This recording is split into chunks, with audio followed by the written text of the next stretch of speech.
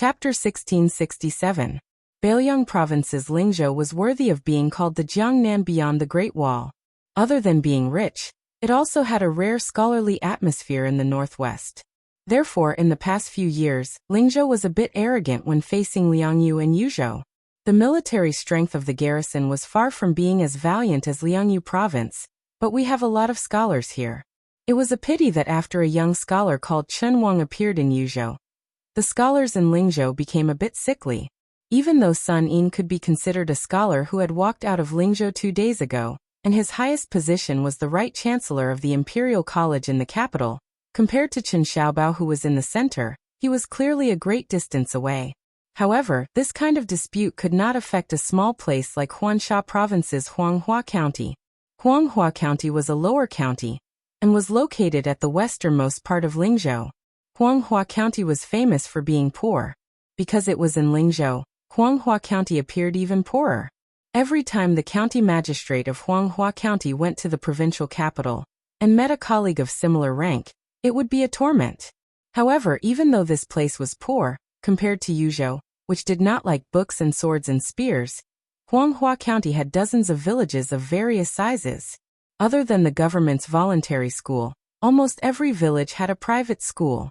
The wealthier villages and families even had ancestral schools. Therefore, the sound of children studying here was no less than other places in Lingzhou. Li Xian was the most knowledgeable scholar in the Li family village. He was an old man who had been to Liang's capital. However, it was said that he had failed the examination. He had traveled thousands of miles and returned thousands of miles. Logically speaking, if he had passed the examination, it would not be difficult for him to get a job in Huangsha Province's government. Unfortunately, the scholars from the Central Plains had flooded into Lingzhou, and someone had taken his position as a lecturer. Li Xian was originally from a poor family, and could not make any connections. It was unknown whether it was because he was angry or not, but he simply returned to his village and opened a private school. There were 7 or 8 children from his village who were studying there, and could barely make ends meet. It was impossible for him to save money to buy books. Moreover, Li Xian took the initiative to recruit a few children who did not have a surname to enter the private school. Not only did he have to pay for books, but he also took care of their meals and drinks. As a result, many girls of the age in the nearby villages who originally admired Li Xian backed off under the pressure of their parents. Today, Li Xian carried a small pot of wine to the neighboring village. There were no official roads between the villages, only a small sandy path that was about 10 feet wide. When the villagers and women met Li Xian, they would respectfully greet him as Mr. Li. Li Xian would also respond with a smile and chat for a while. Li Xian arrived in front of a hut by a stream, and surrounded by a fence. An old hen and a group of chicks were looking for food, pecking and pecking. When Li Xian pushed open the wooden door, he saw a familiar figure walking in the distance. He smiled knowingly and stood at the door waiting. The old man walked slowly with a hunched back, but he was hale and hearty. In his hand, besides carrying a pot of yellow wine sealed in mud, there were also some food wrapped in oil paper. The old man was the same as Li Xian, a teacher at the village's private school. However, compared to Li Xian, he had been teaching for more than 20 years. The old people in the surrounding villages all said that this guy surnamed Lu was an outsider whose ancestral home was from the Central Plains. His ancestors were very noble. When he first came here, he was very extravagant and was very imposing at that time. However, after so many years, no matter how rich his family's wealth was, it was likely that he had spent it all. Or perhaps he was really old and could not straighten his back. Compared to the villagers, Li Xian knew more. There was no doubt that Mr. Lu was a remnant of the spring and autumn period. When Li Xian was traveling north, he passed by Bailiang. He should have continued north and followed the aristocratic families from the Central Plains into the southern dynasties of Beimang. However, when Mr. Lu reached Bailiang, his family was in a mess. Some died of illness, some went missing, and some went crazy. In the end, it seemed that Mr. Lu was the only one left. He survived muddle-headedly. Li Xian did not know the truth, and Mr. Lu was not willing to talk about such trivial matters. In short, he took root in Bailiang and set up a private school. Due to his eccentric temperament, rigid and harsh personality, Coupled with his strange nagging, the private school had always been deserted. If it were not for the fact that he knew some strange medical skills that even the local doctors could not understand, this old man would have starved to death long ago. As for the person who brought the wine to visit the two of them, he was also an unknown teacher in Yellowflower County. Li Xian's enlightenment of 300,000 was taught by this old man. The first time Li Xian kowtowed in his life was to the memorial tablet of Sage Zhang of the Confucian school, and the old man who was a teacher. Now that he thought about it, this teacher's knowledge was neither high nor deep. He definitely could not compare to Mr. Lu, who hid his knowledge well. However, to Li Xian, who was already an official, a teacher was a teacher. He would not add a surname like how he addressed Mr. Lu in front of him. The villagers did not have as much respect for this poor private school teacher as Li Xian, who believed in teacher for a day, father for life. They liked to call him Old Baldy Wang. Incidentally, when some naughty children were working in the neighboring fields, or when the teacher borrowed money from their parents, they also dared to laugh and call him Old Baldy Wang. As for whether they would be beaten later on, that was another matter. The children in the village were all thick-skinned, and could run around the mountain barefoot.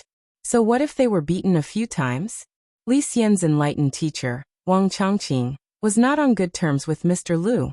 The two old men were about the same age, but had been through a lot. They quarreled from their middle age to their twilight years. Generally speaking, Mr. Lu's words were vague and vague. It would take a few years for people to realize what he had said. His words were not vicious at the moment. Wang Changqing's village slang was always eloquent. It was not very literary, but its lethality was not something that Mr. Lu could match. However, Mr. Lu was always calm, and in an invincible position. Their quarrel often became like a chicken talking to a duck, or playing the lute to a cow. They never got tired of it. It had been more than 20 years. This time, Li Xian took out money from his savings to buy a pot of green ant wine because his teacher had just been taken over by someone else, and had lost his job as a private school teacher. In a fit of anger, he was bedridden. The new teacher was even younger than Li Xian, who was nearing 30 years old. Li Xian had seen him once before. He spoke well and was a foreign scholar. Unlike the majority of scholars who went to Northern Liang to enter Yamen, this scholar did not seem to like being an official. He was only interested in teaching. As for why he came to Northern Liang to teach, only God knew. However, there were also rumors that this scholar had fallen in love with a young lady in the village at first sight at the Yellowflower County market. Therefore, he came all the way to the village to stay. Li Xian was a person who did not pay attention to the outside world when he was studying, and was now teaching. He was not willing to investigate this matter. He felt that if it was true, then they could be considered a scholar and a beauty. Of course, he was willing to give his blessings to the lovers in his heart. From the corner of his eyes, Li Xian had already seen the teacher, who wanted to go out and bask in the sun. When he saw the two figures, he immediately retreated into the house. His legs were very nimble. He probably went back to his bed and pretended to be sick. Li Xian and Mr. Lu walked into the slightly dark room together. The latter slammed the rice wine and food on the small table and said angrily, "There's wine and meat today. Old Baldy Wang, if you can get up, then you and I can eat and drink until we're clean. If you don't get up, then I'll help you eat and drink in front of you." Wang Changqing, who was lying on the bed, snorted coldly, "Rice wine." Mr. Lu said angrily, "If it's not rice wine, then is it Baoyang's green ant wine? If you want me to drink green ant wine, then the sun will rise from the west. Drink it or not." Li Xian could only act as a peacemaker and said with a smile, "Teacher, I brought a pot of green ant wine. Mr. Lu has soy sauce meat. How about it?" Only then did Wang Changqing slowly get out of bed. After getting up, he straightened his clothes. Mr. Lu sneered, "A monkey wearing a hat." Wang Changqing slanted his eyes and said, "Look at the clothes I'm wearing. It's brand new. This year, I'll even buy a new set of clothes. Look at the clothes you're wearing that year after year. You're completely disgraced." Mr. Lu calmly said, "To be noble when there is nothing to do, to be rich when there is no need to sleep early, to be rich when there is no need to walk slowly as a carriage, to eat late as meat, to wear ragged clothes as a fur coat, this is to live in peace and happiness." Wang Changqing rolled his eyes and said, If you're poor, then you're poor. Do you have a reason for it? Chapter 1668. Mr. Lu sneered. Unlike some frogs at the bottom of a well, I have traveled thousands of miles in my life, and have seen the heavens in human affairs. I have also read thousands of books in my life, and have seen the heavens in human affairs. In this poor and remote Bailiang, I often see old scholars obsessing over old piles of paper for decades. Once they step out of the door, they lose their sense of direction. How laughable, how laughable. Especially those old piles of paper, if placed in the Central Plains where farming and reading are passed down. Even a normal child would be able to recite them backwards. Wang Chongqing was too lazy to pay attention to Mr. Lu. He sat down on a small stool, and took the open pot of green ant wine from Li Xian. He lowered his head and sniffed hard. With an intoxicated expression he said, "Just this smell alone is worth 7 or 8 taels of silver." Using the light from the broken window, Wang Chongqing and his student, Li Xian, drank the green ant wine while Mr. Lu drank the yellow wine alone. Wang Chongqing, with his sparse hair, stepped on the stool. Compared to Mr. Lu, who sat upright and still, he did not look like a teacher. On the other hand, Li Xian, who was taught by Wang Chongqing, did not lose to Mr. Lu in terms of elegance. Wang Chongqing poured 2 bowls of wine. Li Xian smiled and shook his head. Wang Chongqing pointed at his proud student and said regretfully, "If you don't drink, how can you write a good poem that will be passed down through the ages?"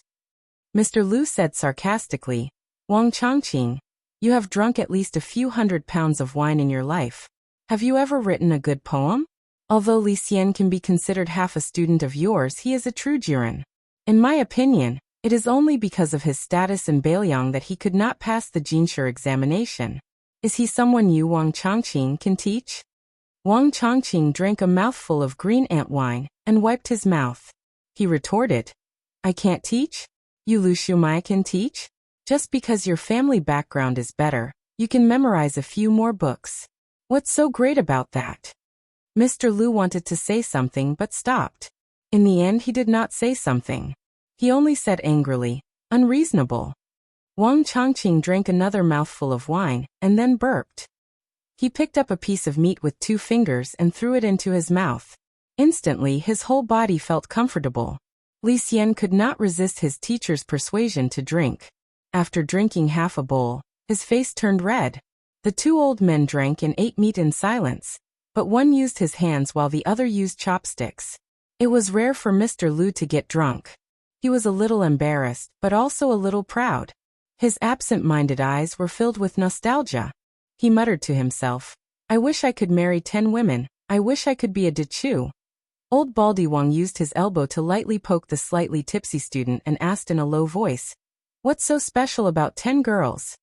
Li Xian smiled and said, "In the spring and autumn period of the past, there were 10 great clans. It's probably from a classic story." Old Baldy Wang was amused. "Didn't our great general teach him a lesson?" Wang Chongqing's voice wasn't small. Mr. Lu immediately glared at him. Wang Chongqing drank more than half of the green ant wine, and was already 70 to 80% drunk. He stretched his neck and said, "What? You're not convinced? Don't think that you can look down on Bailiang, just because you're a remnant of the spring and autumn period. Do you really think that you're better than others? Humph, I've tolerated you for many years.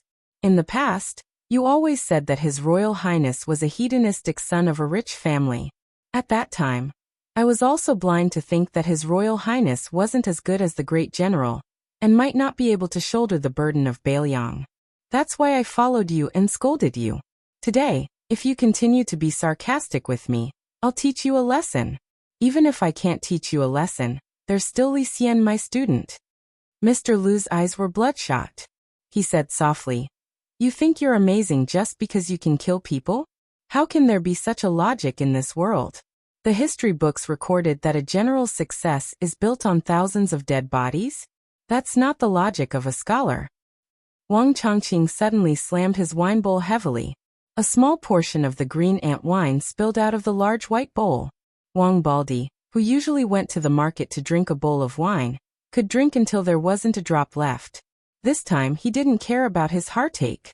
He said angrily to Mr. Lu, The great general killed people like scything flax.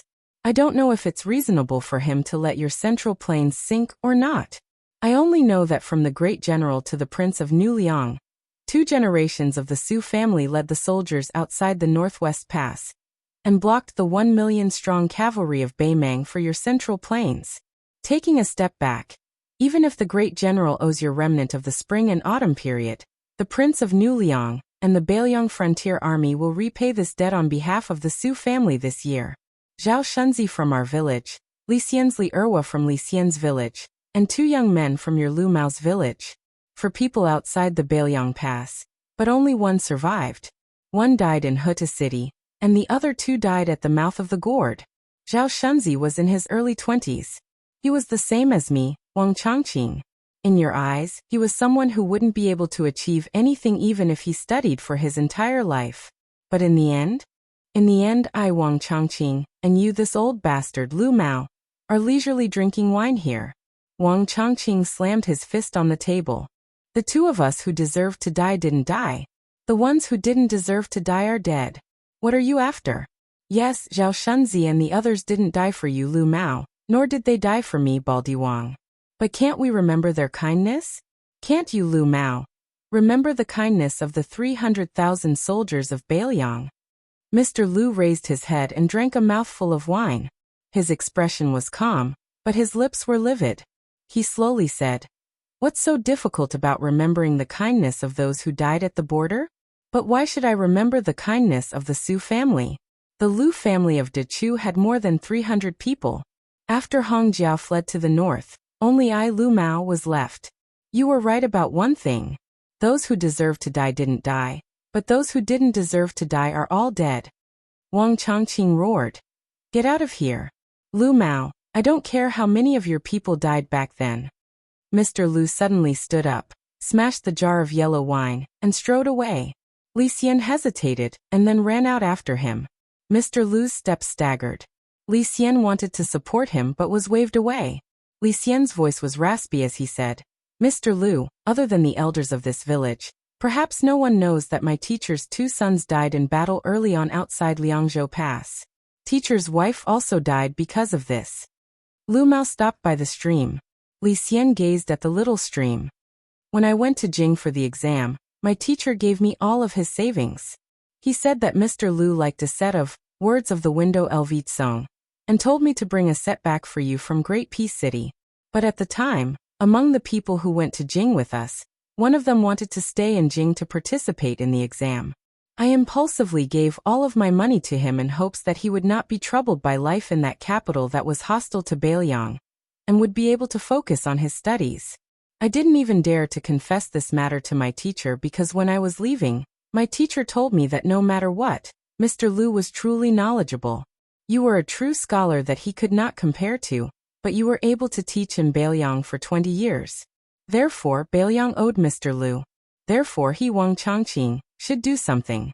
Li Xian said softly, "Mr. Lu carries the hatred of the country and family. My teacher never dares to have you forget anything." Li Xian looked around. But Beiliang, the poor and remote place in Mr. Lu's eyes, never forgets kindness, never betrays justice. Li Xian smiled. "I've never met the great general, nor have I met the new Prince Liang, but I've met my teacher Wang Changqing. I've met Li Erwa, who went into the river with me in the early years to catch fish. I've met Zhao Shunzi, who scolded me as a bookworm when I was young and beat me up. I've also met my teacher's 2 sons, and I've met my teacher's wife. Then I think, since we were born in Beiliang, it's only right that we die in Beiliang. For the people of Beiliang who have to face the Beimang Iron Cavalry head-on. As long as the war at the border doesn't stop, it's normal for people to die every day and every year. Perhaps one day, we'll really be the ones to die. We'll still be unwilling, but we'll still be afraid. Death is one thing, because Beimang can't let us Beiliang live an ignoble existence.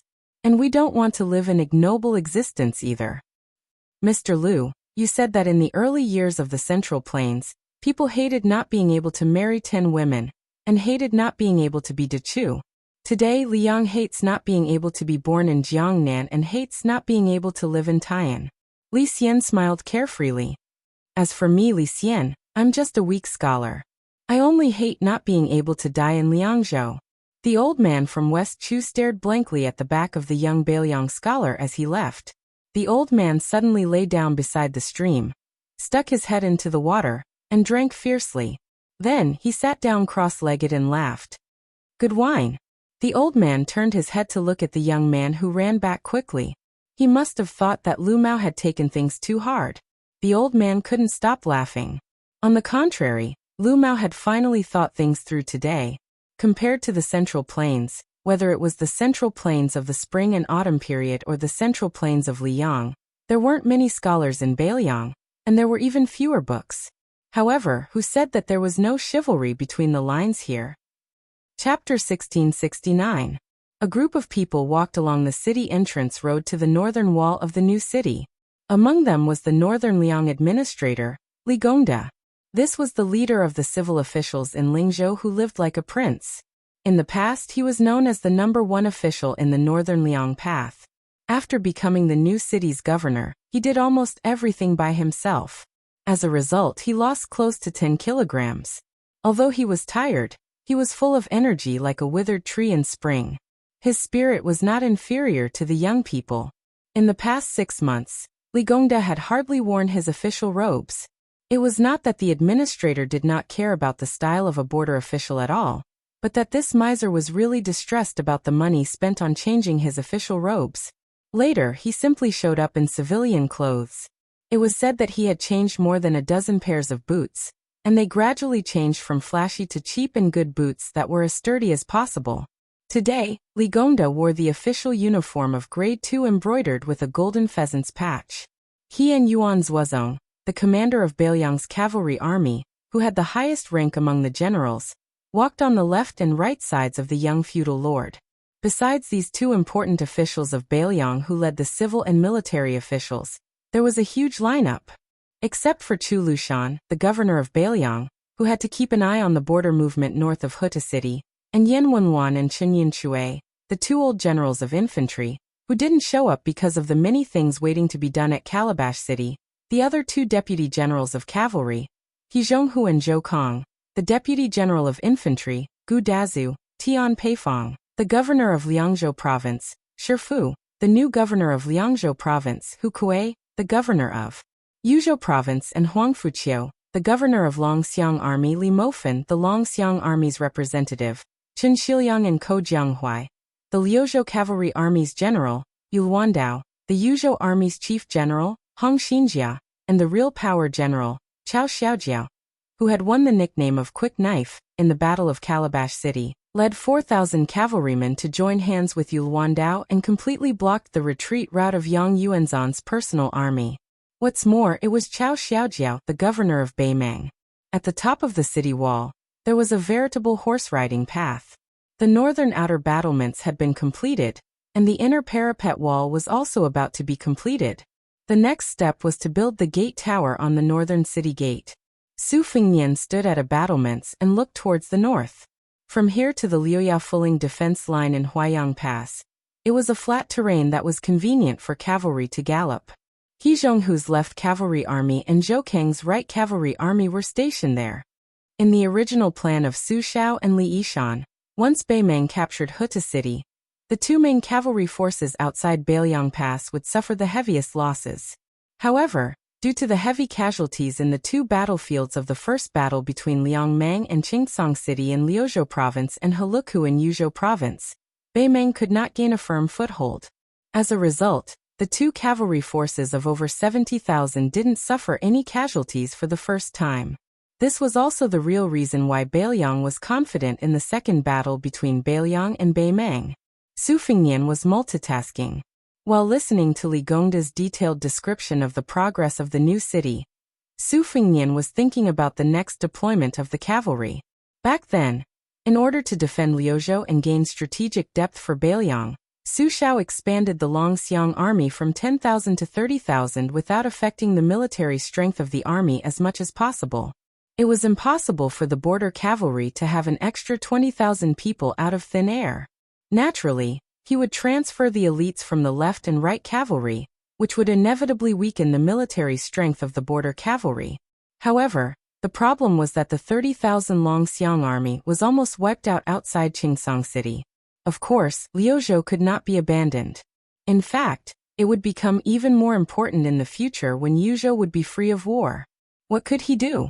The martial arts grandmaster Su Fengnian could use his will as a sword, but a land immortal was not a true immortal who could scatter beans and turn them into soldiers. He could only continue to ask for people from Hezhonghu and Zhoukang. Not only did the Long Xiang army need people, Ko Jianghuai, the general of Liuzhou who had made a great contribution, also wanted to form his own troops.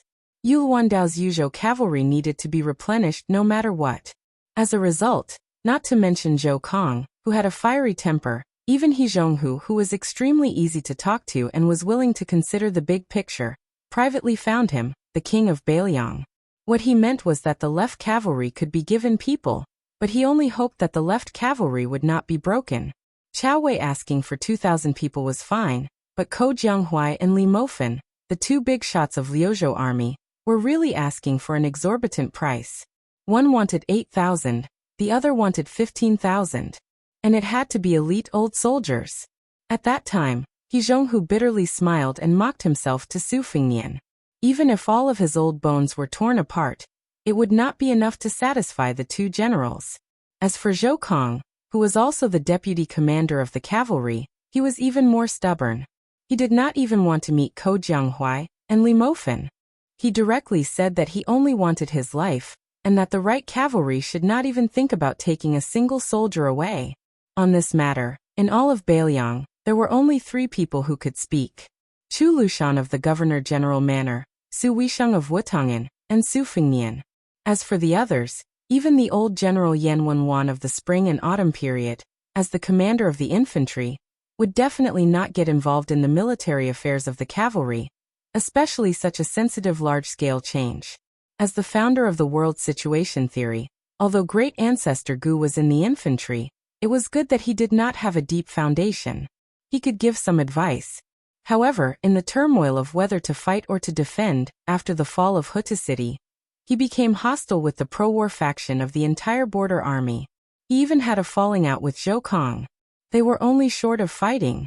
Yuan Zuozong, whether it was the identity of the Su family or the position and prestige in the Bailiang army, was one of the few people who could speak. Unfortunately, Yuan Zuozong kept silent about this matter. On the surface, it was because he was busy organizing the 10,000 Snow Dragon cavalry and the 2 heavy cavalry. However, Su Fengnian knew that Yuan Zuozong was worried about Chu Lushan, who remained silent after the war. Even if Su Weisheng wanted to speak, Su Fengnian did not want her to speak. Bailiang was not the same as Liang. There was no pleasure in deciding the life and death of others. It was just a burden. As long as there was a man in the Su family, it would not be Su Weisheng's turn to carry the burden. Su Fengnian looked into the distance. In Jianghu he had experienced many life and death battles. Many of them could be said to have escaped death. However, after the battle, he rarely had any lingering fear. As for the battle with Tuoba Bodhisattva, he even felt that it was not enough. As for the battle with Qi Jiajia and the imperial astronomer of Great Peace City, it was like turning over an old account. However, in this battle with Liang Mang, for the first time, Su Fengnian truly felt as if he had survived a calamity. This was because Huang Manor had almost died outside Qingsong City. If not for Deputy General Wang Lingbao, Huang Manor really would have died. This time, as soon as Huang Manor heard that his older brother was coming to the new city, he led the cavalry under his command back to Liuzhou that very night. Most likely, he was afraid that Su Fengnian would scold him, or perhaps he felt some unknown guilt. Huang Manor did not dare to return to Qingliang Mountain in Liangzhou. His second sister, Su Weisheng, was there. For Su Longxiang, the weight of his second sister's angry words was greater than the weight of Tuoba Bodhisattva's all-out attack. The sun set in the west, and the sun set on the long river. The border was no longer filled with smoke.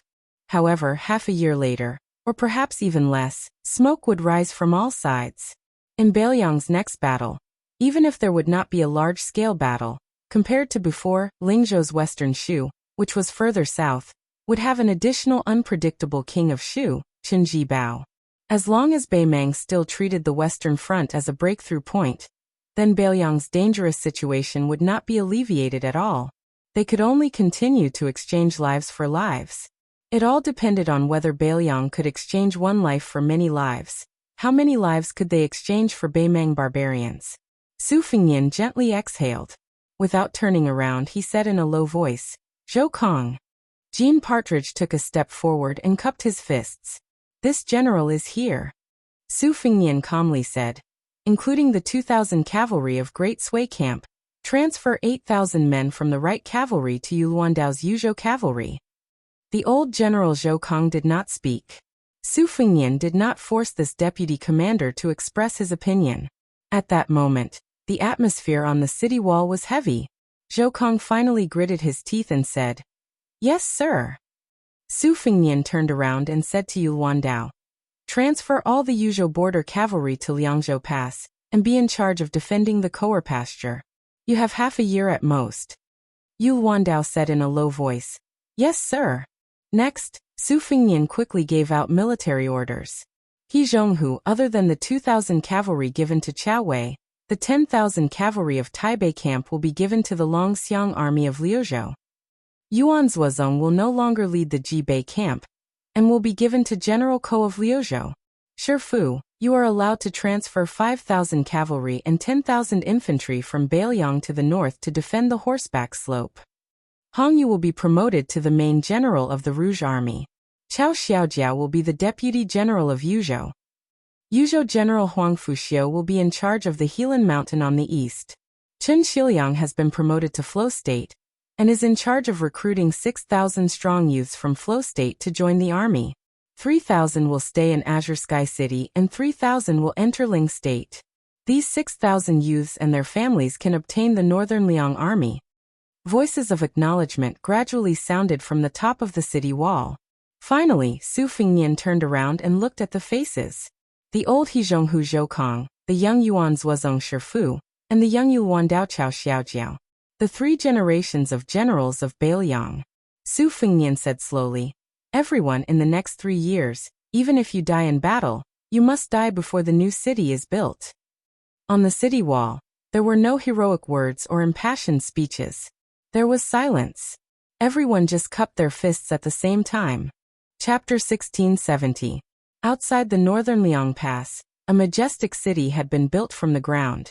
Further south, this new city, which had just been officially named Refusing the North, also had the atmosphere of a skyscraper rising from the ground. A small market appeared. Although it was small, it had all the essentials. There were restaurants, tea houses, inns, pawn shops, and gambling dens. There were merchants and peddlers who came here to look for business. There were scholars who traveled to the border. There were Jianghu people who came here to visit with their friends. There were people who told stories here. There was a lot of discussion about the name of the new city. The foreigners all felt that the name Beijua City was not strong enough. It was not as straightforward as the name Beijua City. The scholars of the academy who had not been appointed as officials in Bailiang generally thought that Beijua City was more appropriate. Although it had a strong evil spirit, they had been in the northwest for more than a year. When in Rome, do as the Romans do. They began to be influenced by the customs of the Liangren people. Like water entering a sandpit, it was no longer a hidden spring in the forest, but a turbid wine. Beijua City, which was built at the beginning of the second year of Xiangfu, was the most important city in Bailiang, both strategically and symbolically. There were rumors that not only would the Protectorate General move into the new city from Huaiyang Pass at the end of the year, but a new Liangzhou prince would also build an official office here, and become the provincial governor of the Outer Pass, who had both military and political power in Liangzhou. However, despite the importance of Beijua City, the elite border troops stationed around the new city were still in the pattern of northern Yan and southern Song. This could be seen from the fact that there were no patrols in the market. At first, the scholars who went to Bailiang were puzzled. They only understood after the local merchants explained that there were fierce battles outside the pass and peace inside the pass. Bailiang had been peaceful for more than 20 years. When it was close to noon and the sun was high in the sky, Su Fengnian walked alone in the market nicknamed Ziak Town. There were no white horses or guards around him. Even Su Yambing did not accompany him. Most of the people in the market were foreigners. Other than the people of Liangzhou and the old people like Yan Wenluan, there were not many people who were familiar with the new prince of Bailiang. The tens of thousands of soldiers in Huta City were familiar with him. Unfortunately, they had all died in battle, including their general Lu Jinu. They were also familiar with Su Fengnian's soldiers.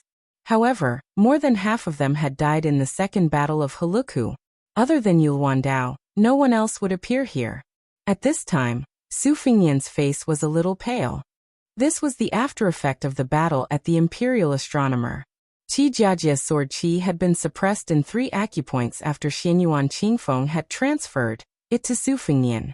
This was also the premise that Su Fengnian was able to fight with Dong Tai and Chao Chongqing at the Xiamawi courier station. Now, the sword qi was flowing freely in his body like a flood breaking through a dam. It was as if an army was passing through, or a cavalry galloping on the ground. Su Fengnian's sword qi seemed to be thundering inside his body. If it were a Taoist saint who was good at inner vision, he would have completely given up on the idea of immortality. Su Fengnian picked a restaurant that was bustling with people and sat down. Out of the 3 times he had been in Jianghu, he had lived a life of haggling over every ounce.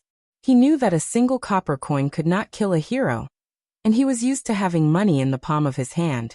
Weighing his money pouch, Su Fengnian ordered a pot of wine, 2 bowls of rice and 3 dishes. He sat by the window, took off his cold saber, and put on his casual clothes. He looked like an ordinary scholar who had traveled to the border. The restaurant was not big, but business was good. As more and more diners poured in, there were people who had the intention of sharing a table. The waiter ran over to Su Fengnian with a troubled expression. Su Fengnian smiled and nodded, saying that it was fine. However, he had requested for 2 pots of green ant wine, and that he would have to pay the price of 1 pot. The waiter thought about it, and felt that this business was still profitable, so he acted on his own initiative, and agreed on behalf of the restaurant owner. There were 5 people sharing a table with Su Fengnian, 1 woman and 4 men. The 4 men had completely different auras. It was unknown how they got together, but it was obvious that they were heroic and scholarly. For example, there was a tall man in his 30s. The scabbard of his sword was made of gold. As for the scholarly man, not only did he have a scholarly aura, but he also had a red sandalwood folding fan sprinkled with gold. The fan pendant was made of the rare redwood that could not be bought with money. However, Su Fengnian's eyes were shrewd and ruthless. One of the redwood pendants was made of honey, while the other one was made of low-grade iron. Thus, the difference in status between the 2 was obvious. It was obvious that the latter was just putting on an act. 1 table and 4 long benches. 2 heroic guests and 2 scholarly men sat side by side on Su Fengnian's left and right. Only the young and elegant woman sat alone across from Su Fengnian. Clothes make the man, and Buddha makes the gold. Probably they did not take the plainly dressed Su Fengnian seriously, so they talked without restraint. The woman had a Jiangnan accent, soft and gentle. She did not speak much, but she did not agree with the men. The 2 chivalrous men had a Jizhou accent and a Liaodong accent, while the scholars came from Qingzhou in the Central Plains and Jianzhou in the southeast. These 4 men talked about the world situation as well as Jianghu anecdotes. In their words, they had mixed feelings about the Liang imperial court. They felt that the officials of the various government offices in the capital were a new atmosphere for the new dynasty. It was a pity that Lu Xingxiang and the other generals of the southern expedition failed to live up to expectations, which allowed the Guangling rebels to take advantage of the situation and grow stronger. However, without exception, they did not have any doubts about the entire Liang dynasty's prosperity. First of all, Bailiang had defeated Beimang, and the northwest gate was as stable as a rock. Second of all, Gu Jiantong's 2 Liao border armies had finally taken the initiative to attack, and won a series of inspiring victories. Before this, the 2 vassal kings surnamed Zhao, the prince of Yanqi Zhao Yi, and the prince of Guangling, who liked to compete with the Bailiang cavalry, had greatly disappointed the people. Fortunately, the great pillar state Gu Jiantang had stepped forward at this time, allowing the people to feel relieved. It turned out that in Liang, other than the Bailiang border army, there was no one who could compete with the Beimang barbarians. When it came to the 2 Liao and the assistant minister of the Ministry of War, Su Gong, who patrolled the borders for the emperor, the scholar from the Central Plains casually said that his father's generation had a close relationship with Assistant Minister Su. They had been schoolmates in the early years, and later on, they had become colleagues. When General Long Xiang entered the capital to take up his post, his father's generation had been in the procession to send him off. Even now, they were still exchanging letters. Hearing this, the woman who had been glancing at Su Fingnian from time to time suddenly became high and mighty again. Su Fingnian ate slowly and carefully, but there were only 2 bowls of rice and 3 dishes. No matter how slow he ate, he would eventually finish. Fortunately, there was still a pot of green ant wine by his side. He put down his chopsticks and opened the pot to pour himself a cup of wine. In reality, it was not just his table that was talking loudly. Most of the people in the restaurant were talking about the state affairs and eating the dishes and wine that cost 2 or 3 taels of silver.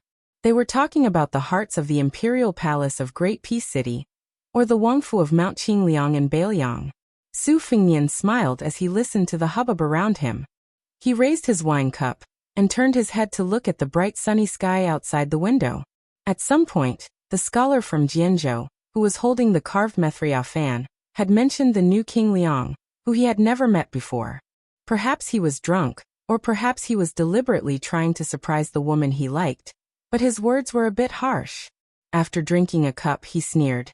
Everyone knows that the eldest son of the old King Liang was a bastard in his early years. His Royal Highness was a bastard. He was a bastard for more than 10 years and was infamous.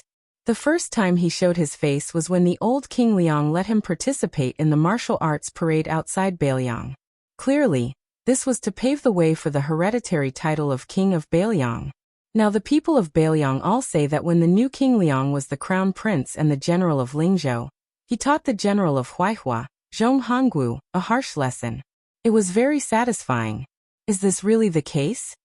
The beautiful woman asked curiously. Master Song, what do you mean? Chapter 1671. The young scholar sneered. It's just a show of strength to warn the tiger and burning the bridge after crossing the river. In the end, wasn't it because the old Liang king was afraid that his son would not be able to convince the masses, so he secretly instructed Li Gongda, who was in charge of the Lingzhou officialdom, to deal with Zhong Honggu as an example? Otherwise, with Su Fingnian's status and reputation at that time, would he dare to provoke the Beiliang cavalry commander who had accumulated great power? Who didn't know that great General Zhong Honggu had countless students in the border army? Not only that, even the wealthy Lingzhou of Beiliang was jokingly called the backyard of the Zhong family. Beiliang first forced Zhong Honggu to leave the border army, and then took down this old military head. At the same time, during the military restructuring of Beiliang, they did not touch the border army, but only the troops stationed in the territory. Everything was done in one go. Who would believe that this was not the plan of the old Liang king when he was alive? The young man who claimed to have been friends with Assistant Minister Su smiled and nodded. It should be said that he killed the old tiger to warn the fierce tiger. Zhong Honggu was not in his position, and he was like a tiger without teeth. The old Liang king used him as a sacrifice for his eldest son. Yan Wenluan, who was also a general of the Beiliang border army, and also the local emperor of Yuzhou. Had the old Liang king made a move? Did his Royal Highness dare to make a move? In reality, before Su Fingnian inherited the throne, he did not go to Yuzhou at all. Why did he choose Lingzhou?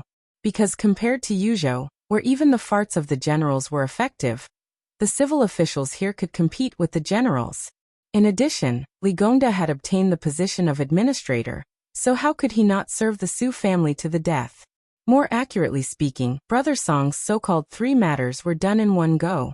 The true foreshadowing was Li Gongda, the administrator who was also the Lingzhou provincial governor at that time. If I were Zhong Honggu, I would have long been wary. The 2 heroes could talk big when they talked about Jianghu and Wulin, but when they talked about the officialdom and the imperial court, they were stunned. However, it sounded very murderous. The 2 of them looked at each other and smiled. Wasn't the pen in the hands of a weak scholar also a knife in his hands? The scholar surnamed Song agreed deeply, and continued to mock and ridicule. Regardless of whether Su Fingnian's identity as a great grandmaster is real or not, let's just say that the appearance of the tens of thousands of Yuzhou cavalrymen outside the calabash's mouth is now said by the Bailiang people that this action has something to do with Su Xiao. But is there really someone in the world who is leading the charge on the battlefield? Even if there were, they would be brave and fierce generals who could fight against 10,000 people. As a vassal king, was this really appropriate? Did he not know that if he died outside the pass, there would be no need to defend Bailiang?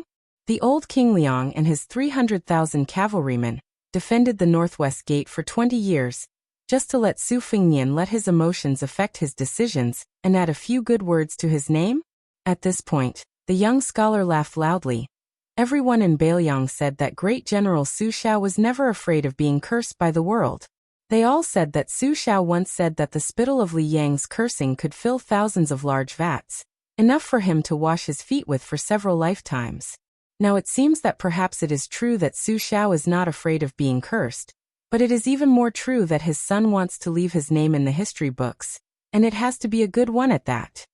The other young scholar skillfully opened his folding fan. The new King Liang, the new Bailiang, the great feat of rejecting the imperial edict won the hearts of countless Bailiang people. Amazing. But I don't know if it was Su Beiji's idea or Chen Shiliang's plan. In my opinion, if not for Su Beiji and Lingzhou buying grain and Chen Shiliang strategizing in Qingsong City and Liuzhou, even if Bailiang had a border army of 300,000 cavalrymen, they would not be able to stop the million-strong army of Beimang. Scholars were naturally close to other scholars. Of course, this was on the premise that there was no direct conflict of interest between scholars. Otherwise, scholars would harm scholars and kill without spilling blood. Su Fengnian slowly drank his wine. The meaning of the two young people was very clear. He was able to become king of Bailiang today because of his father, Su Xiao, and Li Yishan. He was able to guard the pass because of Su Beiji and Chen Shiliang. And he himself was wandering around Bailiang, seeking fame and deceiving the hearts of the people. Su Fengnian was actually not angry at all. Instead, he was somewhat happy. In any case, these two foreign scholars admitted that the Su family had protected the Northwest for 2 generations. The hero with the golden scabbard sword lowered his voice and carefully said, "Two young masters, the walls have ears. I heard that the spies of Bailiang's Fu Shui chamber have top-notch ears." The scholar from Jianzhou with the surname Song laughed and said, "It's fine. If they are captured, then so be it." It also proves that Su Fengnian's magnanimity is not enough to be the powerful king guarding the Northwest. Su Fengnian suddenly had a whole new level of respect for this person. There were many spies of the Fu Shui chamber in this small town, and all of them were experienced veterans. This guy's words seemed unrestrained, but it was actually equivalent to sticking a protective talisman on himself. If that Su Fengnian who was fishing for fame knew about this, he would laugh it off after hearing the news. He might even buy a horse with a lot of money to buy people's hearts and give the scholars an explanation. Su Fengnian sighed and lowered his head to drink his wine. Although the people at this table were very Jianghu, he suddenly remembered a young man who had just entered the Jianghu and died at the Lake of Spring. His name was He Zhu, and he had a grudge against the Su family of Bailiang. However, in order to repay Jia Jiejia's kindness, he still went to the Quick Snow Mountain Villa with serious injuries to report to Su Fengnian. In the end, he died at the villa. A promise worth 1,000 gold didn't care about life and death. Su Fengnian respected this kind of person very much.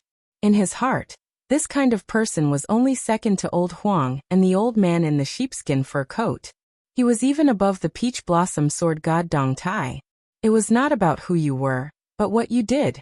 It's not about what you've done, it's about putting yourself in my shoes. As long as you do something that I can't do, then I, Su Fengnian, will sincerely admire you. If we can sit at the same table, what's wrong with pouring wine for you? During his second tour of Jianghu, there was a retainer of a swordsman named Lu Qiantang. Before his death he cursed Su Fengnian, F***ck His Royal Highness. His meaning was very simple. If you weren't the heir of Bailiang, if you weren't the son of Su Xiao, if the Tide Listening Pavilion didn't want the secret manual, would I have risked my life for you? Therefore, when Su Fengnian scattered Lu Qiantang's ashes on the Guangling River, he still felt guilty. Therefore, Su Fengnian always felt that the heroine, who was ashamed to spar with others because of her ample bosom, who was willing to show kindness to him and Wen Hua when they were in dire straits, was a true heroine. Li Chuangong's Jianghu was very large, a lifetime large. Therefore he came to the great snowy plateau for the sake of green Pao, and to the broken armor by the Guangling River for the sake of the peerless swordsman in green, so that the two of them would have no regrets. Before his death he borrowed the sword from 10,000 li away to personally deny the saying, "If the heavens didn't give birth to me, Li Chungang, the way of the sword would be like a long night for all eternity." Old Huang's Jianghu was very small. He died on the city wall of Wu Wu for his master Sui Xiegu, who loved to eat swords. He wanted to prove to his master that he had a pretty good disciple. More importantly, it was for the young man whom he was willing to address as young master, the young man who had walked through Jianghu with him, the old man who had wandered 6,000 li with him, the old man who lacked front teeth and carried a sword case on his back. He didn't regard Su Fengnian as his royal highness, but rather as his own junior. When Wen Hua folded his sword and left Jianghu, he must have regarded Su Fengnian, as a scoundrel friend who called him brother, and roamed Jianghu with him. Because of these Jianghu people in Jianghu, Su Fengnian lent his saber to the young child who longed for Jianghu at the Tumbling Horse Pass, killed people in Beimeng in anger for Qing Junyang, and did not have any hatred for the devilish couple, Duckhead Green. Therefore, when these people gradually left Jianghu, Su Fengnian became one of the 4 grandmasters of wushu evaluation. And on the contrary, he did not care about Jianghu anymore. Su Fengnian had always had good intentions toward this world, toward this Jianghu. Just like the sun outside the building, when it was peaceful, everyone thought that it was the main culprit of the scorching summer. However, when winter came, the sun would not stop coming just because people hated it during summer. Instead, it still made people feel warm. Chapter 1672. Su Fengnian finished the last cup of wine, and gently put down the wine cup. Because they were sharing a table, as the wine and meat were continuously served, his plates and bowls were all squeezed together. He looked pitiful, like a turtle dove occupying a magpie's nest. It was as if they were afraid that this eyesore would covet his beauty and shamelessly ask the waiter for an extra jug of wine. So when Su Fengnian put down the wine cup, the 4 men all cast impolite glances at him. Su Fengnian smiled, and was about to tactfully pay the bill and leave. This was because Su Beiji, who had somehow found his way here, was actually standing behind the woman. He had previously refused Su Fengnian's signal to sit down, and had already stood there for 2 cups of wine. Every time he heard the 2 scholars mocking and ridiculing Su Fengnian, he couldn't help but laugh at his misfortune. Su Fengnian actually felt very guilty towards this young strategist that he had personally abducted from Beimeng to Beiliang. The conflict between Su Beiji and Chen Shiliang had been foreshadowed when his master, Li Yishan, was still alive. As for the carving of these 2 pieces of unpolished jade, Li Yishan had also taught Su Fengnian a brocade pouch, and given his own unique views. Su Beiji is like a woman from a wealthy family. Even if she has a mediocre appearance, she naturally has the bearing of a great family. She needs to be carefully carved from the fine details and get rid of the negative arrogance. Only then can one slowly see the heavenly fragrance and national beauty and gradually enter the best state. Chen Shiliang is just like a beauty from a poor family. Although she is extremely beautiful and moving, in the end, she still lacks the natural bearing of a rich family. She needs to be given an aura from the big picture and open up the layout. Only then can she be as round as you wish, charming but not bewitching. As a result, over the years, Su Fengnian had tried to bring Chen Shiliang by his side. First, he let him take charge of the salt and iron industry in Beiliang. Later, he even let Chen Shiliang be in charge of the local military and political restructuring in Beiliang. Instead, he threw Su Beiji far away from Mount Qingliang, and slowly climbed up in the officialdom in Lingzhou. It was only when the great battle of Liangmeng was imminent that he had no choice but to hastily take down Zhong Honggu, that Su Beiji was promoted rapidly. Now the 2 of them just happened to be reversed. Chen Shiliang was far away in Liuzhou in the western regions, while Su Beiji was in the prince's mansion in Mount Qingliang. It had to be said that fate made fools of people. On the surface, Su Beiji had been the provincial governor of Lingzhou, and was a practical border official. Now he was qualified to be the transport commissioner of Beiliang. Although it was a little empty, he was like the provincial governor of Liang entering the capital to take up the position of minister of the 6 ministries.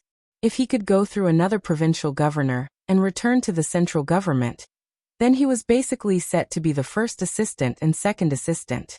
On the other hand, Chen Shiliang, in the three matters of salt, iron, transportation, military and politics, he had failed in two and succeeded in one. His official position was neither high nor low. In Qingtsong City in Liuzhou, he had only reached the position of first assistant. Even Su Beiji's position as the provincial governor of Lingzhou was lower than Su Beiji's. However, in reality, the generals in Beiliang who had benefited from the restructuring, such as Wang Ji, Huang Xiaokuai, and Jiao Wui, more or less owed a debt to Chen Shiliang, the person behind the scenes. Especially in the Battle of Qingtsong City, he pushed Chen Shiliang to a transcendent position.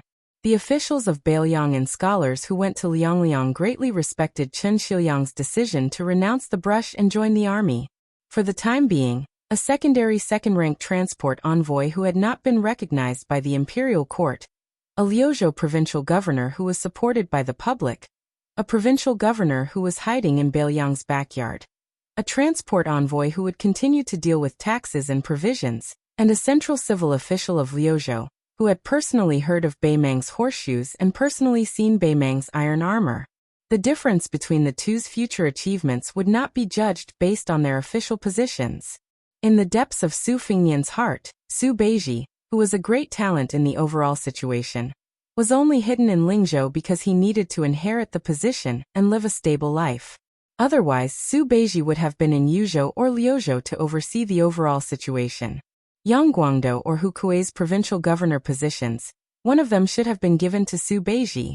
Unfortunately, the second battle of Liangmeng was about to begin. Su Fengnian still needed Su Beiji to be far away from the battlefield and win a stable rear for the Beiliang frontier army. This kind of smokeless battlefield was destined to be invisible to the common people. Even Beiliang's officialdom would overlook it. Naturally, it was far inferior to Chen Shiliang, who was on the front lines, who shone with extraordinary splendor and dazzling brilliance. When Su Fengnian stood up and called for a waiter, for some reason, Su Beiji walked up a few steps and patted the woman's shoulder with a smile. When she turned her head in shock, he asked, "May I ask for your name?" The two scholars who came from afar glared at this lecture. The heroic hero from Liaodong suddenly stood up and pressed down on the sword at his waist. He said in a low voice, "Brat, I advise you to remove your dog's paw from Miss Lu's shoulder." The four of them saw the young man angrily withdraw his hand. However, he immediately raised his hands and clapped heavily. Very quickly, a Beiliang warrior in iron armor strode into the restaurant. The hall was instantly silent. As for this general, one could tell at a glance that he was no ordinary soldier. It would be an understatement to guess that he was a commandant of the border army. Su Beiji was like a hedonistic son of a rich family. His dog's paw was placed on the woman's shoulder again. His other hand pointed behind him and smiled. "What, you don't like it?" The burly general full of killing intent stood behind Su Beiji. Although his aura was shocking, his eyes were filled with helplessness. Motherf *Ker, I am a military officer with real power in Lingzhou. How did I become a henchman who helped my young master bully people? The key was that this was in front of the king of Beiliang. Su Fengnian, who was taking out money to pay the bill, felt a headache. The waiter quickly took the money and ran away. The hero of Liaodong immediately let go of the hilt of his sword. Although he did not say anything about lowering his head, it was clear that he wanted to keep the peace. Su Beiji suddenly turned to look at the hero of Jizhou. He took 2 steps forward and slapped the guy's head. He cursed, "From your accent, you're from Jizhou? Jizhou, right? I almost went to your Jizhou to be the administrator. *CK your Jizhou." According to Su Beiji, the Beiliang cavalry would really have to borrow food from Jizhou and Hezhou. Moreover, they would have to advance all the way to the west of the capital. Su Fengnian was a thick-skinned grandmaster. Su Beiji could not vent his anger. Today he finally had a chance to do so. The hero of Jizhou wanted to cry but had no tears. "The person who provoked you is not me. I was busy cleaning up the greasy chicken leg. I wanted to flatter Miss Lu, but I missed it. I didn't even have time to glare at you. What right do you have to be angry at me?" Other than the Lingzhou lieutenant, there were quickly 7 or 8 armored soldiers who heard the news. As a result, Su Beiji's bullying became even more obvious. Su Fengnian stood up and walked around the table. He held Su Beiji's hand and quietly said, "Let's go." Su Beiji forcefully swatted away Su Fengnian's hand. He angrily said, "Go, go, go. You only know how to retreat. When will you show even a sliver of your courage toward Beimang? The Liang imperial court will not dare to let Wen Taiyi and Ma Zhongxian go to Jinggan province to take over the transportation. I, Su Beiji, was in Lingzhou and was called the governor of Bomi. Now I'm in Qingliang province. I've become a transport officer in the mountains and a grain purchasing official. This doesn't matter, but our Bailiang cavalry does." Su Beiji, who had accumulated a lot of resentment, was finally furious. He punched Su Fengnian in the chest. "If Liang wants fewer people to die in the world, I, Bailiang, agree. But if Liang wants more people to die in Bailiang, I, Su Beiji, will be the first to disagree." Wen Taiyi, Ma Zhongxian, and I, Su Beiji, were mentioned one after another. It was not just the two scholars who had just mocked Bailiang about the transportation. They were so scared that they kept quiet out of fear. The entire restaurant did not dare to breathe loudly. Su Fengnian wanted to say something but stopped. Su Beiji suddenly looked like a disheartened old man in his twilight years. He was dispirited and said self-deprecatingly, "I know that in the end, you were able to let the imperial court enter Bailiang without a lack of provisions. You, the king of Bailiang, have actually done very well." Su Beiji looked at the young vassal king. "But I feel that it's not worth it for you." Su Beiji suddenly turned his head and roared at the 5 people. "Do you think that Bailiang is a fool? That the names on those stone tablets are all fools? Just for this bastard called Su Fengnian, you are so generous to die in battle outside the pass." Su Beiji, who did not drink but looked like he was drunk, looked around. "If I, your father, Su Fengnian, was a sullen bastard, I would have killed you guys who can't even be considered bastards. South of the pass is my Bailiang. Don't forget, south of Bailiang is your Central Plains." Su Fengnian shook his head and said to Zhu Zi, "Zhu Zi, I'm not sullen." Su Beiji looked at this guy in a daze and said bitterly in a low voice, "I'm sullen." Su Fengnian smiled and picked up an unopened pot of wine from the table. He put his arm around Su Beiji's shoulder and said, "Okay, I'll treat you to a drink." Su Fengnian did not say anything and left with Su Beiji. He did not forget to turn around and look at the waiter who was holding the copper coins that should be given to Su Fengnian, but did not dare to come forward. He joked, "Charge this table less for a pot of wine and we're even." Chapter 1673. The officer with real power following behind Su Beiji as a retainer was precisely the son of Bailiang's old general Wang Shizhu, Wang Ji. After the Battle of Sword Gate, he was in charge of the border between Lingzhou and western Shu at Malang Ridge and Laziku. Now he was one of the 14 officers with real power in Bailiang. Hong Shuwen, who stood out in the Phoenix Battalion, was now serving under Wang Ji. It was enough to see Wang Ji's position in the young king's heart. Some of the voices could be heard in Fu Shui room, so could Su Fengnian. If one wanted to become a leader in Bailiang, then one had to be pushed to the position of the head of the army. At the very least, one had to be connected to the border army and military power. Otherwise, even if one reached a high position like Li Gongda, one still wouldn't have enough power to speak in Bailiang. Before Su Fengnian took over as king, did Li Gongda dare to stare at Zhong Hongwu? He didn't dare. Even Zhong Hongwu's subordinates didn't dare. Meanwhile, in Bailiang's leaders, apart from Yan Wenwan, He Zhonghu, and Chen Yinshui, the others like Huang Fuchang and Hu Kuei counted because they had military power in their hands. However, Liangzhou provincial governor Tian Peifong, whose official rank was half a level higher, could not. The current Chen Shiliang could also count because he had the advantage of being close to the Longxiang army. During the Battle of Qingsong City, he also had a life-and-death relationship with Liuzhou General Ko Jianghuai. However, Su Beiji could not. As he left Lingzhou and entered the king's manor, Wang Ji, who had a good relationship with Su Beiji, and this group of young and strong generals, would have some thoughts.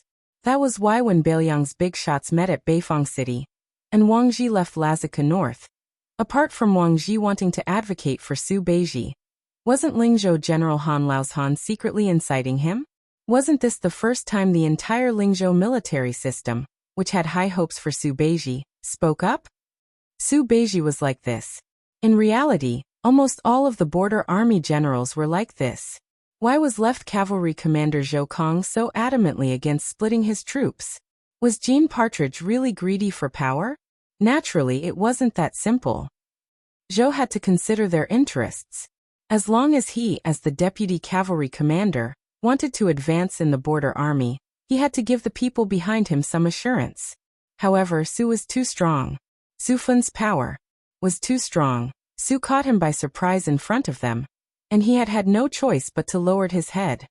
He had no choice but to, he needed to consider their interests. Their interests, Jean. As needed he had s. Was. And he. Therefore, when they got off the city wall, He Zhong, who was also split from the right cavalry, suddenly called Zhou Kong to drink with him. Su Fengnian took these actions to heart. As long as Jean Partridge didn't do anything too extreme, it was fine. There was no reason to strip him of his military power and not allow him to complain. The number one person in the Bailiang border army, Chu Lushan, stayed in the Huaiyang Pass governor-general manner. He didn't show his face from start to finish. Wasn't it because even he, Chu Lushan, wanted to do something but couldn't? Rather than making a futile effort and making people hate him, he might as well just shut himself in. Li Yang's previous emperor, Zhao Dun, killed Zhang Jiulu. Then one day, if he really defeated Beimang, would Su Fengnian have to make a choice between Su Beiji, Qin Shiliang, and some other general situation? Similarly, would Su Beiji and Qin Shiliang also have to make a choice between the king of Bailiang and some ideals and dreams? Maybe not, maybe he would. This, perhaps, was already enough to make people feel uneasy and uncomfortable. The commoners who ate steamed buns and the nobles who ate cauldrons had different degrees of pain and contentment. However, the weight of pain and contentment was never different. The celestial couple who lived freely in Jianghu, the gifted scholar and beautiful woman in a small place, and the poor and remote people who grew old together. Perhaps their love had different degrees of grandeur and gentleness, but their feelings for each other were actually not that different. Su Fengnian and Su Beiji walked up the outer wall of the market that wasn't very high. Wang Ji tactfully didn't follow them. Su Fengnian squatted on the short wall and ate the roasted naan that he had just bought from the stall. He bought 2 naans, but Su Beiji didn't appreciate it. He stacked the 2 naans together and ate them. Su Beiji sat cross-legged and clenched his fists on his thighs. He was in a daze. Su Fengnian asked in a muffled voice, "Juzi, why are you so angry all of a sudden? Other than me, who else has offended you?" Su Beiji said slowly, "This world has offended me, and you're such a coward. Of course I'm unhappy." Su Fengnian ate the naan until his cheeks were bulging. He turned his head and smiled. "Actually, I'm not happy either. Perhaps I'm too thick-skinned. You can't tell." Su Beiji didn't turn his head.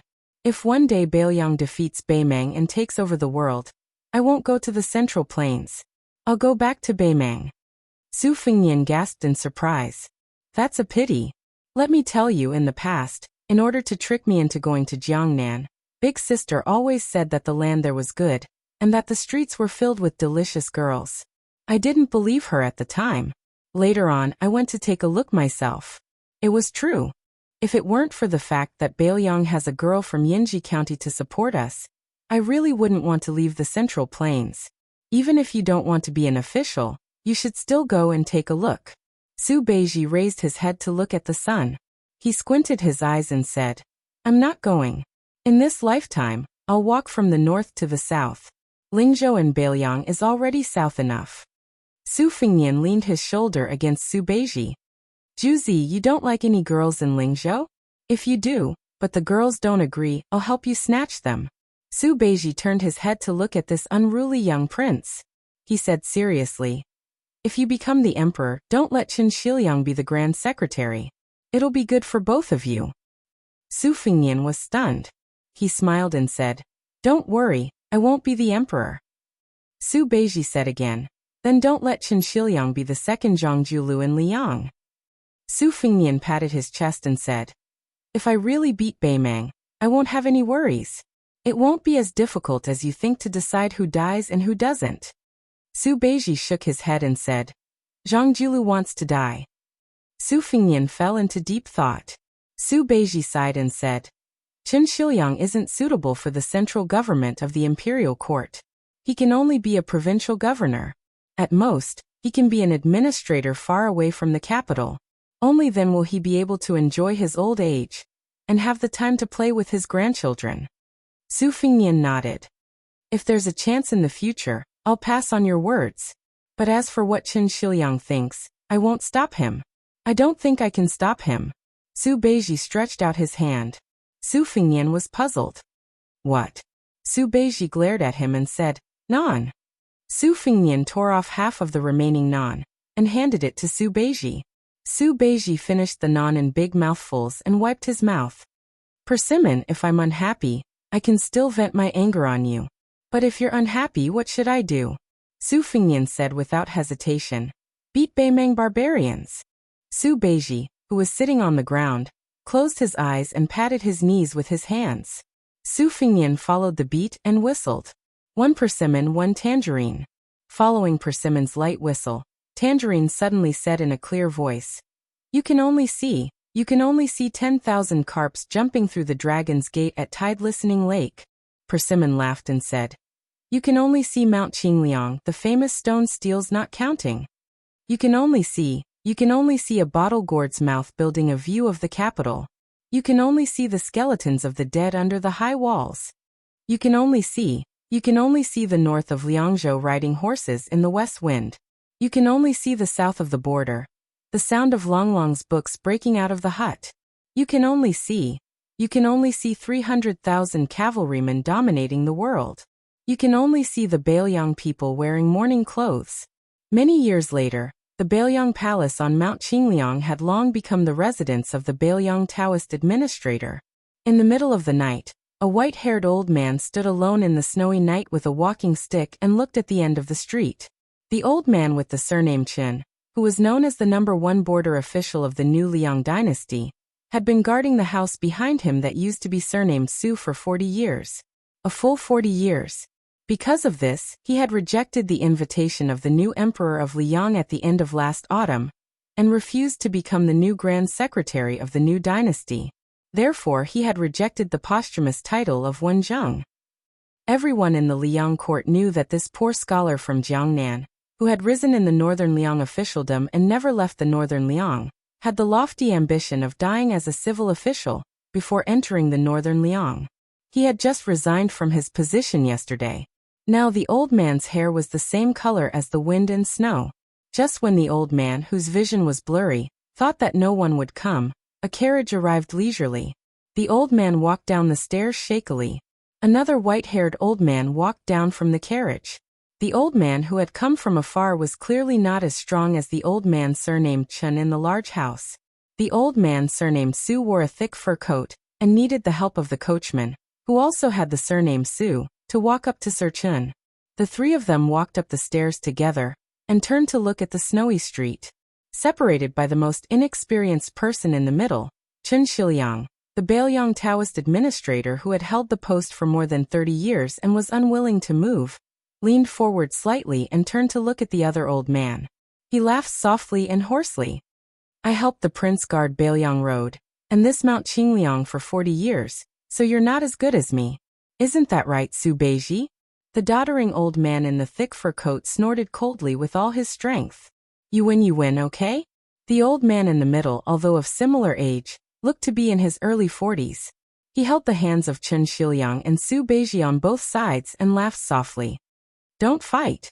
The emperor of Liang had changed, and the title of the dynasty had changed.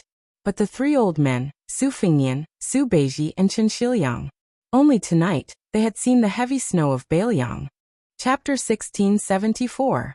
Originally, in the early autumn of the second year of the Liang auspicious talisman, the civil and military officials of the Chu imperial court wished they could divide the world.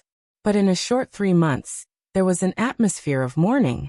If it was not for Grand Preceptor Sun Shiji being neither sad nor happy, and Chao Zhongqing showing no signs of taking over military power from Xie Shibian, the court would have been in chaos.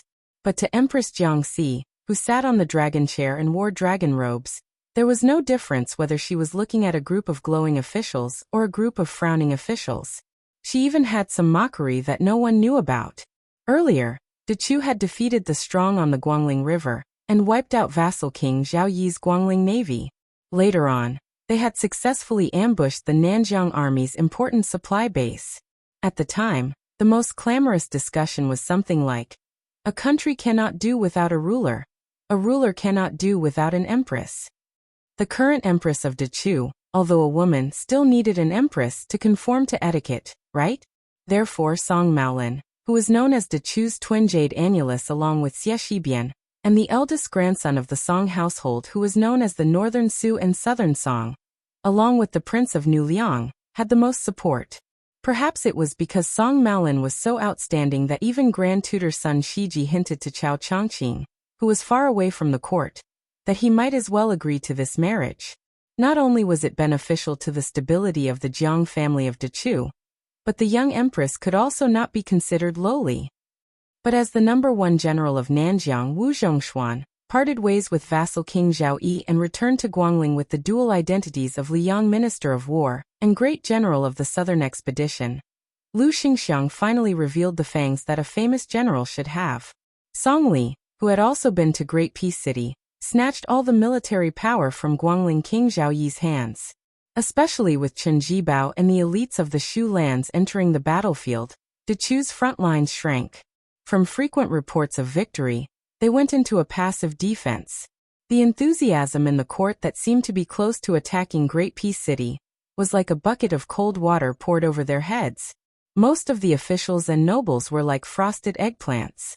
It was at this time that Chao Chongqing, who had the intention of sharpening Dechu's young generals, finally withdrew from the Guangling River Navy and returned to Dechu's capital with the identity of Grand Marshal of Dechu as well as Minister of War.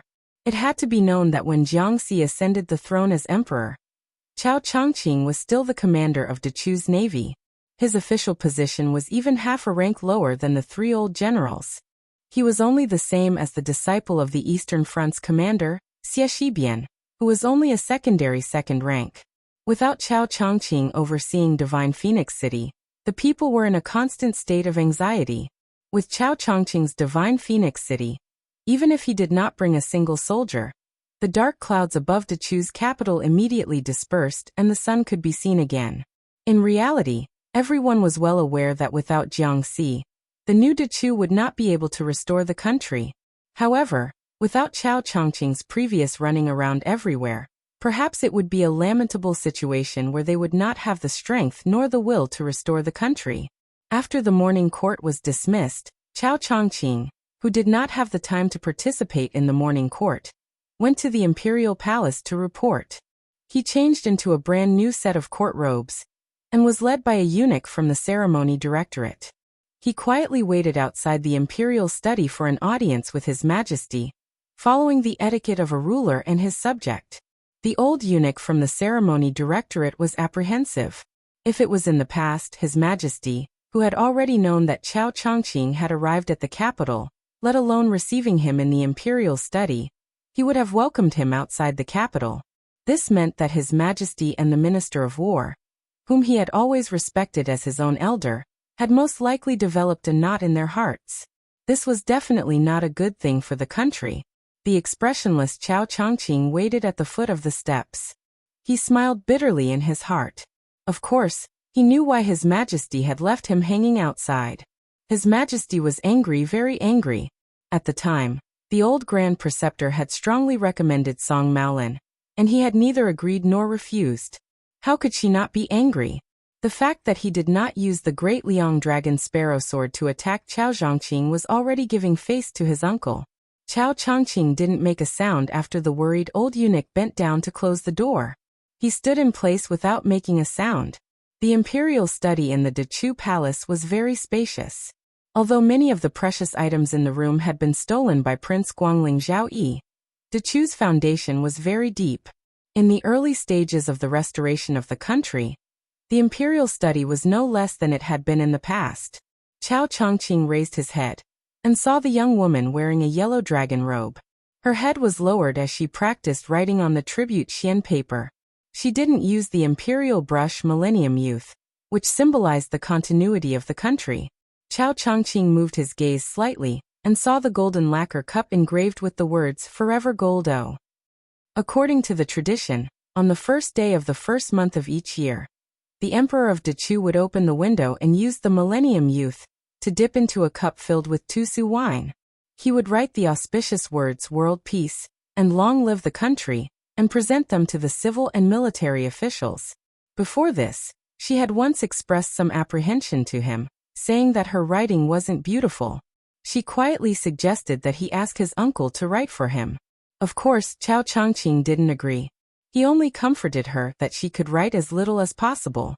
When the time came, she could only give it to old Grand Preceptor's son and a few people who knew her well. It wouldn't be embarrassing. Only then did she reluctantly agree. However, she still couldn't hide her unhappiness. Chao Chongqing heard that after she ascended the throne, she had practiced a lot this autumn and winter in order to raise the brush on the first day of the new year. In any case, it was definitely 100 times more diligent than practicing the sword. It was said that she had already filled a small basket with paper. She didn't throw it away and just accumulated it over time. The palace maids and eunuchs weren't allowed to touch it. Chao Chongqing looked behind the large table and at the slender, bright golden figure. His gaze was absent-minded. He seemed to remember a blurry scene from many years ago. Chao Zhongqing suddenly felt a little sad and guilty. The Empress Dechu, who no one called Jiangxi, didn't look at Chao Chongqing in a fit of pique. She angrily said, "I'm still angry. I need to write at least 30 more words to calm down. Uncle, just you wait." Chao Chongqing didn't know whether to laugh or cry. He moved a chair over and sat by the window. The chair was tilted toward the window. He could see the scenery outside and out of the corner of his eye, see the little girl who didn't look like an emperor even though she wore a dragon robe.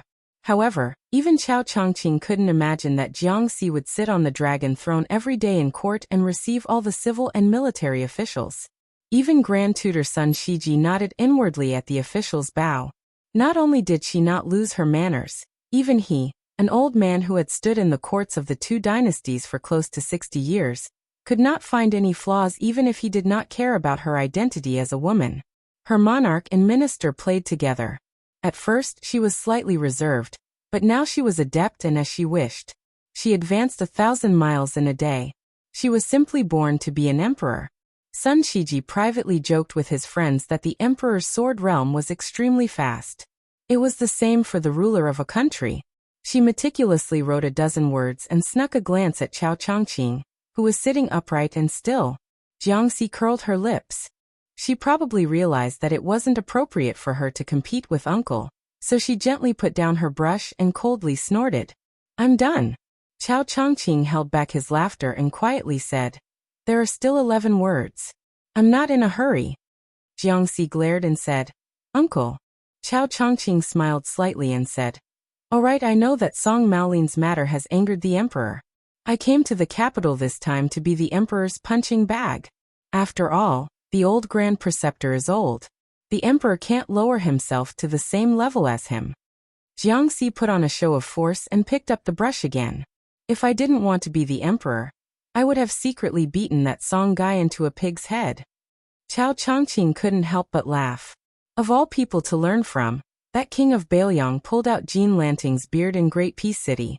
It caused the assistant minister of the Ministry of Rights to wait half a month before he dared to go to the yamen for roll call. Jiangxi placed the brush heavily on the brush holder.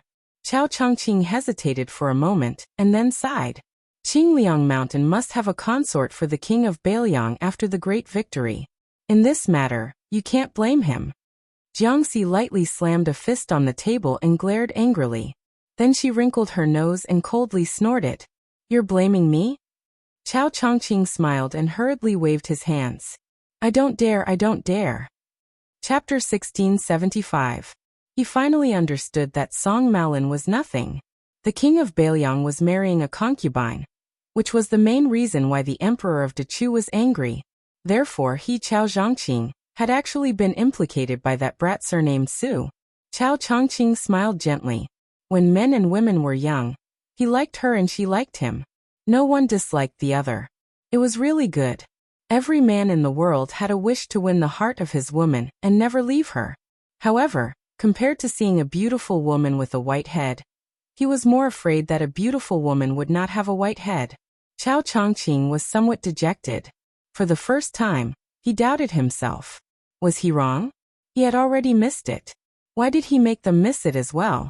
Lu Songtao, who had converted to Buddhism, persuaded him with life and death. Duke Yensheng of the Confucian school persuaded him with reason. Even the smoke of war rose from all over the Central Plains. None of them could persuade Chao Chongqing to let go of Dechu. Jiangxi asked carefully, "Uncle Chessboard, are you angry?" Chao Chongqing gathered his thoughts and shook his head. He said softly, "Even if Uncle Chessboard is angry with the whole world, even if he is angry with Dechu, he will not be angry with your majesty." Jiangxi sighed like an old man. "Although saying this is somewhat unfair to my father and mother, I feel that if my mother could have met Uncle Chessboard earlier." Chao Chongqing, who was known as the most outstanding man in the world, Dechu is most proud of, and green clothes come out early, Dechu will not die, blushed for the first time. He coughed a few times and quickly interrupted what Jiangxi was about to say. He then pretended to be angry.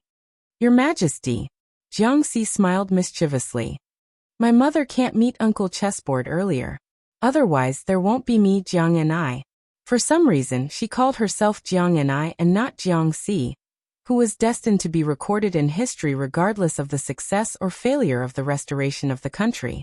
Chao Chongqing's face darkened. He said angrily, "Your Majesty, be careful. I purposely forgot something. Someone in Great Peace City asked me to bring these words to His Majesty." Jiangxi hurriedly straightened his posture and said in all seriousness, "Uncle, state affairs are more important. Please speak." Chao Chongqing said with a straight face, "Your Majesty, I'm a little thirsty." The Empress of West Chu stood up at an astonishing speed and ran to the door. She didn't care about losing her majesty as a monarch and personally opened the door and ordered, "Bring a pot of Spring God Lake tribute tea for Minister Ling." Not long after, Chao Chongqing calmly held the teacup in one hand and fanned the tea with the lid of the teacup with the other. Chao Chongqing closed his eyes and smelled the refreshing fragrance, as if he had completely forgotten about that serious business. Chao Chongqing didn't even need to open his eyes to know that the emperor was purposely keeping a straight face, but his ears were perked up. Chao Chongqing's lips curled up. After taking a sip of tea, he said, "Your Majesty, I lied to you. This lowly subject only fought once in Great Peace City and did not hear anything." Jiangxi made a sound of acknowledgement and pretended not to care. Looking at the words on the paper on the table, he was filled with anger and killing intent. In fact, there were only 3 words on the densely packed Xian paper. Chao Chongqing suddenly asked, "Your Majesty, I heard that someone has proposed 3 plans. The best plan is that the main force of the West Chu army should go down south. They would not hesitate to work with the Yan King Xiaobing and work together with Liang. The middle plan is to expand to the west, and the worst plan is to fight to the death with Lu Xingxiang's army." Jiangxi made a sound of acknowledgement absent-mindedly. Chao Chongqing smiled coldly and said, "A pedantic scholar's armchair strategist." Jiangxi raised his head and looked at Chao Chongqing. He asked softly, "Uncle, when we went to Beimang together, other than the patriarch of the Southern Dynasty who was a remnant of the spring and autumn period, was the lecherous old man we met last the present commander of Beimang's eastern front, Wang Sui?" Chao Chongqing nodded. Jiangxi hesitated for a long time and then asked in a low voice, "Then did Uncle secretly contact Gu Jiantang?" Chao Zhongqing was silent, but he smiled. The emperor of Dechu is not inferior to the new emperor of Liang, Zhao Zhuan. Jiangxi lowered his head and bit his lips. The ambitious Yan King Xiaobing is not a good person, but people like Wang Sui and Gu Jiantang are not much better. Chao Chongqing stood and walked to the window. He said slowly, "Scholars rule the country, so Dechu had hundreds of years of prosperity and became the orthodox school of the Central Plains. But in troubled times, it is difficult for scholars to save the country. I, the scholars of the Great Chu, cannot understand this principle. I, Chao Zhongqing, am also a scholar, so I cannot say it myself. Reason. But no matter what, I can do one thing, and that is to let the 3 emperors of Liang understand that without Su Shao, the scholars of the Zhao family will not be able to save the country. Chao Chongqing lowered his voice. But the principle that I, Chao Chongqing, want to tell the world is not this. After a long time, Chao Chongqing turned around and looked at her. He smiled. In the early years, the spring and autumn were turbulent. There were countless bewitching prophecies and ballads that spread throughout the world. One of them was about your mother, the Empress of Dechu. So uncle knows that you were willing to leave Bailiang because you were afraid. Jiangxi turned her head away and said fiercely, "No." The imperial study was silent. Jiangxi suddenly realized that Uncle Chen was standing by the table. She quickly covered the pile of paper with her hands and said with a red face, "Don't look, don't look." Chao Chongqing deliberately stretched his neck to see what was going on. He asked curiously, "It doesn't look like the word bastard." Jiangxi blurted out, "Of course not. Who would want to write that he is a bastard? I don't even want to scold him." Chao Chongqing smiled and didn't say anything. The young empress in the dragon robe insisted on blocking Chao Chongqing's line of sight. Chao Chongqing smiled and asked, "Assassinate you? Uncle Chen is the only one in the imperial study. Your Majesty, this makes me feel like I am walking on thin ice." Jiangxi bent over the paper on the table and raised her head. I saw wrong. Uncle Chen, your eyesight is not good. Don't read under the light in the future." Chao Chongqing covered the teacup and leaned forward. He rubbed his silly daughter's head with his free hand. "Uncle Chen is old. Not only are my eyesight not good, my memory is also not good. Now I finally remember that sentence. That person said it in Great Peace City. The general meaning is that he will soon personally lead the Bailiang cavalry to Guangling Road to take you back. If you don't agree, then he will snatch you, stuff you into a sack, and carry you back. He, Su Fengnian, can't be bothered to care about Li Yang, West Chu, or whatever." She was dumbfounded and could only blink her eyes. Chao Chongqing smiled and said, "I am not lying to you this time. It is true, absolutely true." She still blinked her eyes. Chao Chongqing seemed to murmur to himself and pretended to be angry. "No matter how I look at it, since Dong Tai and I could not win against him in Great Peace City, then it is clear that we cannot stop him. I, Uncle Chen, am not an immortal. What can I do? And what is the saying?" When Jiangxi smiled, she had two dimples. One could topple countries, the other could topple cities. She unconsciously smiled and replied, "Cucumber salad, that is delicious." Chao Chongqing said softly, "Xiandi was a wise ruler, but not a good husband. I, Chao Chongqing, am even worse. I am a coward who has become stupid from studying. But that young person in Bailiang is better than us. Your Majesty, when the time comes, just give him a blow.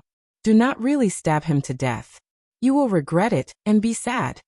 Giving up hope seemed heavier than being sad, but in reality, it was not as relaxing as giving up hope. Jiangxi wanted to cry. It was like hearing the last words of an elder. Chao Chongqing gently put down the teacup. He put it down. In the war between the two countries, like Dechu and Liang, there were the armies of the West Wall. Now Bailiang and Beimang also had 300,000 cavalry against a million army. But one day not long after, Li Yang's auspicious talisman had been 3 years, and West Chu's Shin seal had been 2 years. At that time, Gu Jianteng stood alone in his tent.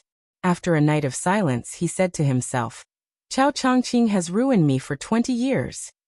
On the border of Beimang, Wang Sui drank alone and laughed. Satisfying, satisfying. This is the true romantic of our infatuated generation." That day outside Great Peace City, there was Chao Chongqing in West Chu. One person attacking the city. Chapter 1676. Dechu's capital had a great number of high gates and endless alleys.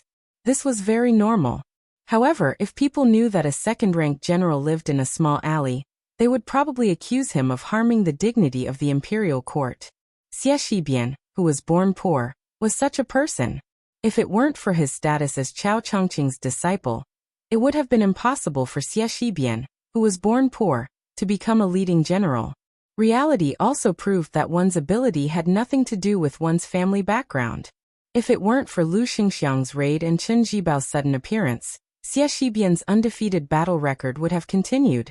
Yang Shenxing, Yan Zhenchuan, and Wu Zhongshuan, 3 veteran generals who had won illustrious fame during the spring and autumn period, had all suffered great losses at the hands of Xie Shibian, who hadn't even grown his hair yet. The winter sun was warm. There was a young man with stubble on the side of his lips sitting on the steps outside the door, basking in the sun. He had been born and raised in this alley for generations. Because he was thin and weak, he had been nicknamed Xie Bamboo Pole since he was young. Even though he later left the alley to study and won an arm wrestle against Zhao Dazhuang, who lived on the street with arms as thick as his calf, the neighbors still liked to call him Xie Bamboo Pole regardless of his seniority. It was likely that he couldn't change it.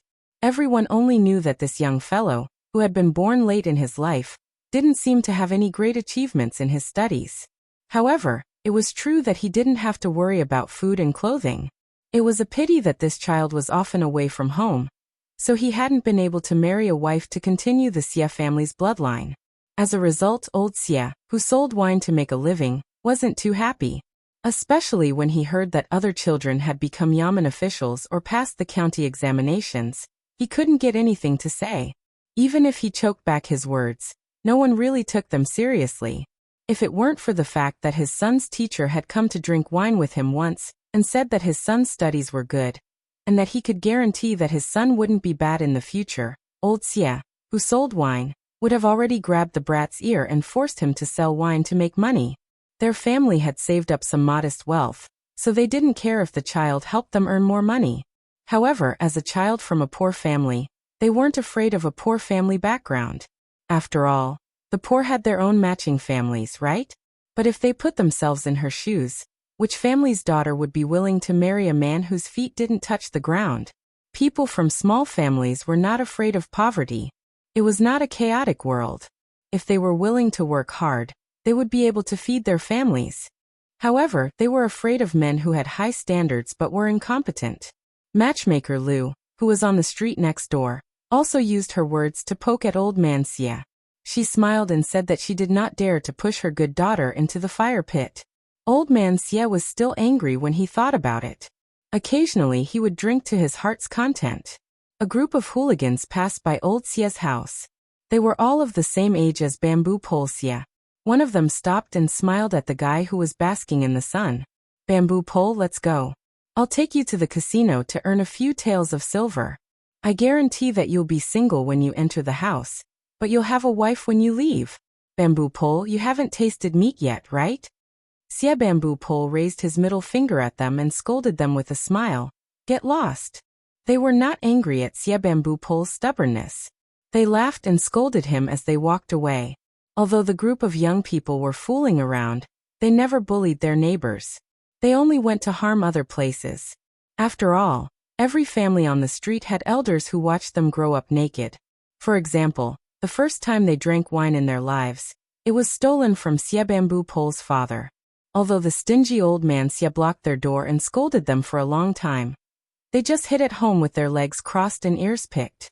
They scolded and scolded him until it was over. Moreover, Xie Bamboo Pole was famous for being bad since he was young.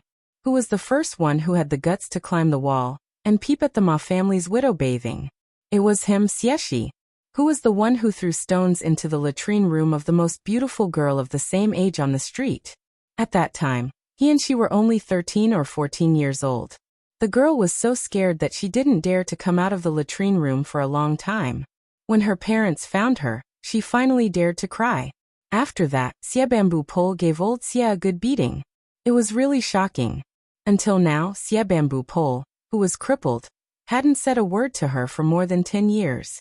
When they met in the alley, both of them wished they could walk close to the wall. It was a pity that for some reason, she was still unmarried. She had gone from being a beautiful maiden to an age where even the children of other women were old enough to buy wine for their fathers. Her parents were so worried that they couldn't wait to throw their daughter out like splashing water whenever someone wanted her. Anyone with a discerning eye knew that she was waiting for someone. Her parents, who were originally arrogant, had secretly met with the wine seller, old Xie. It wasn't that old Xie didn't have any thoughts. It was just that he didn't see his son many times a year. The few times he went home, he came and went in a hurry. It was only until this time when his son rarely stayed at home and didn't look like he was in a hurry to leave, The taciturn old Xie finally said that if he didn't get married, he wouldn't have a son like Xie in the future. The child of the Xie family, who was always outside, sat on the steps. Every time a neighbor passed by the door, he would definitely smile and greet them. Most of the elders would also tease him about when his father would have a grandson. At that time, he would be able to freeload wine. The day that could make Xie willingly pluck his feathers would definitely be the day that the child of the Xie family got married. Xie also said with a bitter face that he wanted to have a wife, but he didn't know where she was. At this time, it wasn't that no one deliberately glanced at the old lady of the Lu family. Xie, who had been clever since he was young, started to play dumb. Xie sat leisurely on the steps, but he couldn't help but turn his head to look at the Spring Festival couplets on both sides of the door. The handwriting was ordinary, and the content was tacky. However, he heard from his mother that at the end of last year, his father begged for them with great difficulty from the boy of the Song family, who passed the imperial examinations. The Song family had taken at least 10 caddies of wine from his wine shop for free this year. Xie sighed. He thought that before he left home this time, no matter what, he had to make 7 or 8 spring couplets and dozens of spring characters. He couldn't let his parents suffer anymore. Most of the men here didn't study much. When they were young, they compared whose wife was prettier and whose needlework was better. Then, in the peaceful second half of their lives, they compared whose children were more promising and whose son-in-law and daughter-in-law were more filial.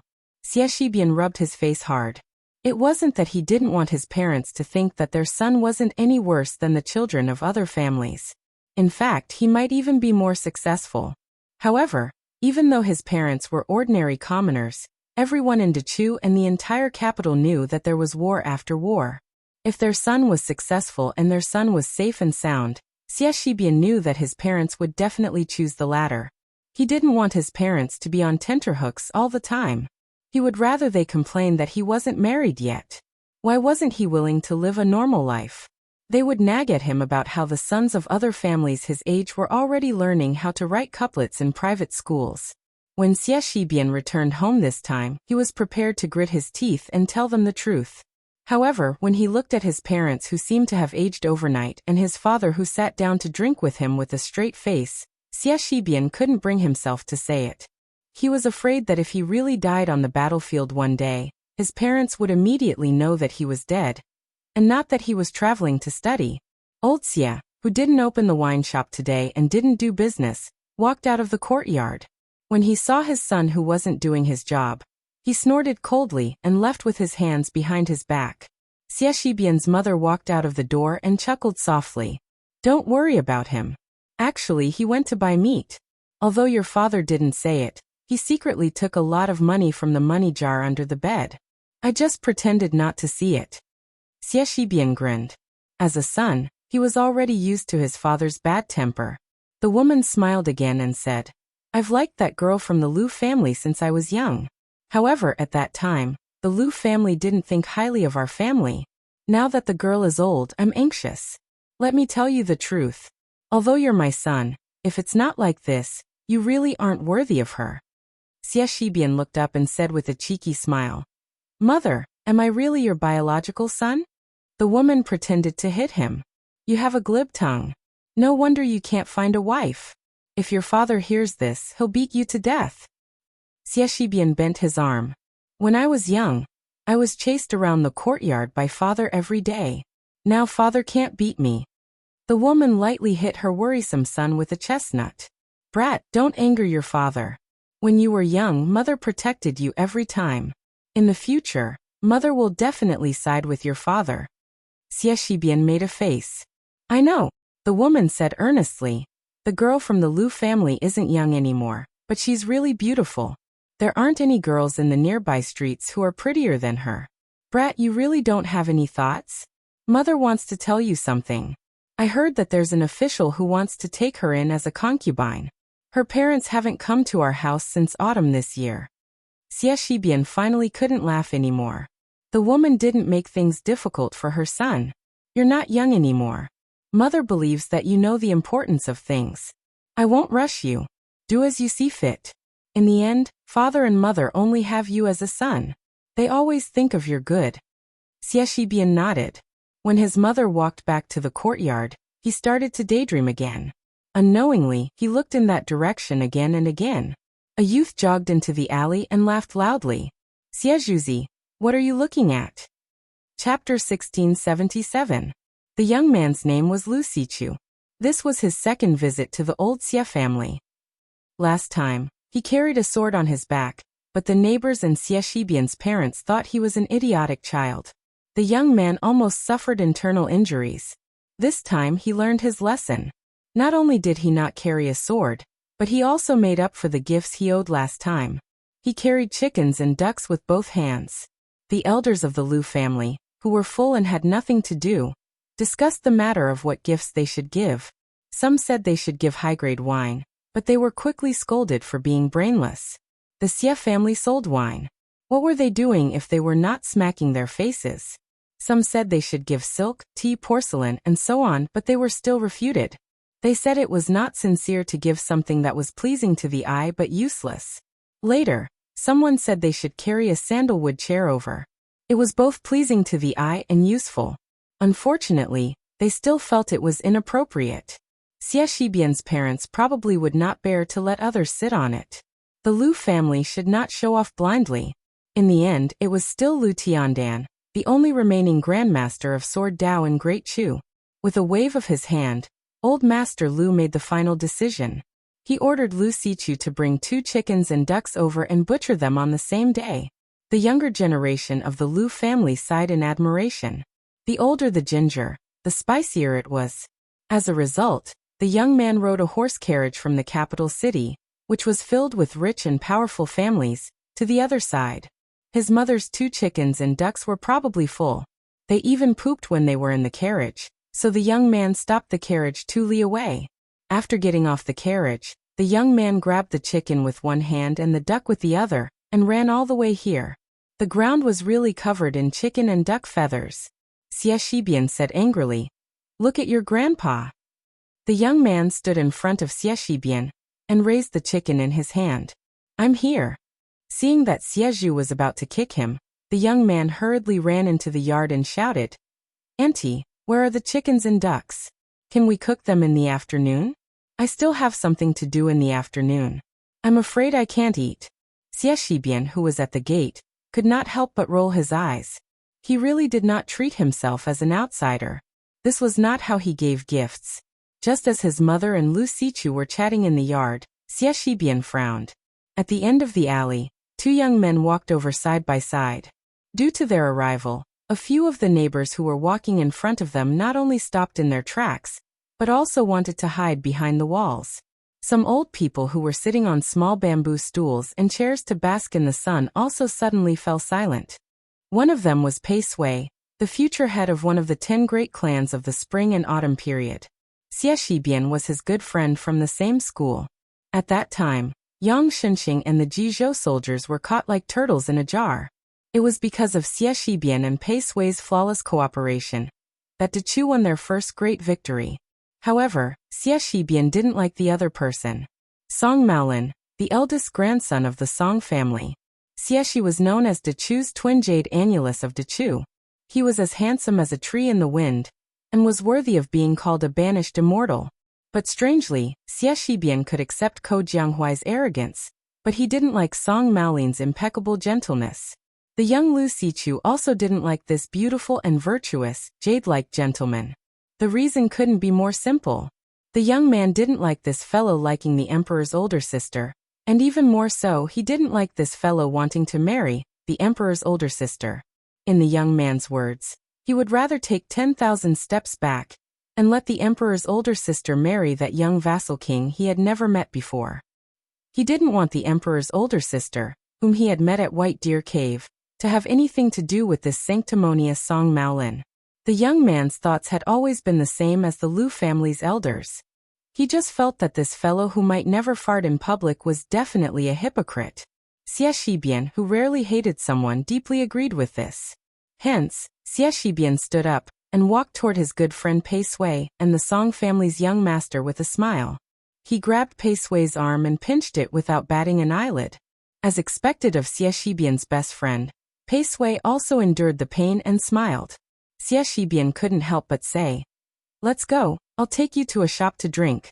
"Don't worry, my shop isn't open today, and I don't have a habit of killing acquaintances.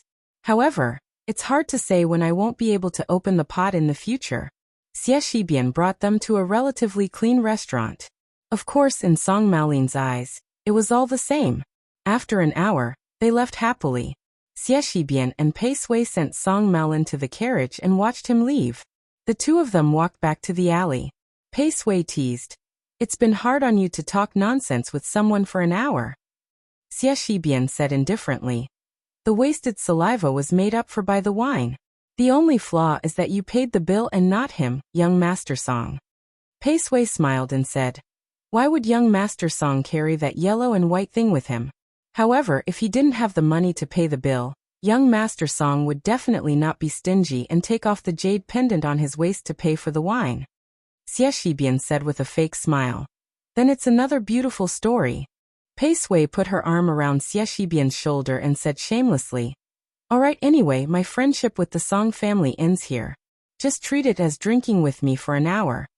It was no different from a miracle that Xie Shibian, who was born in a humble family, could become good friends with the son of the Pei family. One had to know that in the strict Chu family, they had always been people of noble status. They viewed the sons of the Han family as lowly servants and were ashamed to be in the same group. They would never sit at the same table. At that time, Xie Shibian and Pei Sui became classmates and did not know each other's identities. Pei Sui's catchphrase was, "I like to be brothers with people who treat money like dirt. I'm willing to pick up shit every day." Xie Shibian could guess that this fellow had an extraordinary background. However, when Pei Sui finally said his family's identity, Xie Shibian was still shocked. Kunyang's Pei family. That was a true rich family that only married into the 9 families and did not enter the imperial family since the Defeng dynasty.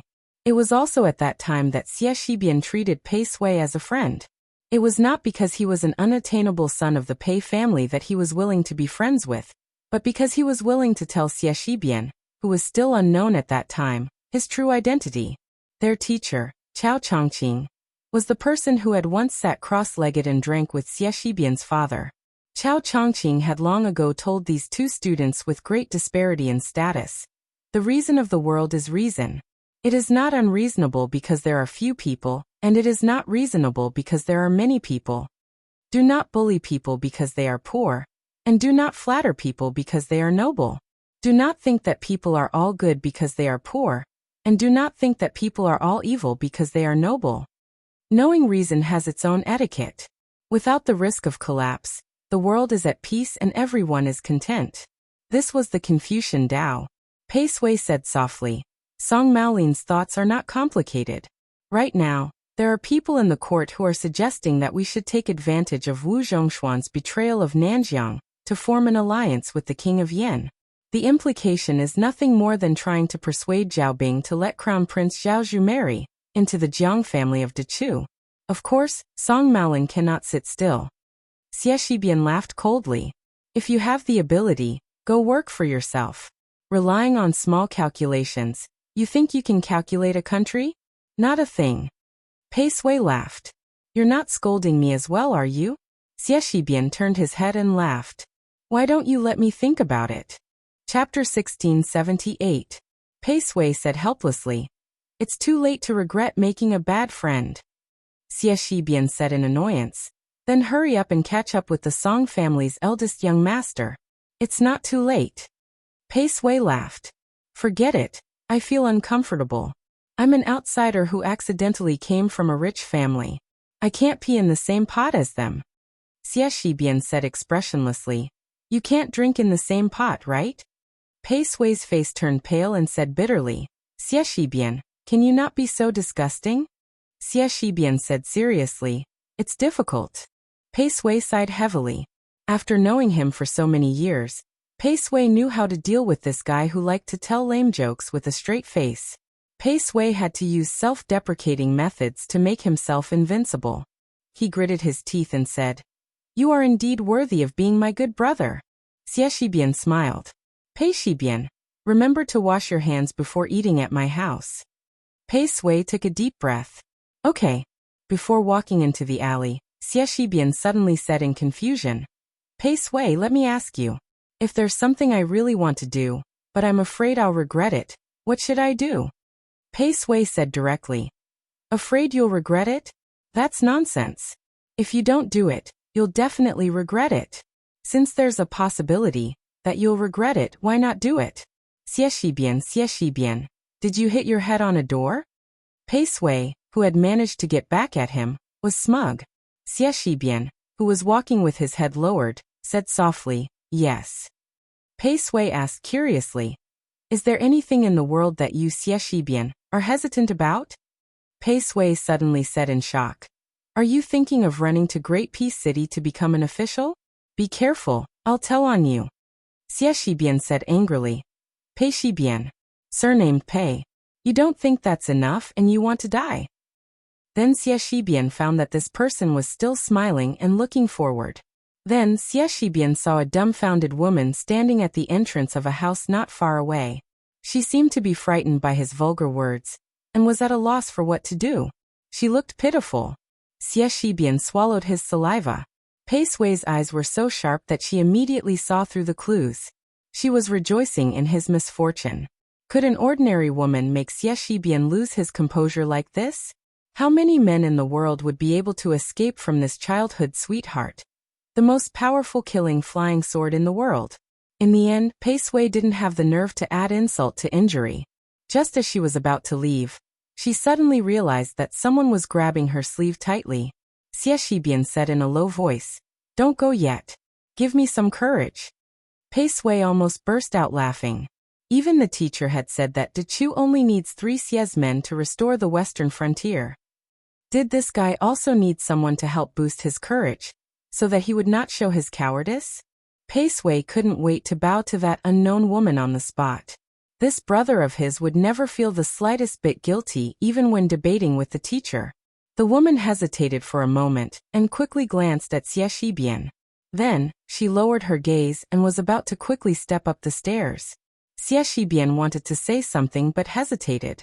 Pei Sui elbowed the coward beside her. Xie Shibian finally said in a trembling voice, Lu Dongmei. Pei Sui was secretly amused. That woman's name was really ordinary.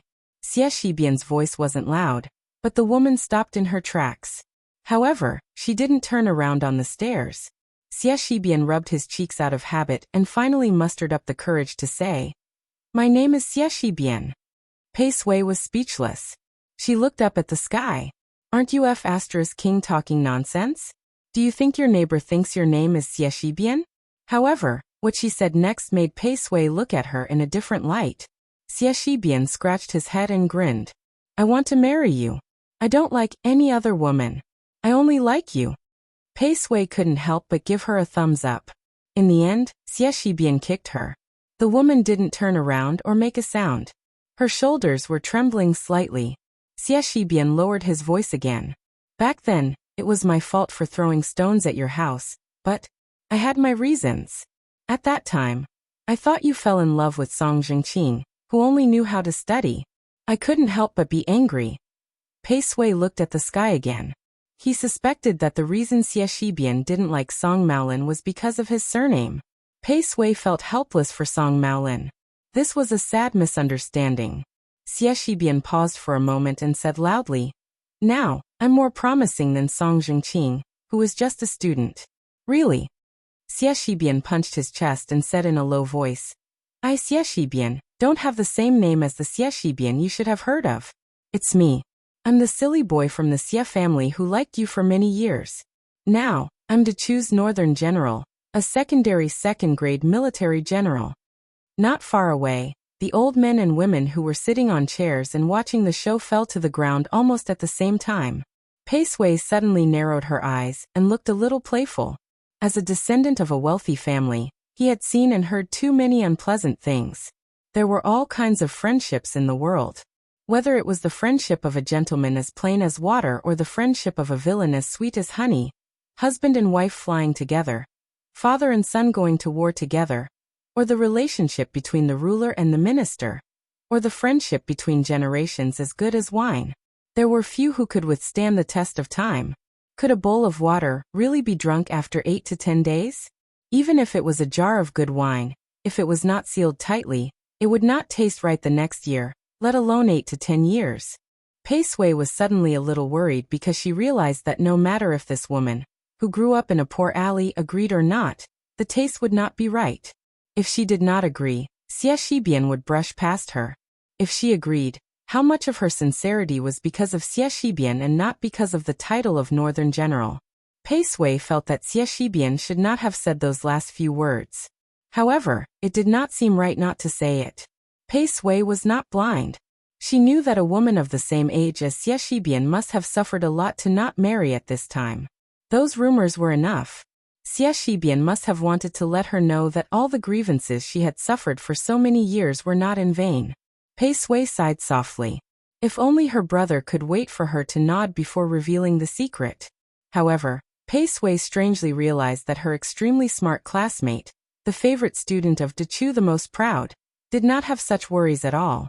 Even at this time, he did not regret it at all. It was as if he believed in something.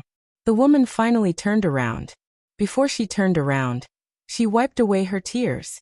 She said something to Xie Shibian. When Pei Sui heard this, she bowed solemnly to the woman and said willingly, "Pei Sui of Kunyang's Pei family greets sister-in-law." This was because the woman with a very tacky name said something that Pei Sui felt was the most tacky sentence. It was also because of this sentence that in the future, Xie Shibian, who was loyal to Dechu, secretly entered Bailiang. Her sentence was very simple and decisive. "Xie Shibian, I used to be afraid that I wouldn't be able to wait for you. But from today onwards, I'm not afraid of not being able to wait for you, because I'm not afraid of being a widow of the Xie family." Chapter 1679. After 2 months, Su Fengnian didn't return from outside the pass until the end of winter. It was snowing heavily. If nothing unexpected happened, this should be the last snow in Bailiang's second year of Xiangfu. Entering the city in the dead of night, neither Su Fengnian nor Su Beiji rode in a carriage. Behind them were 800 white horses with white armor and white horses, blending into the snowy night. On this snowy morning, Su Fengnian put on a fox fur coat that he hadn't changed for many years, and walked out of the much-expanded Wutong'an. Alone, he went to the pavilion in the middle of Tidehark Lake. Leaning against a pillar, he gazed at the surface of the lake. He heard that in the early days, the 2 women in his residence used the lotus flowers on the lake as small wishing ponds, often throwing copper coins into the lake. In the end, it didn't take long for them to smash into a hornet's nest. When he was young, there were 4 children surnamed Su in Mount Qingliang, 2 boys and 2 girls. Including Su Xiao himself, it didn't seem like there were too many women. Now things were different. Su Fengnian and Huang Manor weren't in Mount Qingliang all year round, but there were many more women. Not only Lu Chengyan and Wang Chudong. There were also Suing who liked to wear red robes, Miss Hehe who wore a mink hat, the national beauty Qinyu, the little girl who Qin Shiliang brought with him when he went to the cold, and the green robe left behind by Yu Groom. Occasionally, the daughter of Huyan Daguan would secretly come to Mount Qingliang to play. Even the Wutong'an had gained 7 female scholars. Nominally, they were the 2nd and 3rd class maids of the Wutong'an. They had different names for firewood, rice oil, salt, soy sauce, vinegar, and tea. It seemed to be Lu Qingyan's bad idea. Compared to the names he gave his maids in the early years, such as green ant, white wine, cucumber, and so on, these names were comparable. Su Fengnian stayed in the yamen of Songdongming and Baiyu until very late last night. Not to mention the general affairs, even if it involved the promotion of 4th or 5th class officials. As long as it didn't involve sensitive local military affairs, Su Fengnian gave the 2 of them the power to do whatever they wanted. Therefore last night, it was mostly Song Dongming and Baiyu who carried out the routine of a monarch's memorial to the emperor. Su Fengnian, as a hands-off shopkeeper, just nodded his head. However, there was one troublesome thing that Deputy Administrator Song Dongming specifically threw to Su Fengnian as the final difficult problem. At that time, Mr. White Lotus was drinking hot tea with his head lowered and a playful smile on his face. When Su Fengnian heard this, he also had a headache. It turned out that after Lu Qingyan was confirmed as the Princess of Bailiang, Lu Dongjiang, the old father-in-law who was famous in the Central Plains in the past, had an active mind. He wanted to compete for the position of the provincial governor of Liangzhou. Regardless of the original intention of the original provincial governor, Tian Peifong tactfully retreated at the last moment, or was forced by the situation. After returning to Liangzhou from North Resisting City, she submitted her resignation to Mount Qingliangshan. Subsequently, the provincial governor of Liangzhou was inside and outside. The situation of internal and external provincial governors was already set in stone. This made Lu Dongjiang, who originally only coveted the position of the provincial governor of Beiliang, suddenly change his mind. Taking advantage of the good momentum of a father relying on his daughter, he hoped to take the position in one step and become the third in command of the civil officials in Beiliang. Su Fengnian couldn't do anything about this and could only use the tactic of delaying. As for the actions of the Lu family's children after they entered the cold, Su Fengnian was actually very clear about them. Those arrogant scholars either couldn't be helped, or the few talents that could be counted on one's fingers could be counted on one's fingers. It was also not that Lu Dongjiang didn't think so. Even though Su Fengnian had already compensated the Lu family for the construction of the new city, Lu Dongjiang clearly didn't feel that this was the treatment that the Lu family of Qingzhou deserved. Unfortunately, Beiliang was not the imperial court after all. There was no Hanlin Academy to support idle people, and there were also no palace pavilions or academies to give to people. In the end, Su Fengnian, the son-in-law of Beiliang, was the master of the family. It wasn't that he didn't want the Lu family to be able to hold their heads high in Beiliang, but he really couldn't afford to give them this face. Su Fengnian raised his head and saw Baiyu slowly walking over. Su Fengnian didn't deliberately adopt a courteous posture to welcome him. He only sat up straight.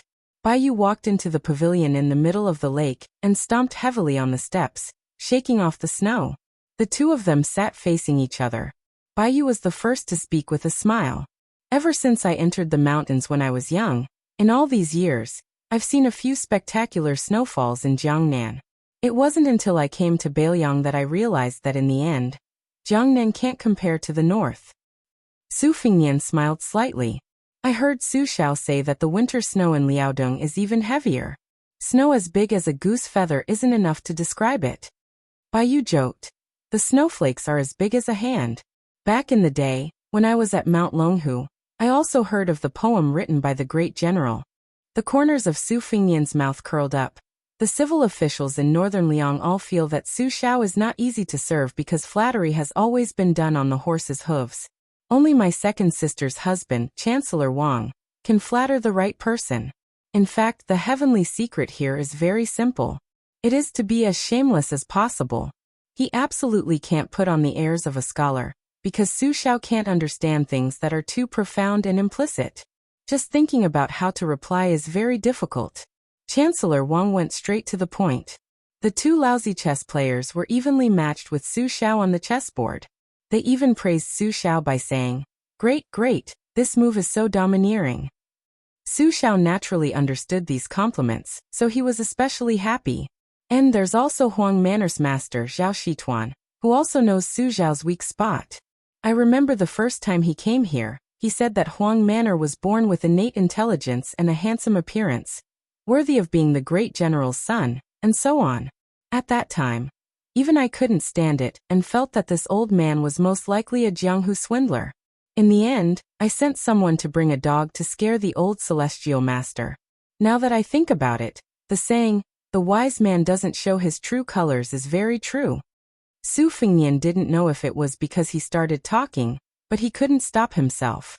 I remember when I went to Mount Wudong to practice martial arts, and met the old chief for the first time, Wang Zhongluo.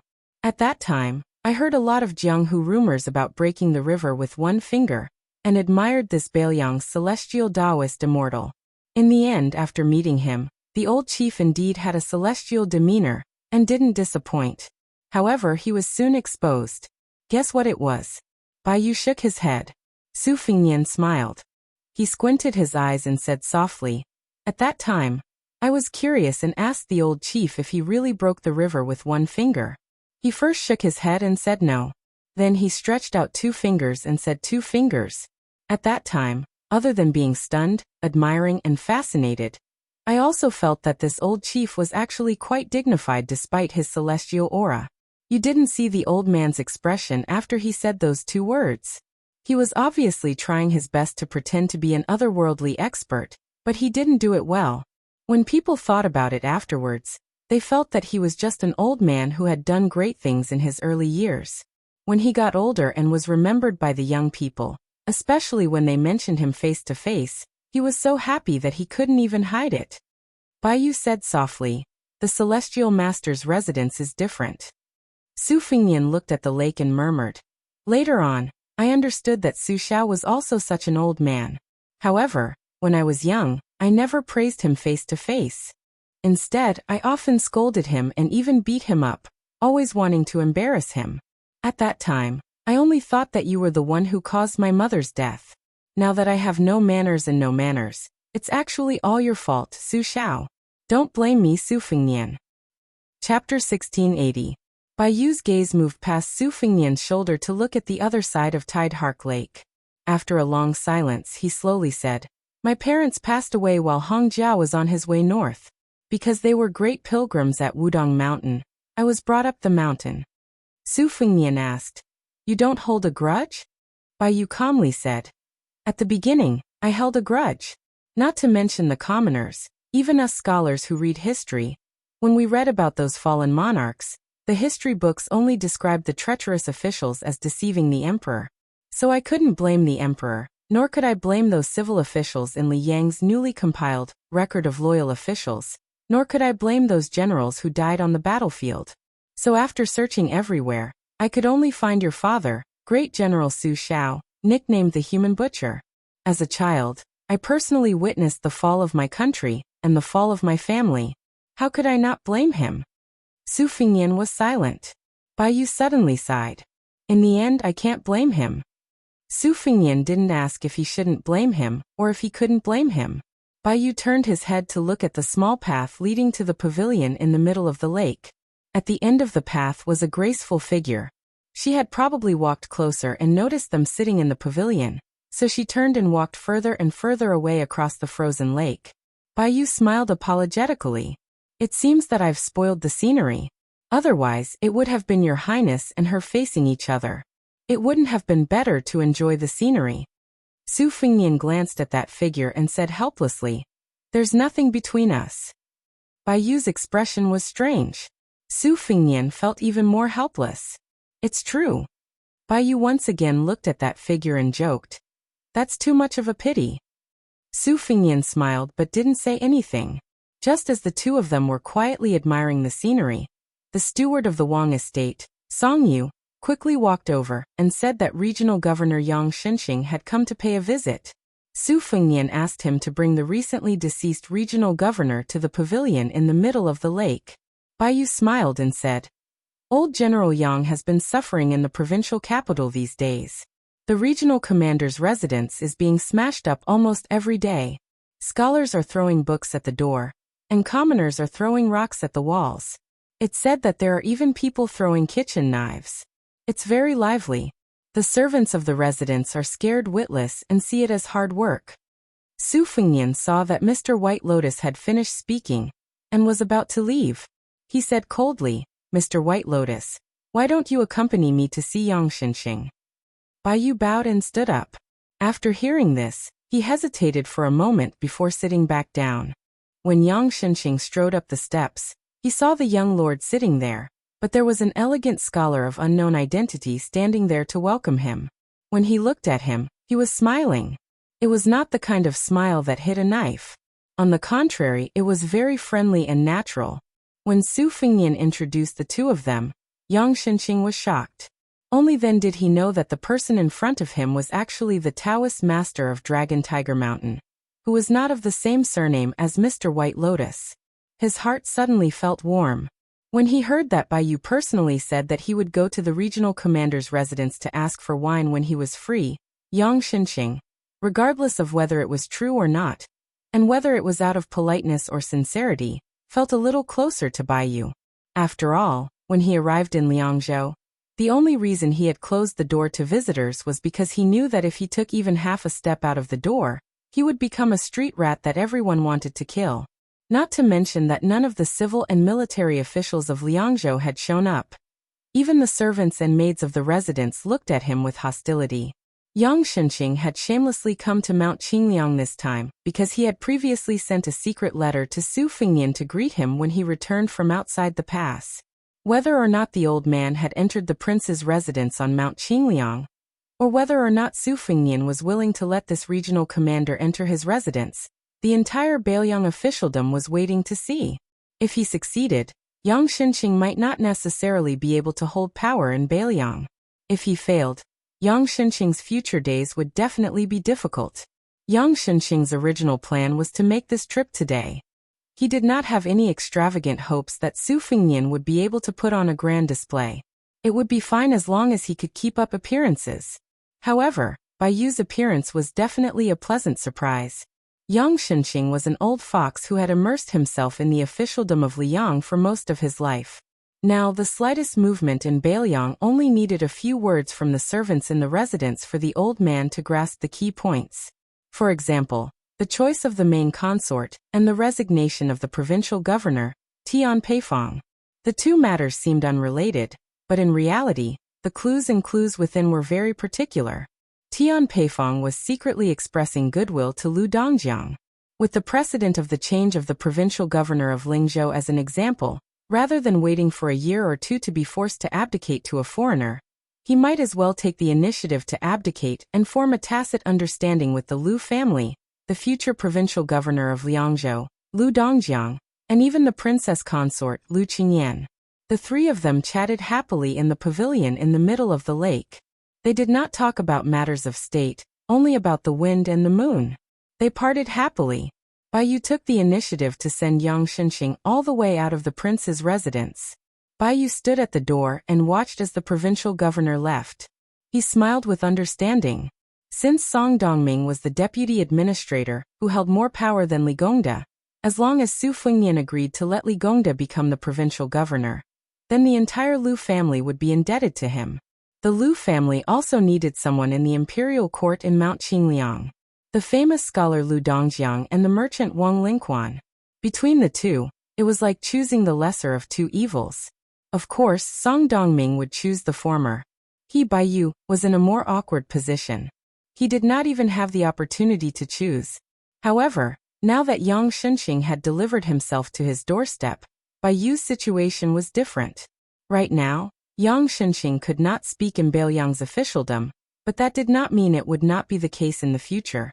As long as Liang Mang was still fighting, as long as Yang Shenxing was smart enough, there would be a day when he would not be able to stand out. Thus, in the future, no matter how busy the provincial governor's estate was, Bai Yu would always be the person who met Yang Shenxing.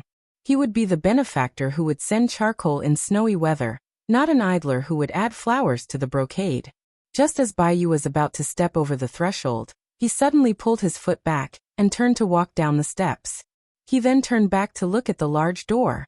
This Sir White Lotus raised his head to look at the imposing plaque, and then at the couplets on both sides that were about to be replaced. He thought of that young man in the pavilion in the middle of the lake and muttered to himself, Bailiang Liang, in this world, with you Su Fengnian, can this be considered sending charcoal in snowy weather? Just as Bai Yu was walking back into the prince's estate with mixed feelings, he passed by Tide Hark Lake. In the end, he saw a scene that almost made Sir White Lotus jump up and curse. He had just left, and that upright gentleman who had repeatedly said that he had nothing to do with Roji and other women was already walking side by side with him on the lake. Even more outrageous was that when that fellow saw him, not only did he not feel guilty, he even raised his hand to greet him. Bai Yu muttered angrily in a low voice. On the lake in the distance, Su Fengnian laughed heartily. Chen Yu asked curiously, "What's wrong?" Su Fengnian laughed. Sir White Lotus thinks that I can't hear him because we're so far away, but in truth, I heard everything very clearly. Chen Yu asked, "What did Sir say?" Su Fengnian said in all seriousness, "He praised me for being handsome and dashing, but he felt ashamed of his inferiority." Chen Yu made a sound of acknowledgement, and then took her leave. She then went straight to Sir White Lotus. Su Fengnian was dumbfounded. In the end, Su Fengnian on Solitary Lake laughed. Looking around, everything was serene. In this kind of Baelyang, whether the women were as beautiful as flowers or beautiful enough to ward off evil spirits, or the men, whether they were scholars, martial artists, or commoners, were all safe and sound. The sounds of reading, peddling, hoofbeats, snoring, and quarreling were all lively and bustling. Su Fengnian folded his hands in his sleeves and looked up at the sky. Everything this young man did was for the sake of no longer resenting the Su family. Chapter 1681. This year's New Year's Eve was actually very difficult for Su Fengnian, because Su Weisheng said that all the Spring Festival couplets on Mount Qingliang had to be personally written by him, and none of them could be repeated. There were a total of 365 couplets, big and small, not including the two characters Chun and Fu. For this reason, Su Fengnian had no choice but to ask Song Dongming, Bai Yu, and even Wang Chudong for help. He asked for the contents of more than 300 couplets and put them on his desk to copy. Because Su Xiao had passed away for less than 3 years, they should continue to use white couplets, but Su Weisheng said that this year they should use red couplets. Although Su Fengnian was not very willing, even Auntie Zhao Yute agreed with second sister. Su Fengnian could fight against Tu Chao Chongqing and Dong Tai, but he could not defeat these two together, so he could only obediently accept his fate. Therefore, Su Fengnian began to write at a high speed on the second floor of Wutongyan early in the morning. Lu Qingyan was grinding on the side, and Wang Chudong was helping to cut the rice paper. Su Fengnian's 3 disciples, Lu Yunchang, could not endure staying in the study room for less than an hour. He ran out to find Yu Groom to compare notes on martial arts. The eldest disciple, Wang Sheng, who had returned to Baelyang alone from Beimang, had a calm temperament and helped the young master's wife, Wang Chudong. Only the little brat, Yu Dilong, was nowhere to be seen. Everyone in the room knew that now in the officialdom of Baelyang, especially in the border of Yuzhou, almost all the generals knew the story of the young lord, walking with the support of the wall. It was not known whether it was Yan Wenwan or Chen Yunchui who blurted it out, but they gave the king of Baelyang the nickname, the second Su Fengnian, which meant that in the end, there was still someone in the world who could defeat the young lord. As for who defeated Su Fengnian on which battlefield, the gloating old generals did not care. Therefore, the moment Yu Dilong returned to Mount Qingliang from the border of Yuzhou, he was called to a secluded back mountain by his master who had a fake smile on his face. The master and disciple did not come back together. They only saw that the young lord looked a bit refreshed. However, the kid only showed up after a long time. With a bloody nose and a swollen face, he sat in the pavilion in the middle of the Lake of Tide listening pavilion, and sulked for a long time. He even ignored his master's call to eat. Finally, Lu Qingyan, the master's wife, came to the rescue and took the kid's hand to eat. While wolfing down the food, the kid was frightened and complained to the master's wife that his master beat him for no reason, and even asked him to practice the vow of silence meditation during this period. Yu Dilong asked the master's wife what he had said wrong. Seeing the kid's bitter eyes, Lu Qingyan's resentment disappeared. She stood up for the kid and told him not to worry about his master. If he wanted to vent his anger on his master, he could come to the master's wife. After being beaten into a pig's head by Su Fengnian, Yu Dilong smiled and said okay. He grimaced and then continued to eat. The kid felt that the master's wife had a good temper, and that his master was even more blessed. Su Fengnian wrote for nearly 3 hours. After finishing, he had to carry a stool and a ladder to put up the Spring Festival couplets. Fortunately, Su Weisheng did not continue to torment him on this matter.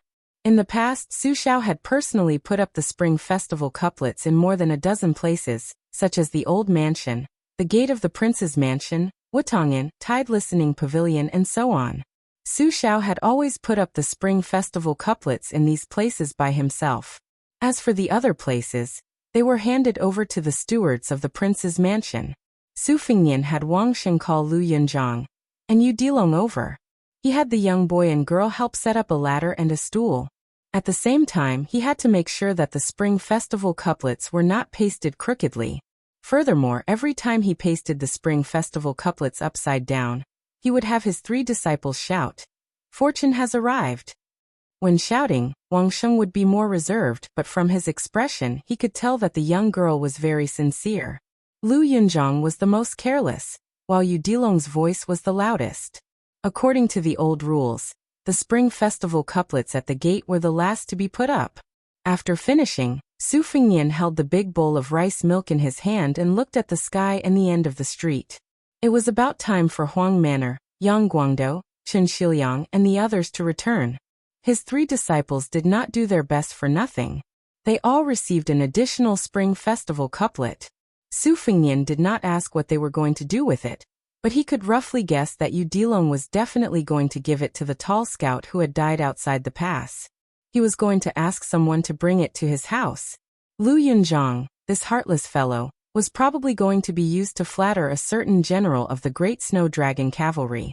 As for Wang Sheng, whose figure was becoming more and more like an ordinary girl, he was probably going to be used as a collection, and had no other use.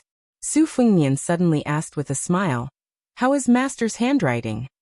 Lu Yunzhang immediately said with a cheeky smile, "It's written with iron and silver hooks like dragons flying and phoenixes dancing." Su Fengnian calmly took it all in. Finally, when the youth could no longer say anything else, he smiled and said, "You can speak human language now." The youth immediately asked in a whisper, "Master, why don't you write another one for me?" Su Fengnian said playfully, "Entering a temple to burn incense and pay respects to Buddha is a good thing, but if you have to go to every temple and worship Buddha every time you see him, that would instead appear insincere. In the officialdom, it's actually better if one person is willing to do 10% for you than 2 people doing 30 to 40% for you." The youth thought about it carefully and nodded vigorously. Su Fengnian turned his head to look at Yu Dilong.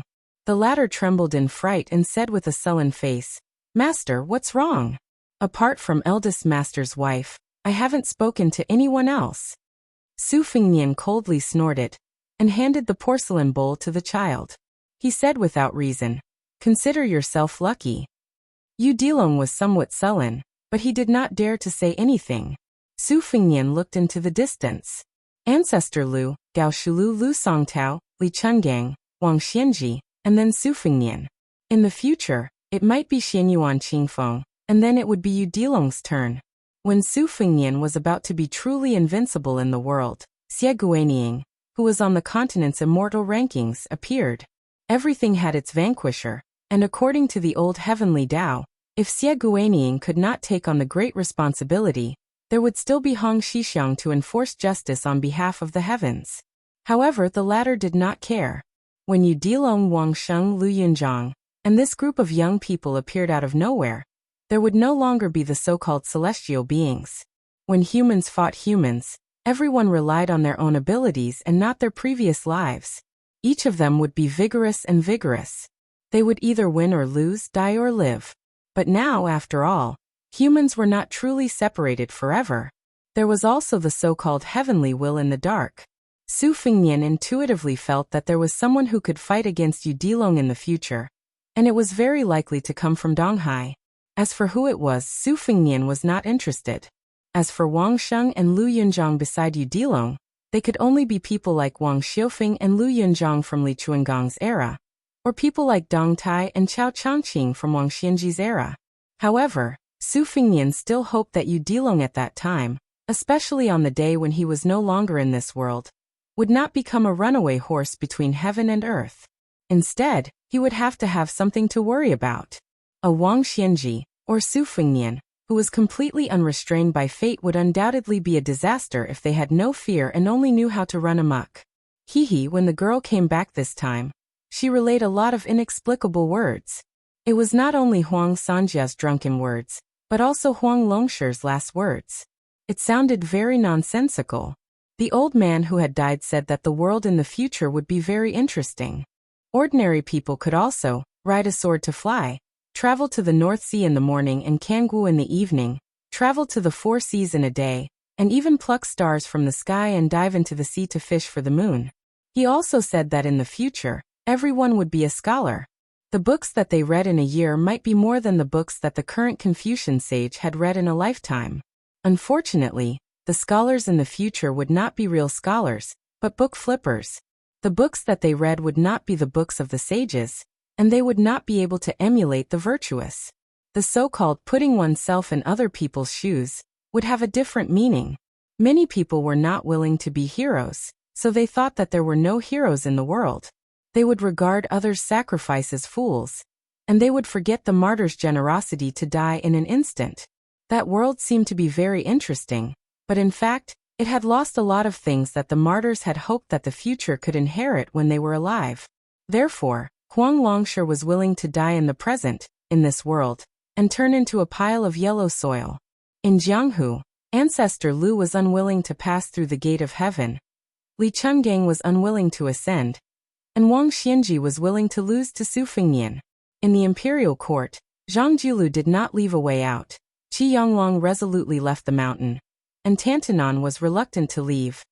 Perhaps it was because they were the same kind of people as Huang Longshi. They were born from death. Su Fengnian sighed softly, and reached out to rub the head of his eldest disciple. He smiled and said softly, "Since you have the happy sword, you should live happily. Don't be like some people." After all, the girl had grown up. Her master's intimate action made her blush a little. Lu Yunzhang suddenly screamed, "Master, actually Wang Sheng likes you. It's true. Even a blind person can see it." Chapter 1682. The girl, who was not carrying 6 or 7 swords on her back at the moment, was suddenly filled with a murderous aura. After traveling thousands of li with White Fox Face in Beimang, the girl's swordsmanship cultivation had improved by leaps and bounds.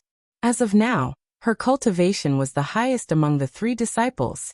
However, the girl's thoughts were obvious. If she were to fight with Lu Yunzhang, wouldn't it mean that she acknowledged Lu Yunzhang's words? However, if she ignored him, she would not be able to hold back her anger. Fortunately, the sound of horse hooves on the street helped her out of her predicament. It was her master's younger brother, the commander of the Longxiang army, Su Longxiang, who had returned from Liuzhou to the capital. When Su Fengnian walked down the steps, he said, "Dilong, spar with your junior brother. Beat him up the same way our master beat you up yesterday, as long as it doesn't delay the reunion dinner." Yu Dilong was stunned. Lu Yunzhang, who was the smartest, had already run into the residence and shouted, "I can fight, but let me go get my weapon." Yu Dilong hurriedly passed the porcelain bowl to the blushing Wang Sheng, and went to stop Lu Yunzhang. Wang Sheng lowered his head and returned the bowl to Su Fengnian. He whispered, "Master, I'll go too." Su Fengnian held the bowl and said helplessly, "The 3 of you should at least take the stools and ladders back." When Huang Manor saw Su Fengnian, he seemed to be a little timid. Su Fengnian passed the bowl to Chen Shiliang, and then grabbed Huang Manor's shoulder with a smile. In the next moment, Su Longxiang's body slid along the side of the street in the snow, stirring up countless snowflakes. Back in the day, the 4 sisters and brothers of the Su family, Su Fengnian loved to throw the thin and weak Huang Man into the snow every time it snowed.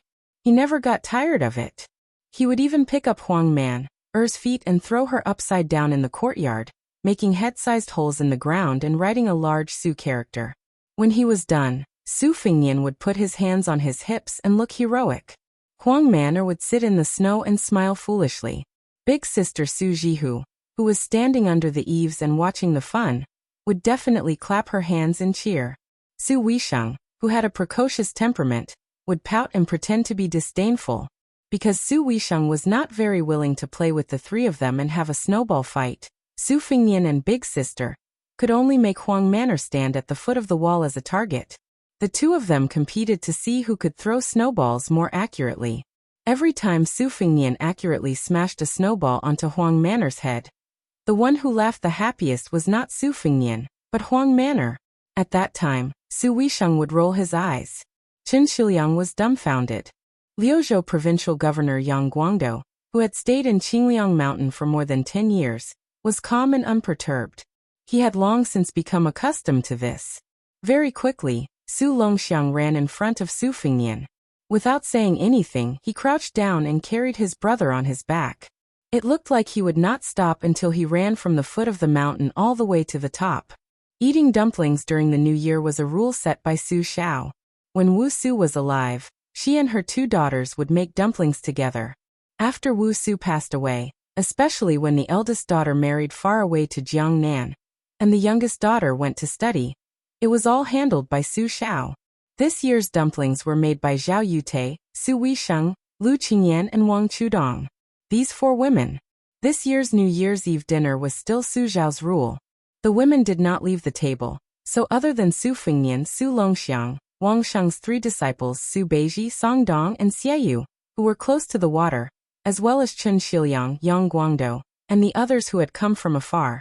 The large table was filled with people. It was a rare lively scene. After eating the New Year's Eve dinner, it was time to stay up. Su Fengnian walked alone to the entrance of the main hall of the manor. In the middle of the hall, there were 2 chairs placed in the main seat.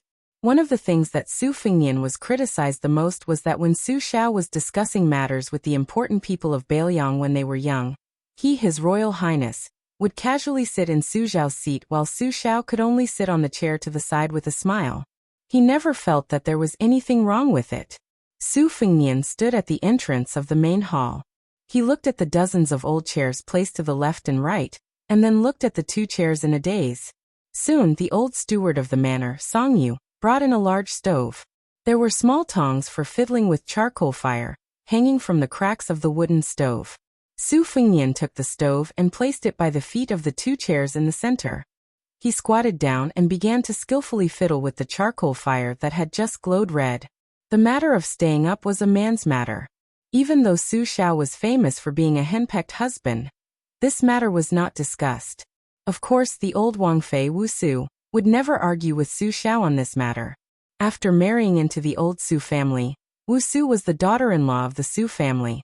She would never say anything about the old Su family's customs.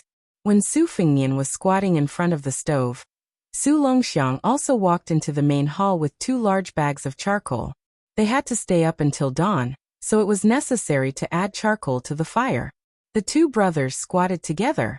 Su Fengnian said softly, "In the past, when I stayed up, I would get sleepy easily. Su Xiao has never been a man who doesn't talk about his past bravery. He likes to talk about it. Every time, I couldn't stay up until midnight. You would leave with me, so Su Xiao always stayed here alone. Now that I think about it, Su Xiao is all alone. It is quite pitiful. Huang Manor, don't you think so?" Su Longxiang nodded. Su Fengnian asked again, "What do you think Su Xiao is thinking when he sits here every year at this time?" Su Longxiang shook his head. Su Fengnian hesitated and said to himself, "When Chao Chongqing was in Tian City, he told me that I could go to West Chu after the New Year to pick up someone. But I don't know how to say it. Second sister may not agree, and whether your 2 sisters-in-law agree or not, they will have a knot in their heart. Not to mention Yan Wenwan, great ancestor Gu, and the other generals. Yes, how can the military and national affairs be trifled with? Bailiang has lost so many people in battle outside the pass. After all, they died for Bailiang. But if I say that accompanying Su Fengnian to Guangling Taoism and risking universal condemnation, what is going on? Even if I am stubborn and use my identity as the king of Bailiang to pressure them, I fear that before the next battle of Liangmang is even fought, our Bailiang will already be divided." Su Longxiang sank into deep thought. He was not like when he was young. He would foolishly and happily stand by his older brother's side no matter what happened. In the early years, for his older brother, Huang Manor even dared to oppose Su Xiao. Just like the song and dance on the peak of Qingliang Mountain after the death of the old emperor, Su Xiao was infuriated for the first time. Huang Manor stood between his father and his older brother, not retreating a single step. Su Fengnian put down the fire tongs and crouched in front of the stove, staring at the fire in a daze. Even Su Fengnian did not know that tonight in the night, group after group of people would enter through the gates of the provincial capital. Yuzhou had Bailiang Infantry Commander Yan Wenwan, Deputy Commander Chen Yunshui, Provincial Governor Hu Kuei, General Huang Fuxi, General Yu Wandao, and others. Lingzhou had Administrator Li Gongda Li Hanlin, the new provincial governor Lingzhou General Han Laozhan, Deputy Commander Wang Ji, Huang Xiaokuai, and others. In Liuzhou, apart from Chen Xiliang and Yang Guangdou, there was also Longxiang Army Deputy Commander Li Mofan and Liuzhou General Ko Jianghuai. In the outer pass of Liangzhou, with Bailiang Governor General Chu Lushan and Cavalry Commander Yuan Zuozong at the head, there were even more people. For some reason, Bailiang's civil officials and generals all rushed to the gates of the prince's mansion on this New Year's Eve. Su Yambing stood at the entrance of the hall, his face abnormally heavy. Su Fingyan slowly stood up and smiled bitterly. The line up at the foot of the mountain was undoubtedly forcing him to abdicate. Since he was kept in the dark, that meant that even his second sister and Chu Lushan would not agree. Su Fingyan stood near the chair and turned to look at the entrance. Chu Lushan was the first to appear at the entrance, but he was not in a hurry to step over the threshold. Su Fingyan gathered his thoughts and said with a hoarse voice, "Come in." Chu Lushan Li Gongda, Yen Wenwan, Yuan Zuozong, Chen Yunchui, great ancestor Gu Li Mofan, Yu Luandao Ko Jianghuai, Chao Xiao Jiao Song Dongming by Yu Huangshang Su Beiji Chen Shiliang. Because there were too many people entering the hall, they had no choice but to add more than 10 chairs. Su Fingyan waited until there were chairs behind everyone before sitting on the chair that Su Xiao used in the past. Su Fingyan stretched out his hand and gestured. Everyone sat down. Su Longxiang also picked a chair and sat on the side. That majestic momentum was not inferior to Chao Chongqing, Dong Tai, and to Oba Bodhisattva. All the top martial arts masters appeared in front of the young king. Su Fingyan was not angry, but a little tired. Chu Lushan, who was sitting next to Su Longxiang, Yuan Zuozong, and Qi Dangua, lowered his head as if he did not dare to look at Su Fingyan. The reason for the situation tonight was because of him and Su Wishang. Otherwise, who would dare to act like this? Su Fingyan sat upright with his hands in his sleeves, just like Su Xiao in the past. Chapter 1683. In the Su family on Mount Qingliang, the men were staying up in the meeting hall, while the women were not sleeping either. Instead, they were gathered in Su Wishang's small courtyard. Like Wutongan, they had laid out extravagant earth dragons. However, ever since the Battle of Liangmang, both Wutongan and this place had never used earth dragons that consumed countless charcoal. Even when facing Su Wishang, Aunt Zhao Yute still wore her visor. She was bending over and fiddling with the charcoal fire. The light of the fire shone on her visor, making it sparkle. Lu Qingyan and Wang Chudong sat to the left and right of Su Wishang. Wang Chudong, who had a lively temperament, had never liked to pay attention to the posture of the armchair, so she sat on a small stool. At this time, she simply rested her head on Su Wishang's knee, her eyes drowsy. Su Wishang reached out to rub his sister-in-law's hair. His movements were gentle, and Wang Chudong became more and more sleepy. Jia Jejia and Su Ying sat at the door where the threshold had been removed. They were playing a game of 15, 50, and 20. Their hands were moving in a dazzling manner, but they were silent.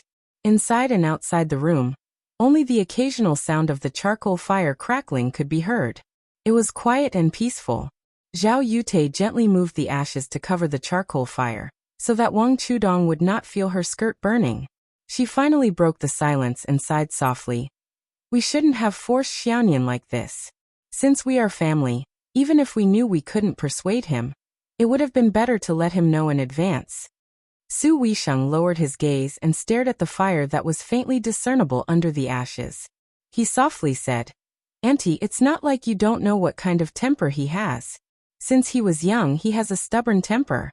Once he has set his mind on something, even if mother punished him, he wouldn't change his mind. Now that he is a martial arts great grandmaster, if he left Liangzhou alone in a fit of anger, who could stop him? Could I let Yuan Zuozong lead the great snow dragon cavalry to stop him?" Whether it was Su Yambing or Huyen Daguan, there were only a handful of great grandmasters in Beiliang who could stop them. They were also sentimental people and would not stop them. It could be said that they had the attitude of wanting to see the world in chaos. Don't look at how we defeated Beimang. In the end, father only left us a small fortune. How can we afford to let him squander it as he wishes? Su Wishang's expression was dark and gloomy. He said as calmly as he could, "Why did I announce that all the influential people in Beiliang would come to our house on New Year's Eve? Naturally, some people are selfish. They are afraid that Beiliang will be trapped in the whirlpool of West Chu and lose their troops and horses. Once they are affected, Beiliang may be lost. In that case, they will be beaten back to their original state, and the official titles in their hands will be wasted. In the future, even if the Liang Imperial Court is willing to accept them, how many decades will they have to climb back up in the officialdom? But I also believe that more people are doing this for the sake of Beiliang and the Beiliang Frontier Army. They are not afraid to offend their superiors." Apart from Su Wishang's voice, There was dead silence in the room. Su Weisheng unconsciously emphasized.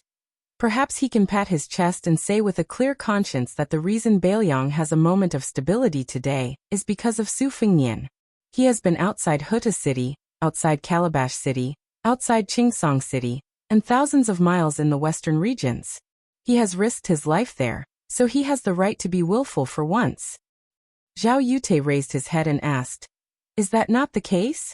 Su Weisheng's expression was miserable. He shook his head and said, "No."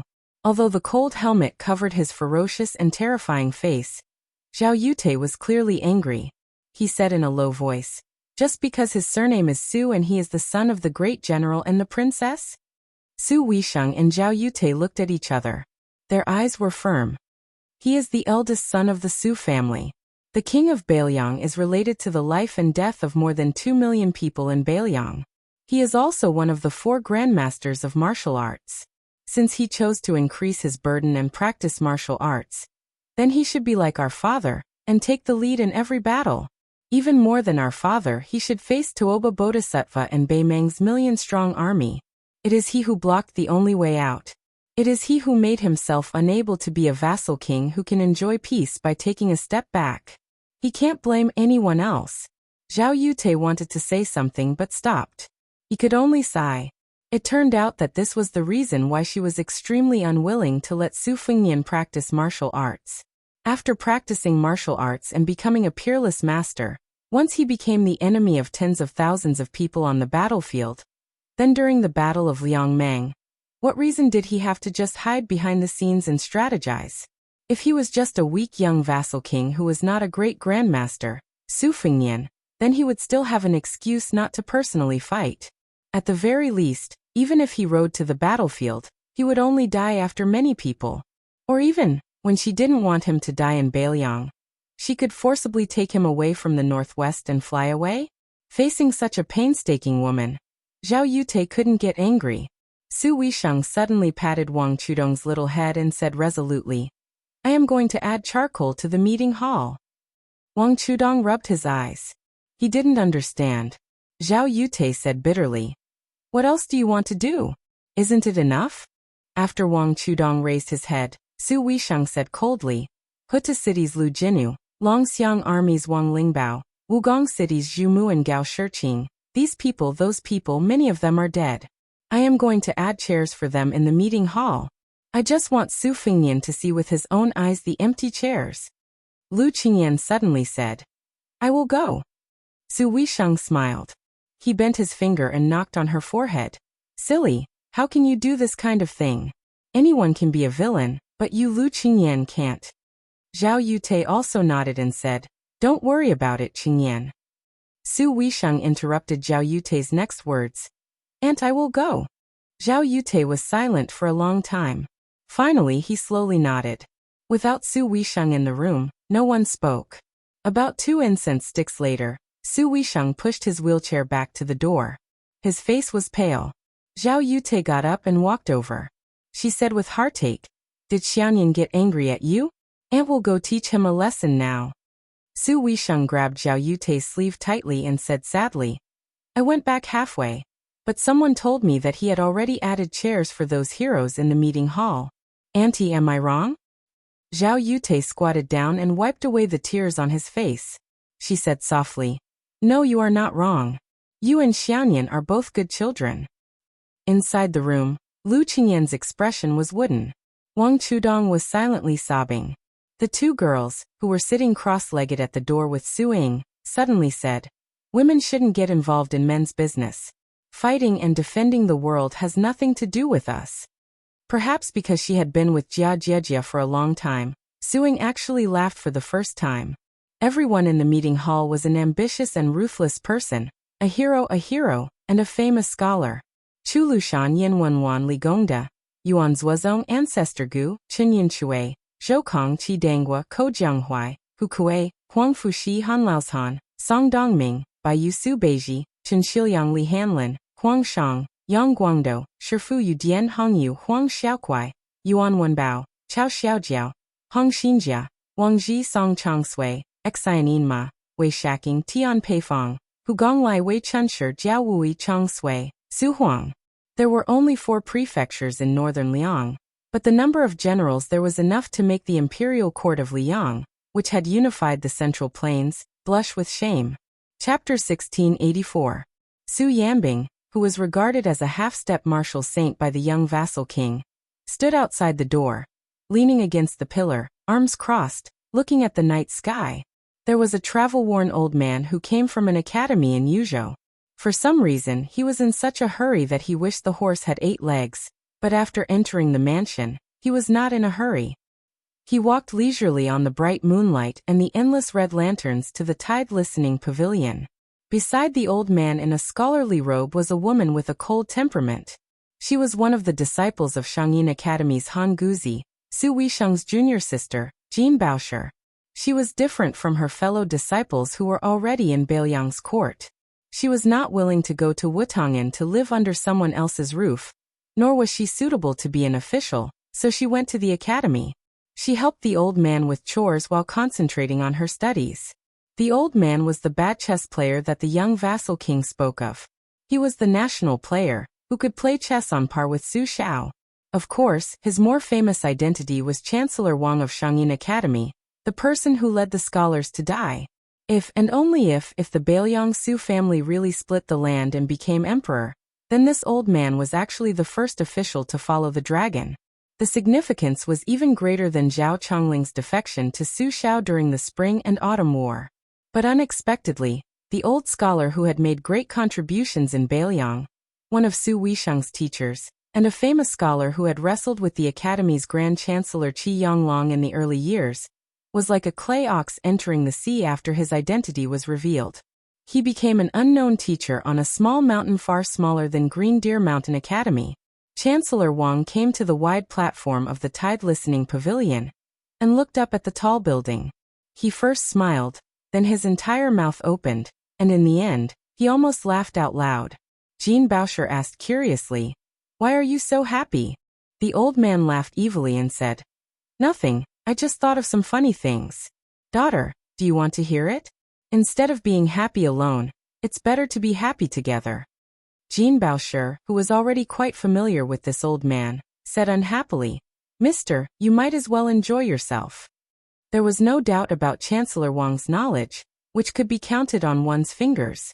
His teacher Han Guzi, head of the Secretariat Qi Yonglong, and Imperial College's Yao Baifeng. Perhaps only these 3 people could sit down and discuss Tao with the old man in front of him. However, this old man, who had lived in seclusion in the Shangyin Academy in his early years, had completely revealed his old fox tale after coming to Beiliang. When Jean Baosher was helping in the academy, he was often teased by this old man, and always liked to say extremely obscure dirty words.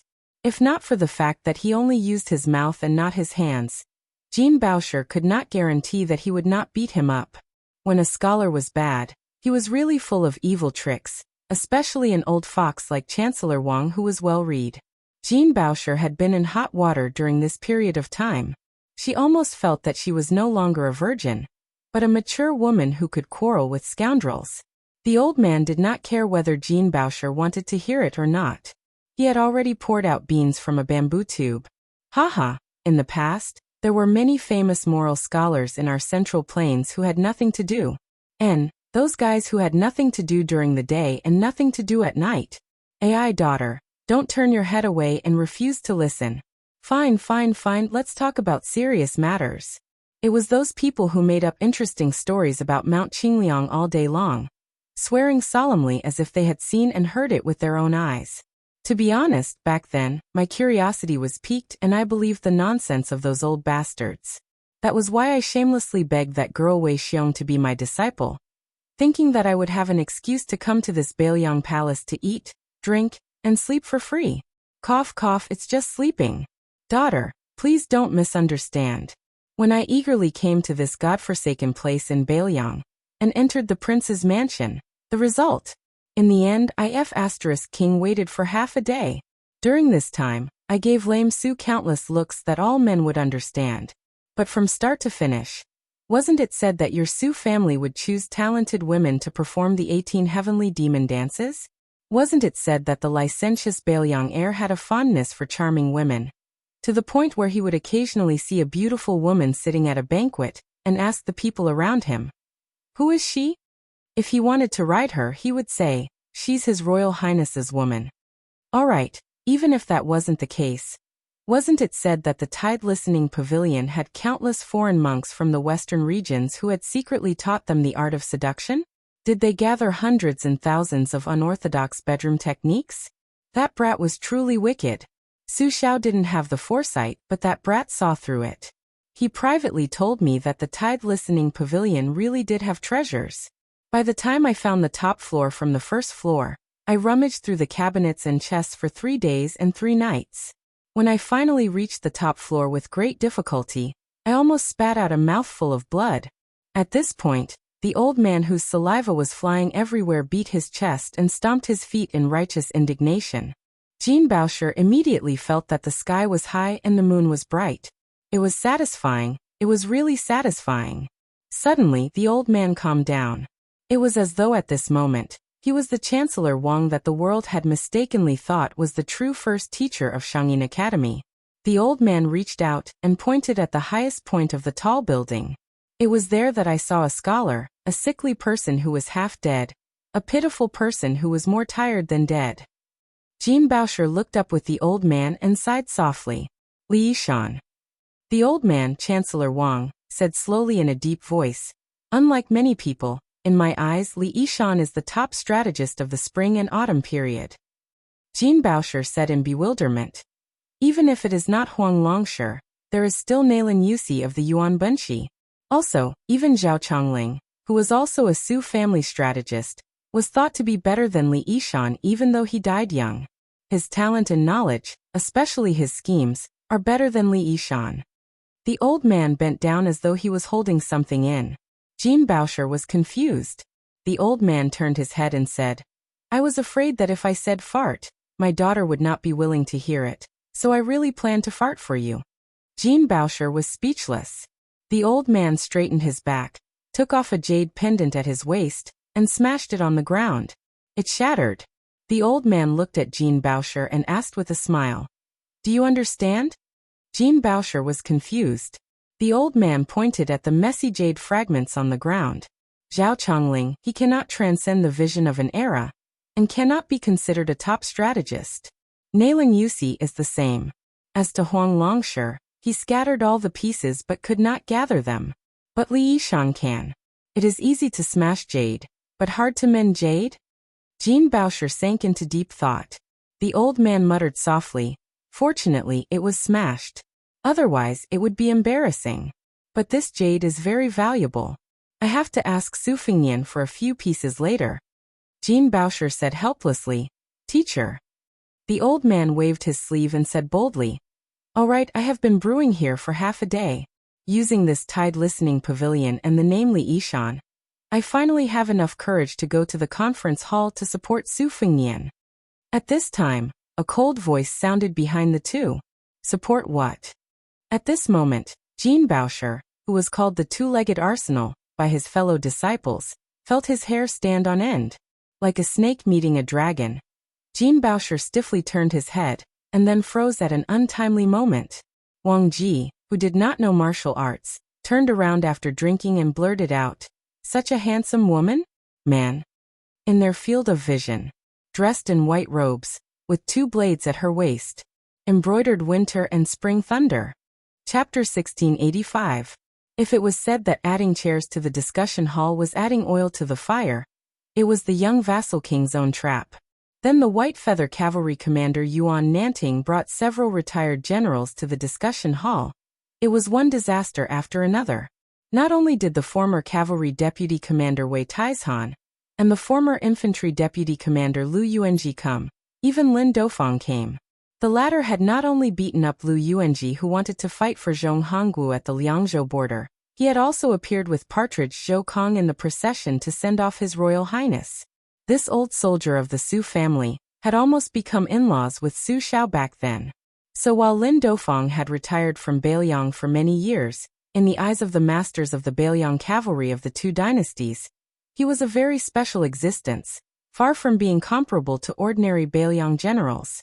The discussion hall was already crowded, and after adding chairs for Lu Jinu, Wang Lingbao and the other heroes, when Lin Dofang and the others sat down, the discussion hall that had been empty for many years was overcrowded tonight. At this time, there were nearly 60 chairs in the discussion hall. The main generals of Bailiang's cavalry and infantry, the generals of the 3 provinces, the local officers with real power, the Qingliang Mountain civil officials and strategists were all gathered together. A storm was coming. After Lin Dofang sat down, he looked around. There were some young faces, but more were old faces that he had known for half his life. The old man had a complicated expression. Looking at the situation, the 2 sides had not broken through the window paper, so he did not come too late. Although they were 2 sides, in the end, it was just Su Fengnian and all of Bailiang.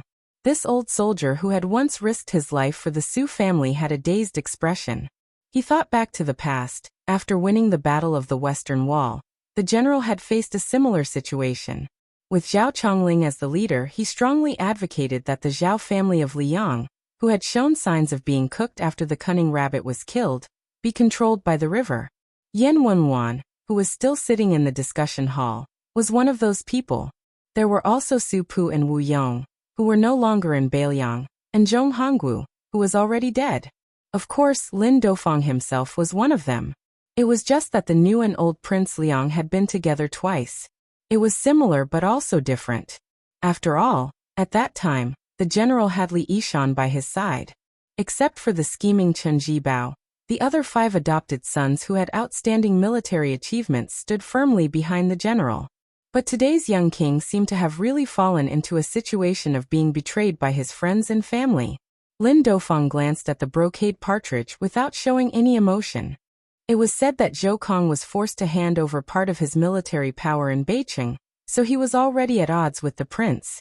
Lin Dofang's gaze moved to the Bailiang governor Chu Lushan and the cavalry commander Yuan Zuozong. Chu Lushan was looking down at his feet like he was counting ants. Yuan Baixiong was resting with his eyes closed. Beside the 2, Qi Danghua, who was also the general's adopted son, straightened his back and clenched his fists. He looked like he wanted to say something but stopped. This made this burly general look somewhat comical. Lin Dofang glanced at Tian Peifong, who was about to step down as the provincial governor of Liangzhou. This nominal 3rd civil official of Bailiang was probably like a lamb standing between wolves, tigers, and leopards.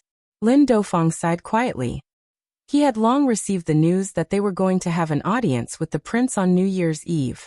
Chen Yunshui, who still held great power in the border army, told him about it. He didn't say anything in detail. He only said that all the high-ranking people in Bailiang would go to the prince's mansion. He only asked Lin Dofang if he wanted to join in the fun. Lin Dofang knew that it wouldn't be something pleasant. He didn't want to get involved in this mess, but he couldn't hold it in. He was afraid that the prince's hard-earned family property would fall apart overnight. In the end, Lin Dofang called his life-saving brother, Lu Sainer, and the old and wise Wei Taizhan. He hoped that no matter what happened, the 3 old men would be willing to sacrifice their lives to be the peacemakers, so that things wouldn't get out of hand.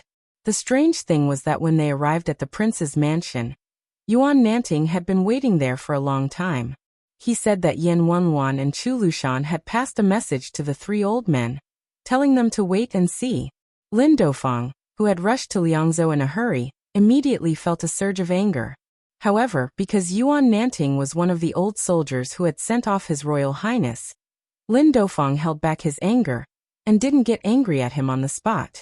In the hall, there was no noisy chatter of the emperor and his subjects are suitable for each other, and the group of civil and military officials did not exchange pleasantries either. Lin Dofang, Wei Taizhan, and Lu Yuanji all felt a kind of suffocating pressure. At this time and place, silence was better than words. It wasn't hard to imagine how much pressure the young king was under. Lu Yuanji had a rough temper and was used to being careless. He turned to He Zhong, who was sitting next to him, and suddenly asked in a low voice, "Old He, what do you want to do? Tell me, Lu Sainer, so that I don't feel uncomfortable. It's too uncomfortable to have a knife on my neck." The old general, who had been ill in recent years, hesitated for a moment. He lowered his voice and said calmly, We don't know when the Beimeng barbarians will send their army to the border. At this time, the prince wants to lead an elite cavalry to the south to the central plains. Lu Yuanji immediately glared at him and said, "What? Are we finally going to kill those ungrateful Liang? Good thing, count me in.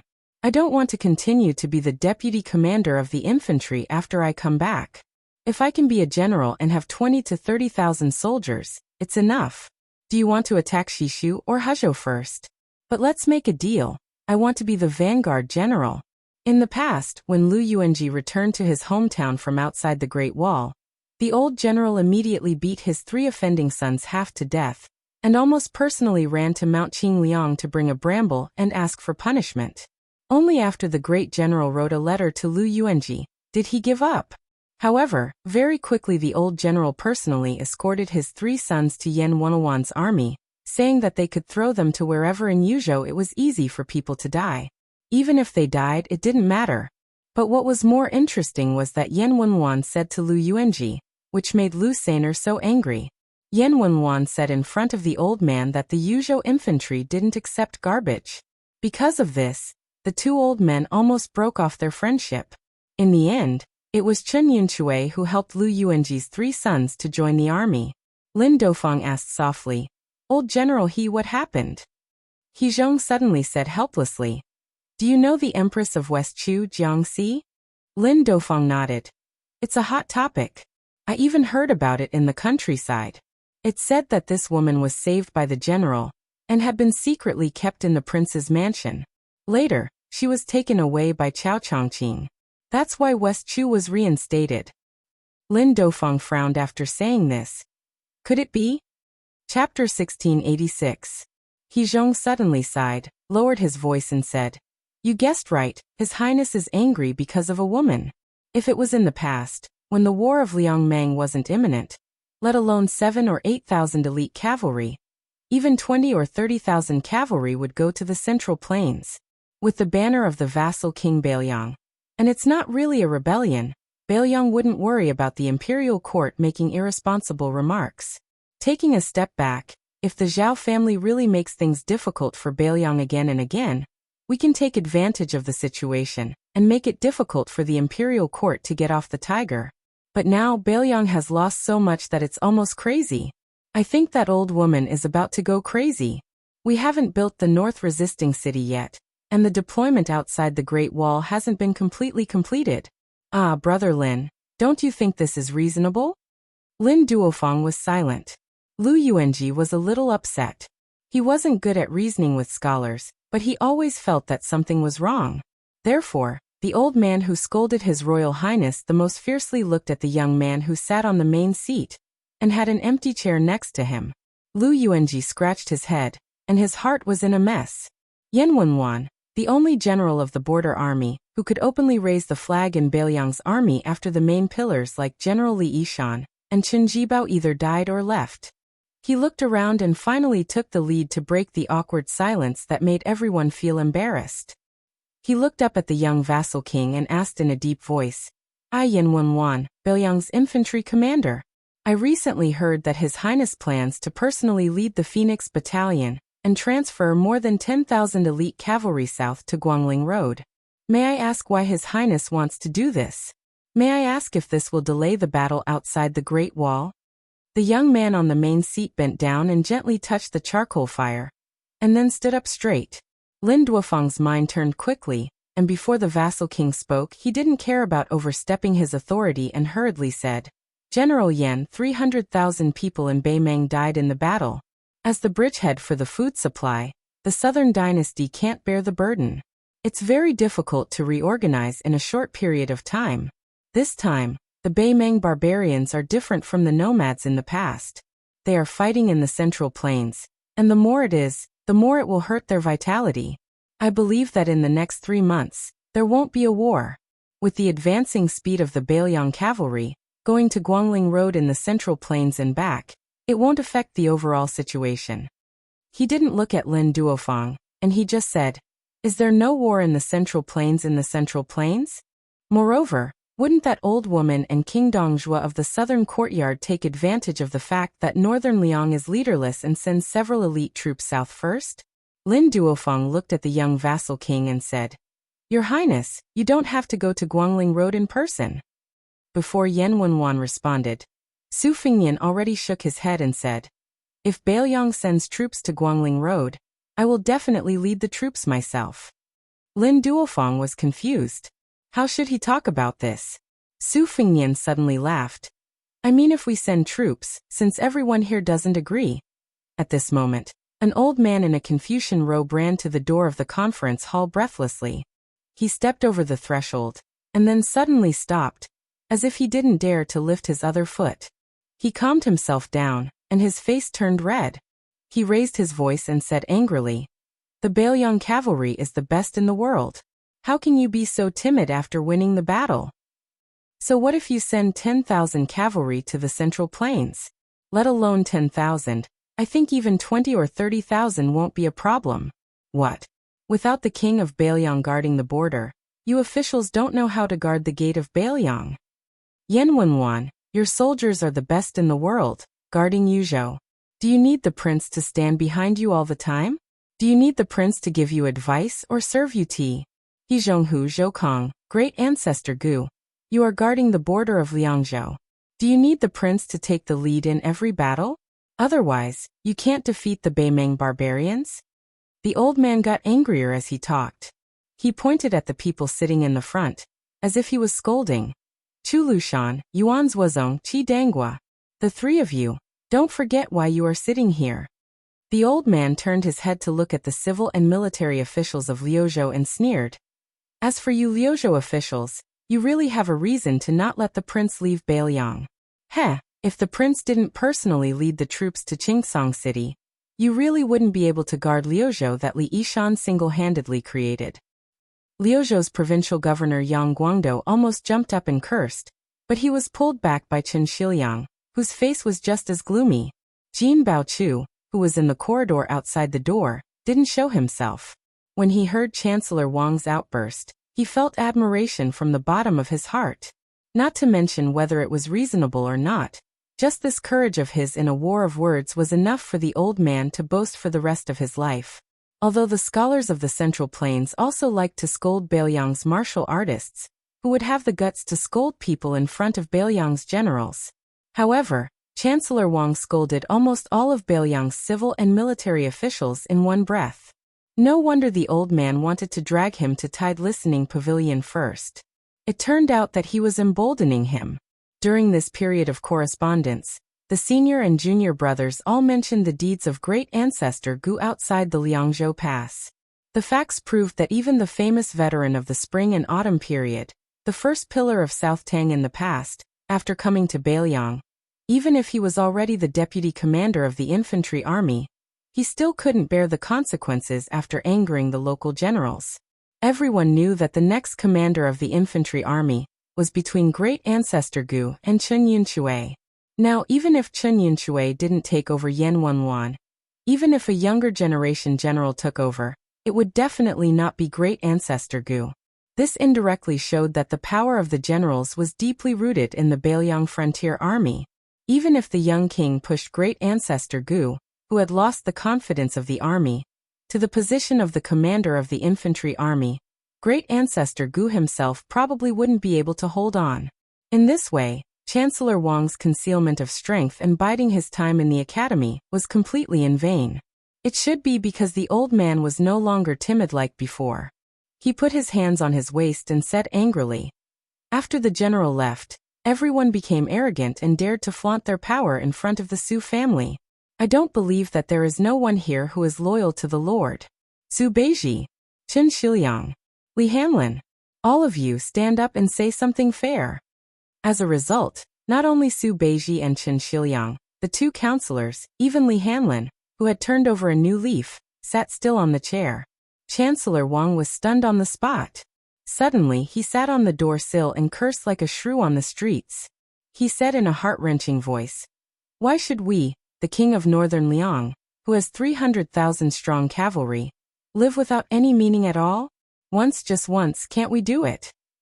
Yen Wenwan, you bunch of old bastards. You are so old. What right do you have to bully a young man who is not even 30 years old? The whole hall was silent. Chancellor Wang's eyes were completely bloodshot. He was so angry that he began to laugh. He raised a palm high up and said with a loud laugh, "Ever since Yong Huichu's Liang Great Army returned without accomplishing anything, the Great Snow Dragon Cavalry has entered northern Mang's hinterland for the first time in more than 10 years. Do you know why?" Chancellor Wang slowly stood up. The old man seemed to have pressed his palm on the wall. He said loudly, "At that time, Su Xiao stood by the wall and slapped the map of Beimang. He said something to me. Su Xiao said his son was there." The old man glared at everyone in the conference hall. "Su Xiao also asked me if this reason was enough?" The old man suddenly raised his other hand and pressed it again. "Then the current head of the Su family told you that there was someone in Guangling Road. Su Fingnian also had to save him. Is this reason enough?" After looking at each other in dismay for a short while, Yen Wenwan still said with a straight face, "Not enough." He was stubborn. Chancellor Wang got up and said with threatening gestures, "I will beat you to death, you old tortoise." Suddenly, the old man seemed to have been stuck with an immobilizing talisman. He leaned back and caught a glimpse of a person from the corner of his eyes. Chapter 1687. Su Yambing, who was leaning against the pillar outside the door, let out a heavy sigh. The martial artist who had been suppressing his anger was ready to make a move. Su Yambing was not Chancellor Wang. He was a martial artist, and would always use his fists to solve things instead of using his mouth. His fellow disciple Han Laozhan, the current general of Lingzhou, was the first person he wanted to beat up tonight. However, Su Yambing was stunned for a moment, because a white robe was slowly walking over from not far away. In Su Yambing's eyes, this young man with a dark background was probably the only person in the world who was more handsome than Chen Yu and at the same time, more handsome than Su Fingnian. In his early years he met His Royal Highness in Jianghu and once flipped through books in Tide Listening Pavilion. Later on he also lent His Royal Highness a knife to roam Jianghu. White Fox's face. He brushed past Jinbao Room and walked behind Chancellor Wang. He stood at the door and said with a cold expression, "Su Fingnian, are you a man or not? If you are, then go to Guangling Road. I will accompany you." Su Fingnian did not stand up and asked softly, "I will not bring a single soldier and will come back quickly. How about that?" Beiliang's governor Chu Lushan, who had been pretending to be deaf and mute, stood up with difficulty. For the first time he used an unquestionable tone to shake his head at His Royal Highness and said, "I, Chu Lushan, will be the first to disagree." Yen Wenwan also stood up.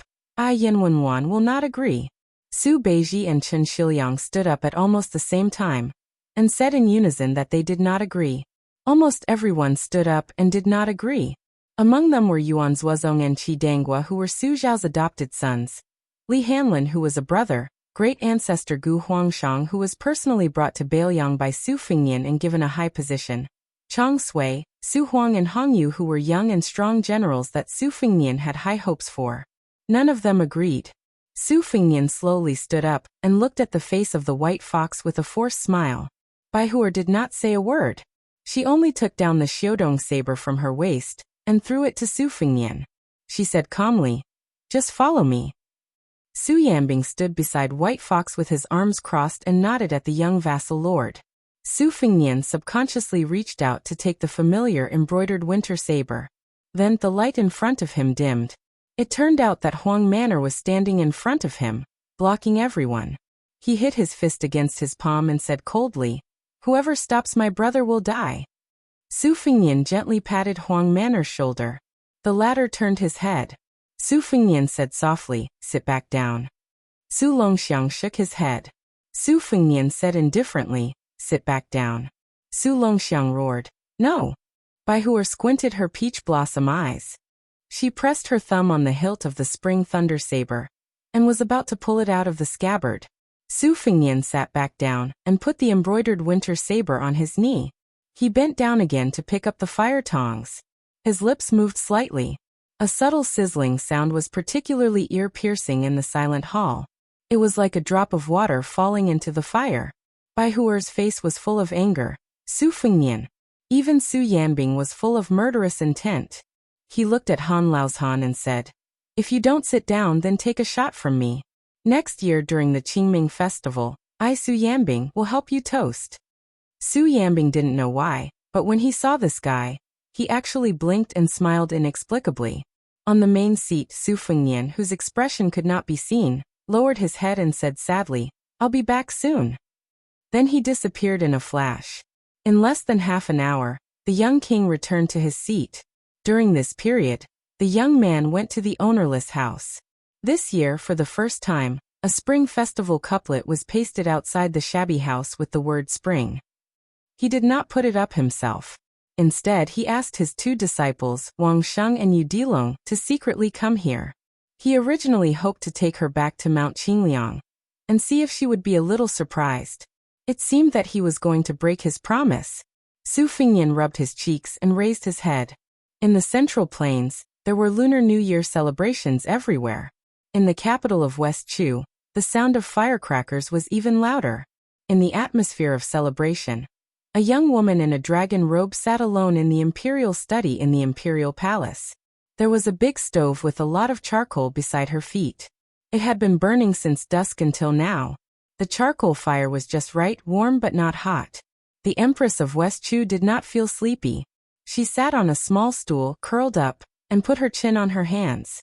There was a small gourd tied to her wrist. There was a trembling sound from it, light and sweet. People lived in a lifetime. Plants and trees in autumn.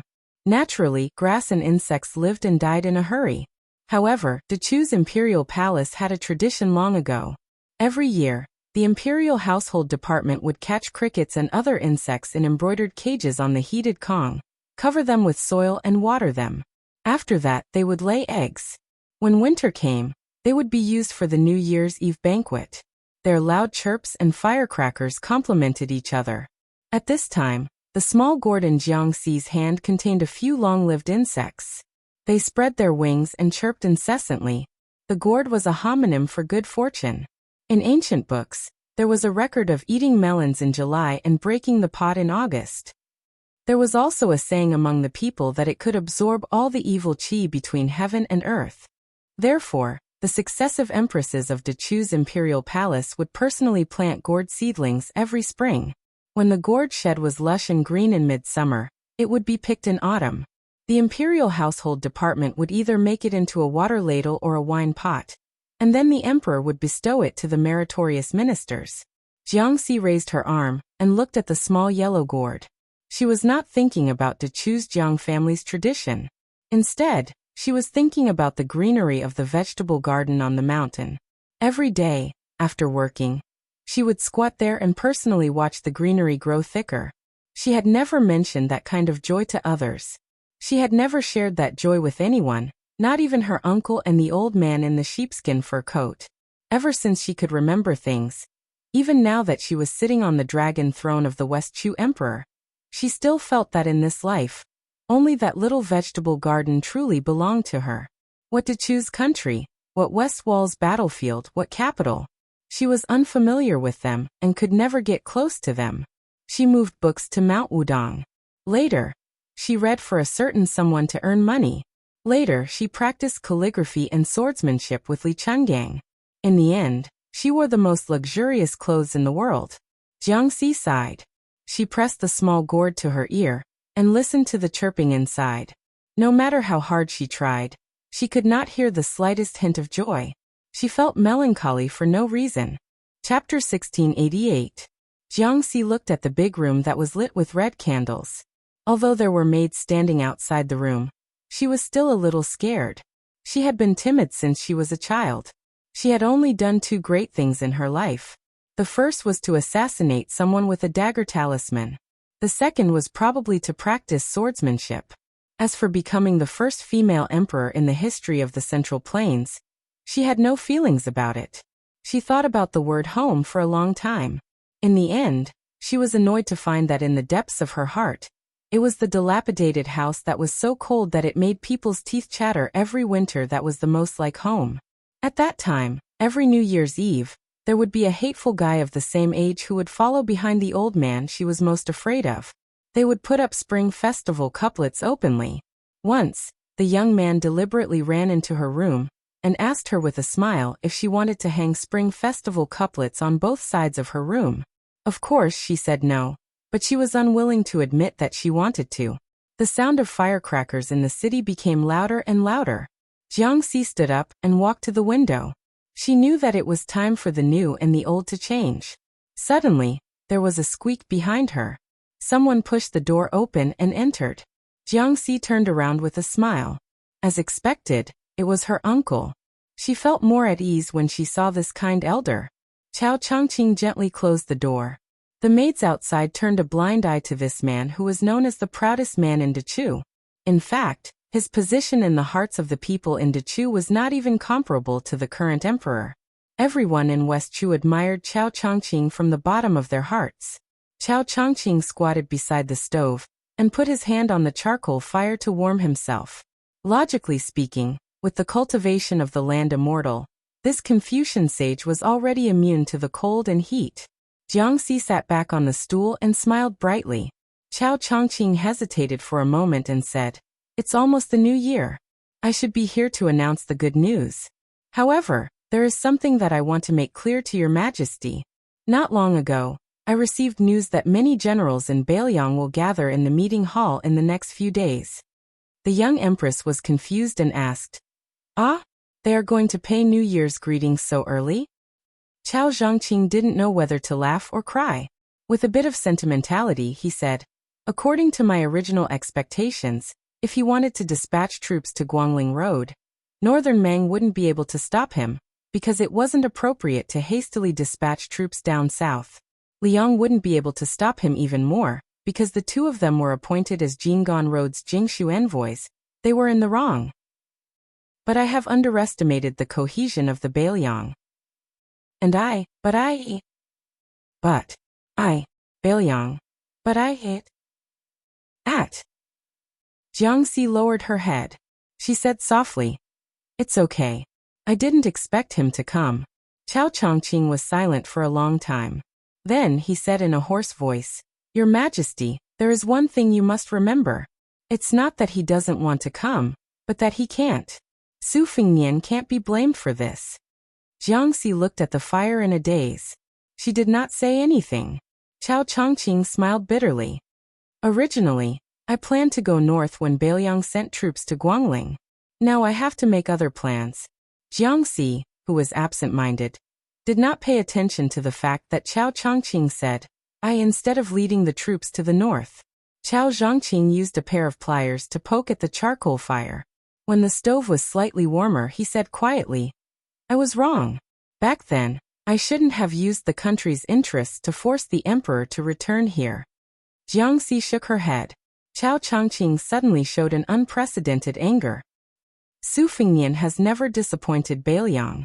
Why do you Bailiang have to do this? What's the difference between you and me, Chao Changqing?" Jiangxi raised her head. She looked relieved. She smiled and took off the small gourd. She handed it to Chao Changqing. "Listen, Uncle Chao Changqing." The white-haired Confucian scholar did not take the small gourd. Instead, he clenched his fists and closed his eyes in pain. Outside the window, the new year had just arrived. It was snowing heavily in the north and south of the Yangtze River.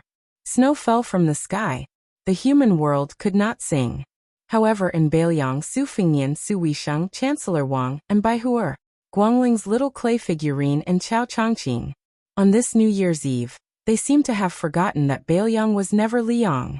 Therefore, the next scene was unforgettable for Jinbeilu. Chancellor Wang was even more dumbstruck. Chu Lushan took a step forward and turned around to face the main seat. He bowed his head and said loudly, "Whether the king of Bailiang leads the cavalry south or rushes to Guangling alone, I, Chu Lushan, will not agree." Yuan Zuozong also took a step forward. His action was exactly the same as Chu Lushan's. "If the king does not have me, Yuan Zuozong, by his side, of course, I will not agree." Yen Wenwan snorted coldly and took a large step forward. "Still like this," he sneered. "Without the great snow dragon cavalry entering the central plains, how can we display the might of my northern Liang army?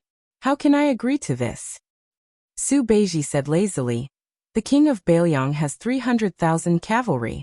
How can he lead the bullshit elites from all over the country to the Central Plains? Baelyang can't afford to lose face like this. How can Su Beiji agree? Song Dongming immediately stepped out and cupped his fists.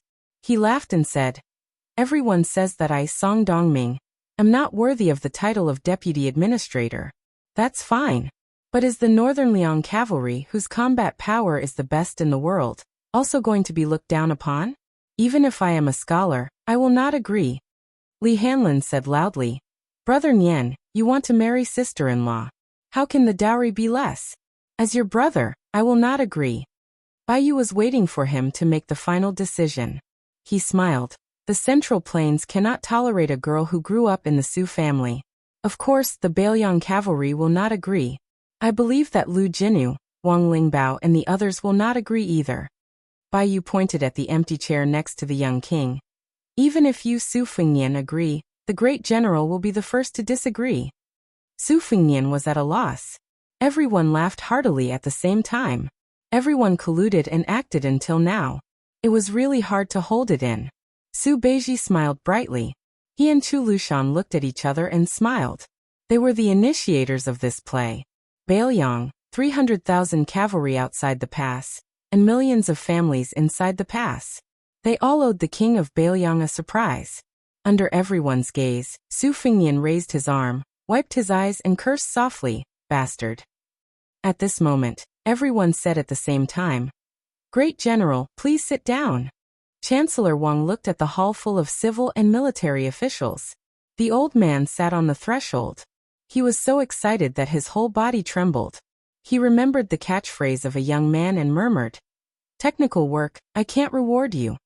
At that moment, whether it was fighting with Tuoba Bodhisattva for thousands of miles, or dismounting from his horse to fight against two people, or killing people in the Imperial Astronomer, Su Fengnian had never been so heroic in his life. The young king waved his sleeve, and took the lead to sit on the chair and said loudly, "Sit." Chapter 1689. Because Hezhou was adjacent to the Baelyang circuit, after that person slaughtered the king of Baelyang, he was like a little wife who had been bullied for more than 20 years. Now that his little wife had a new husband, he finally felt that he could speak a little louder. Therefore, the military governor of Huaiyan Hui, Kainan, personally led his army and set up a formation on the border of Yuzhou and Hezhou. He had made up his mind to stop the armored cavalry that had left the territory of the king of vassal states without permission.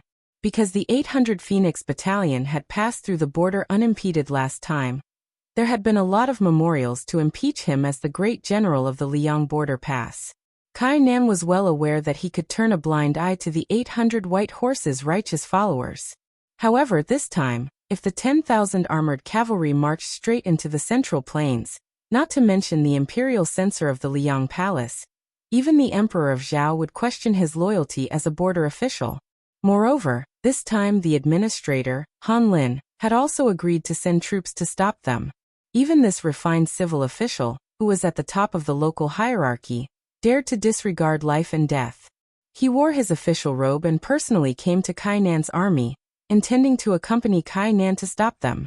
Obviously, this newly appointed administrator, who was based in the capital, did not hesitate to put himself in danger in order to show that he would not shy away from Baelyang's edge. On the border, Great General Kainan, wearing heavy armor and holding a spear, was looking into the distance. The administrator, Han Lin, who was standing beside Kainan, had a complicated expression.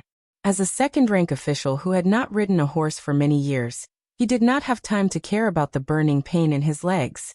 His face was full of anxiety. When they heard that Baelyang had mobilized the cavalry outside the pass, Han Lin and Kainan were both furious and shocked. However, there were some subtle differences.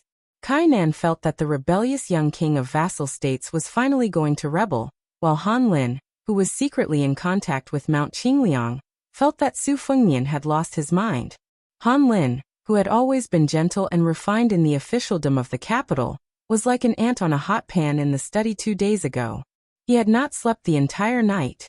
In addition to submitting a secret memorial to the court that could reach the emperor's desk, the administrator, who was famous for his simple and elegant poetry, had also written a slightly long-winded letter home. At that time, Han Lin understood that the so-called letter home was actually no different from a suicide note. No matter whether Su Fengnian was crazy or not, as long as he blocked the way, the previous pitiful relationship could not stand up to scrutiny. It could not stand up to scrutiny even with a knife. But how could he, Han Lin, not come here? His entire family was in Great Peace City. They were all at the feet of the emperor, and under the eaves of the Zhao family. The honor and disgrace of his family were tied to his body. Han Lin could not be here.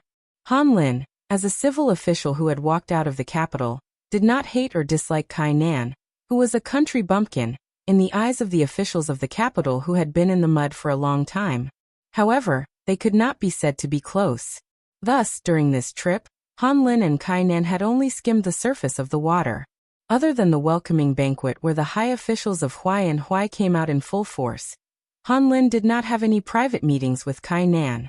This was not only because he was afraid that the court would suspect that a civil and military leader was colluding with each other. In Han Lin's heart, compared to the rough and unrefined Kai Nan, the young king of vassal states, who had been wild and unruly in his youth, was much more romantic. However, today, walking side by side with Kai Nan, there was a feeling of sharing life and death in the face of a great disaster. Han Lin realized that Kai Nan was not as bad as the officials of the capital said. It seemed that in just 20 short years, Liang had gone from honoring martial arts and belittling literature to honoring literature and suppressing martial arts. Kai Nan turned his head and asked with a smile, "Sir Han, did the king of Han not say anything?" Han Lin smiled bitterly. On the second day of the first month, I paid a special visit to the king of Han's residence. I saw with my own eyes that the king of Han was bedridden and had no color in his face. He struggled to get up several times but fell back into bed. Kai Nan, who usually did not reveal his emotions, clicked his tongue and laughed. To have such a loyal king of the border who serves the country is truly a blessing for the Huai and Huai, and also a blessing for the court. Han Lin consoled, "General Kai, things have already come to this. There is no point in saying more." Kai Nan laughed. "A person is about to die. Can't he grumble a little?" Han Lin looked at the vast expanse of white and sighed. "If I had known this would happen, I would have drunk a few cups with General Kai. Good friends meet on a snowy night. Presumably, even inferior wine can taste good wine."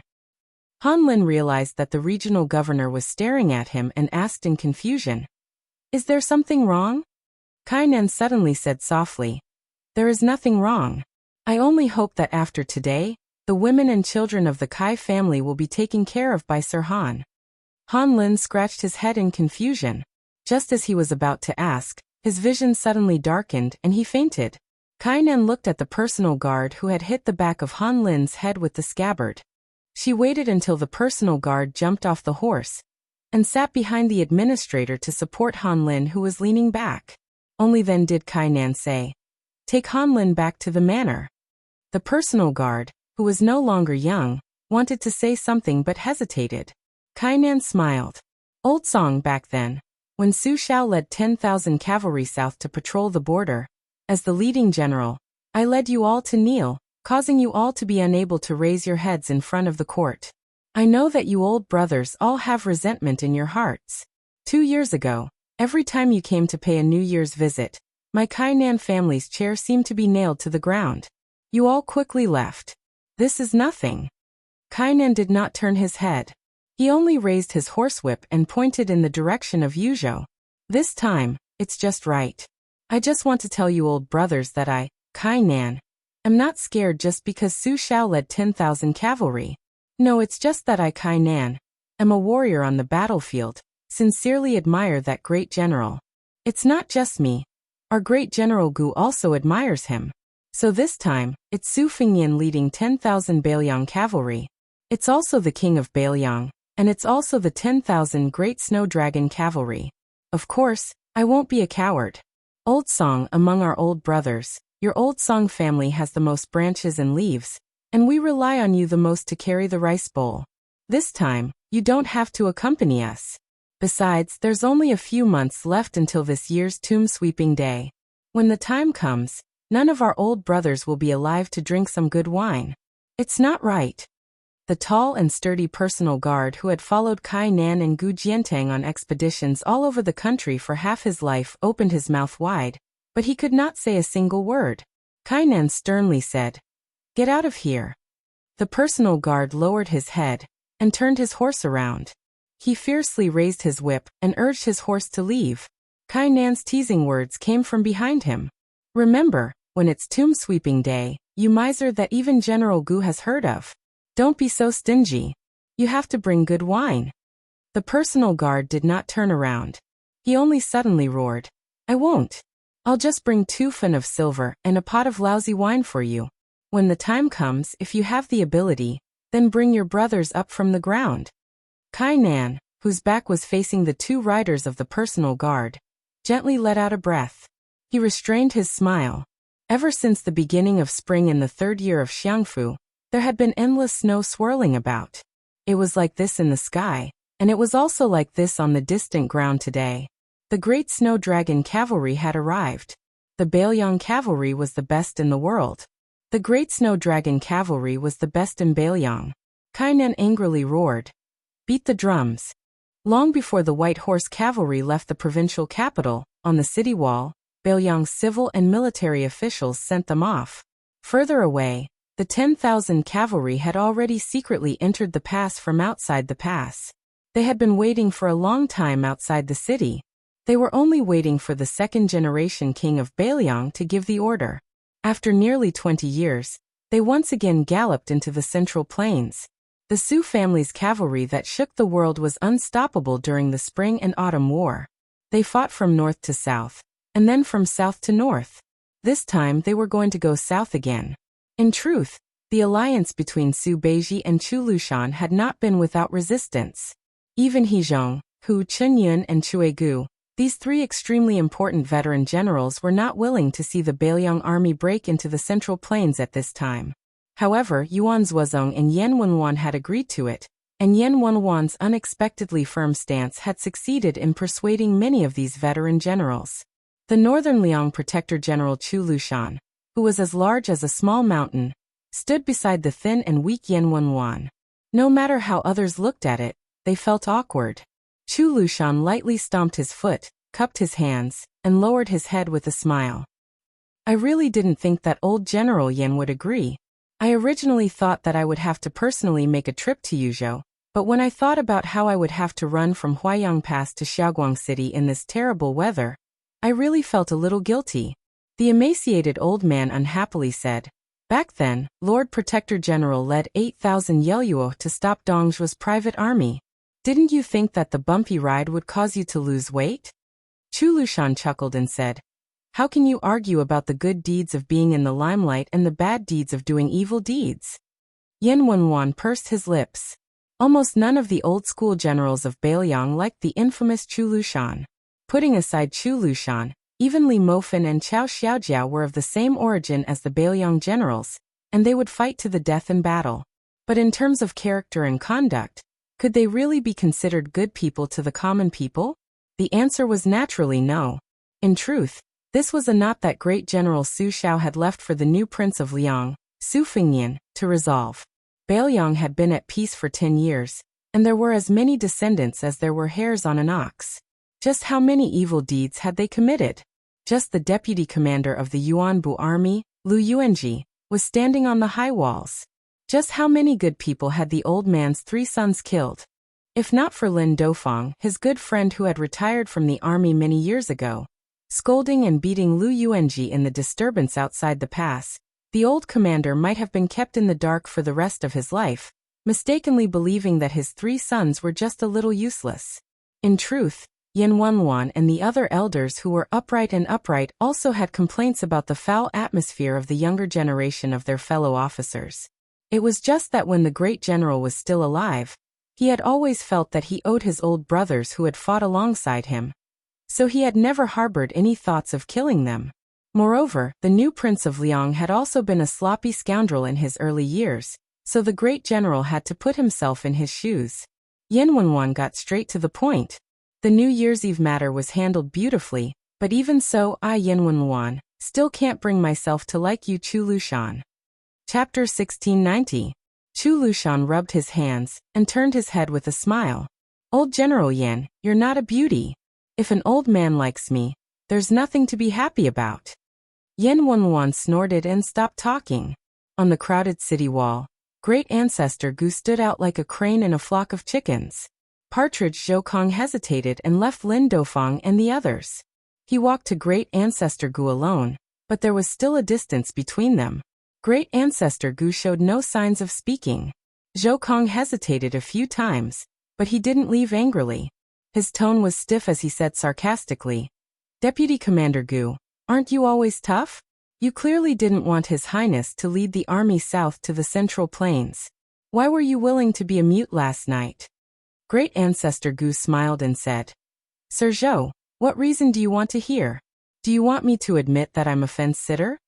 Zhou Kong was also straightforward. He nodded and said, If you say so, I'll go down the city wall and find some wine to drink.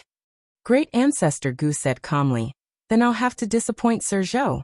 I didn't stop His Highness because I didn't say anything righteous, but I didn't have any dirty thoughts. I don't need to prove anything in Bailiang.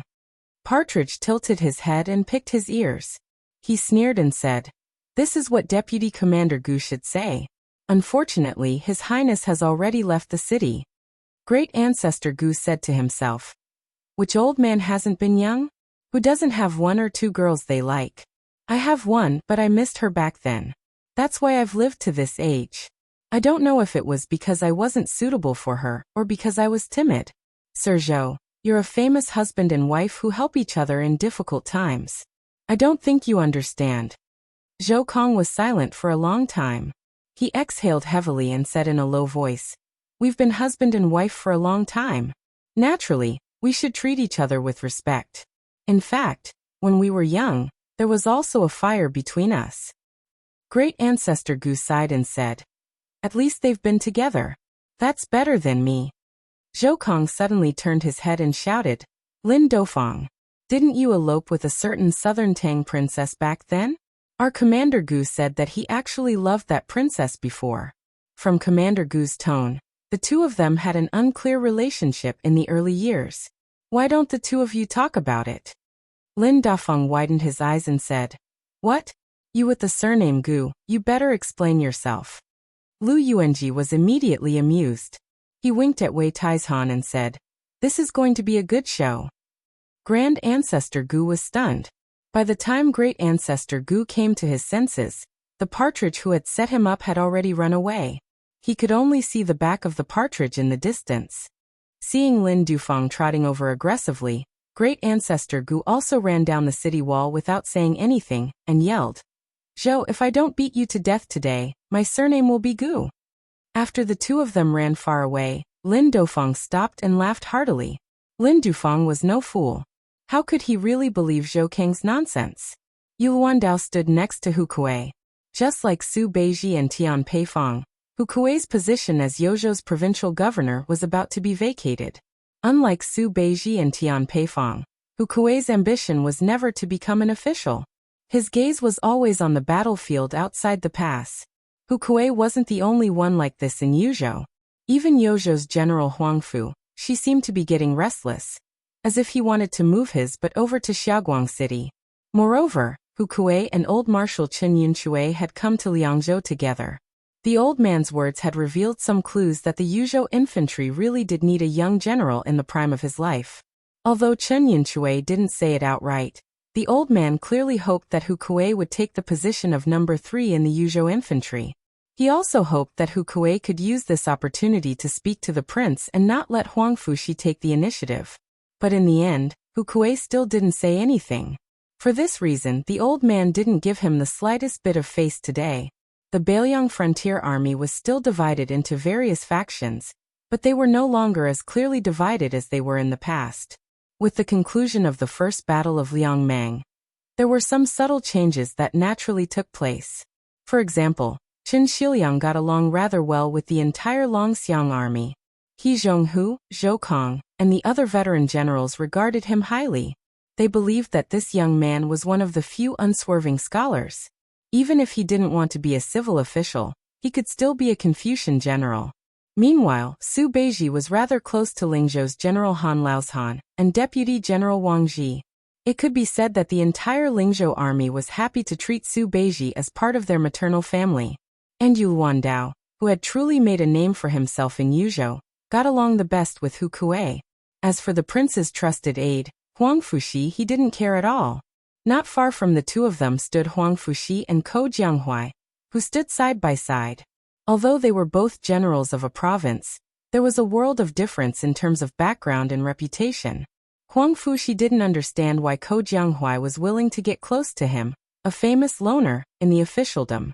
Ko Jianghuai lay on the arrow pile with a smile and said, "General Huangfu, there are countless capable people in the Beiliang Frontier Army, but I feel that the two of us are the most similar. Not only do we dare to gamble, but we don't gamble on a small scale. If we want to gamble, we gamble on a big scale." Huang Fuxi shook his head. "I came from a Jianghu boorish background. Even if I went bankrupt, how much money would I have? I can't compare to General Ko, who originally had hopes of being made a marquis in West Chu." Ko Jianghuai also shook his head. "I went bankrupt and took out 1,000 taels of gold. I'm willing to put 1,000 taels of gold on the gambling table. You're going to starve to death tomorrow. You only have 10 taels of gold in your pocket, but you also put 10 taels of gold on the gambling table. The level of gambling addiction is actually the same." Huang Fuxi said something baffling. "Perhaps there is no difference in the level of gambling addiction. I just don't know what Ko Jianghuai's gambling character is like." Chapter 1691. Ko Jianghuai turned his head to look at the Yuzhou general who had both praise and blame in Beiliang. He asked with a smile, "What, is the general worried for the prince that if I become a slave to 2 families today, I might go to Beimang tomorrow and become a slave to 3 families?" Huang Fuxi's expression was normal. "General Ko, I did not say that, nor do I dare say it." Ko Jianghuai dismissed it with a smile and asked, "After hearing General Huangfu's story, I am very curious as to why you are so loyal to Su Fengnian. Can you tell me?" Huang Fuxi smiled insincerely. "General Ko, my words are not pleasant to the ears. Please don't take offense. The two of us are not that close. However, if there is a chance one day when we go into battle together to kill the enemy, it is not too late to say a few heartfelt words." Ko Jianghuai smiled.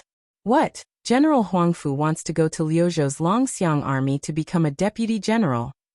Without waiting for Huang Fuxi to reply, Ko Jianghuai had already asked and answered his own question.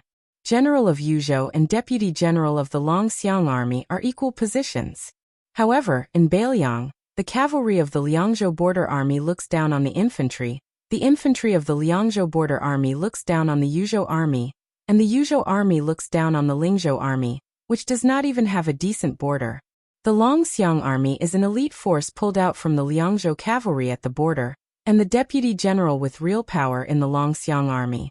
Of course, the Yuzhou general cannot be compared to the Yuzhou general who has his hands and feet tied. Then I will congratulate General Huangfu on your promotion. It seems that I will not have to wait too long to hear General Huangfu's heartfelt words." Huang Fuxi secretly glanced at Hu Kuei, the corners of his mouth rising. "General Ko is indeed sharper than others." Ko Jianghuai said with a smile, "I like hearing these words. It has been a long time since I have heard someone praise me to my face." Huang Fuxi nodded. "Let me say this first. When I go to Liuzhou to take up my duties, perhaps it will be difficult for General Ko not to hear it." Ko Jianghuai laughed and said, "Bring it on." Suddenly, Ko Jianghuai, who was chatting happily with Ko Jianghuai, heard someone call out to him. It was Yu Luandao, whom he regarded as his mortal enemy. Compared to the lukewarm attitude Ko Jianghuai had toward Xie Shibian back in Guangling Road, Yu Luandao, who was also a descendant of a powerful family, and had made a name for himself at a young age, disliked Yu Luandao very much. Presumably, Yu Luandao had the same attitude toward him. 2 tigers could not live on the same mountain, which should be referring to Ko Jianghuai and Yu Luandao. However, the two of them would only fight in secret and never openly. Hearing Yu Luandao's shout, Ko Jianghuai smiled and turned his head to ask, "General Yu, what can I do for you?" The one who spoke was not Yu Luandao, but Hu Kuei.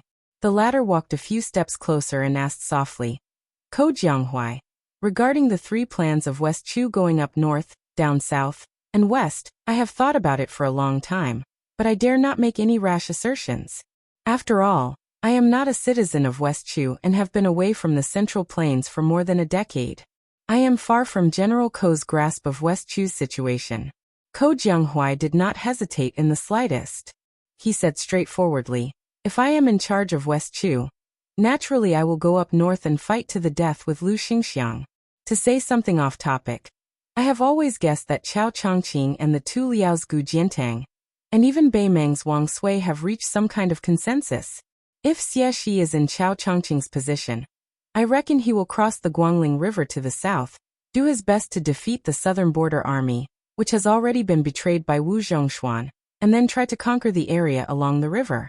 If he cannot even defend the Guangling River, then he will retreat again and again, retreating into the miasma-filled Shirwan mountain range. When Bei Meng and Li Yang are beaten half to death, then he will find an opportunity to run out. Today he will pick up sesame seeds, tomorrow he will nibble on watermelon rind, and this kind of pitiful accumulation of little drops into an ocean. But in the end, whether he can succeed or not, he can no longer rely on himself, he can only rely on his own life. As for what Chao Chongqing himself thinks, I can't figure it out, and I don't feel like thinking about it. In any case, I have always felt that this great officer has already gone crazy.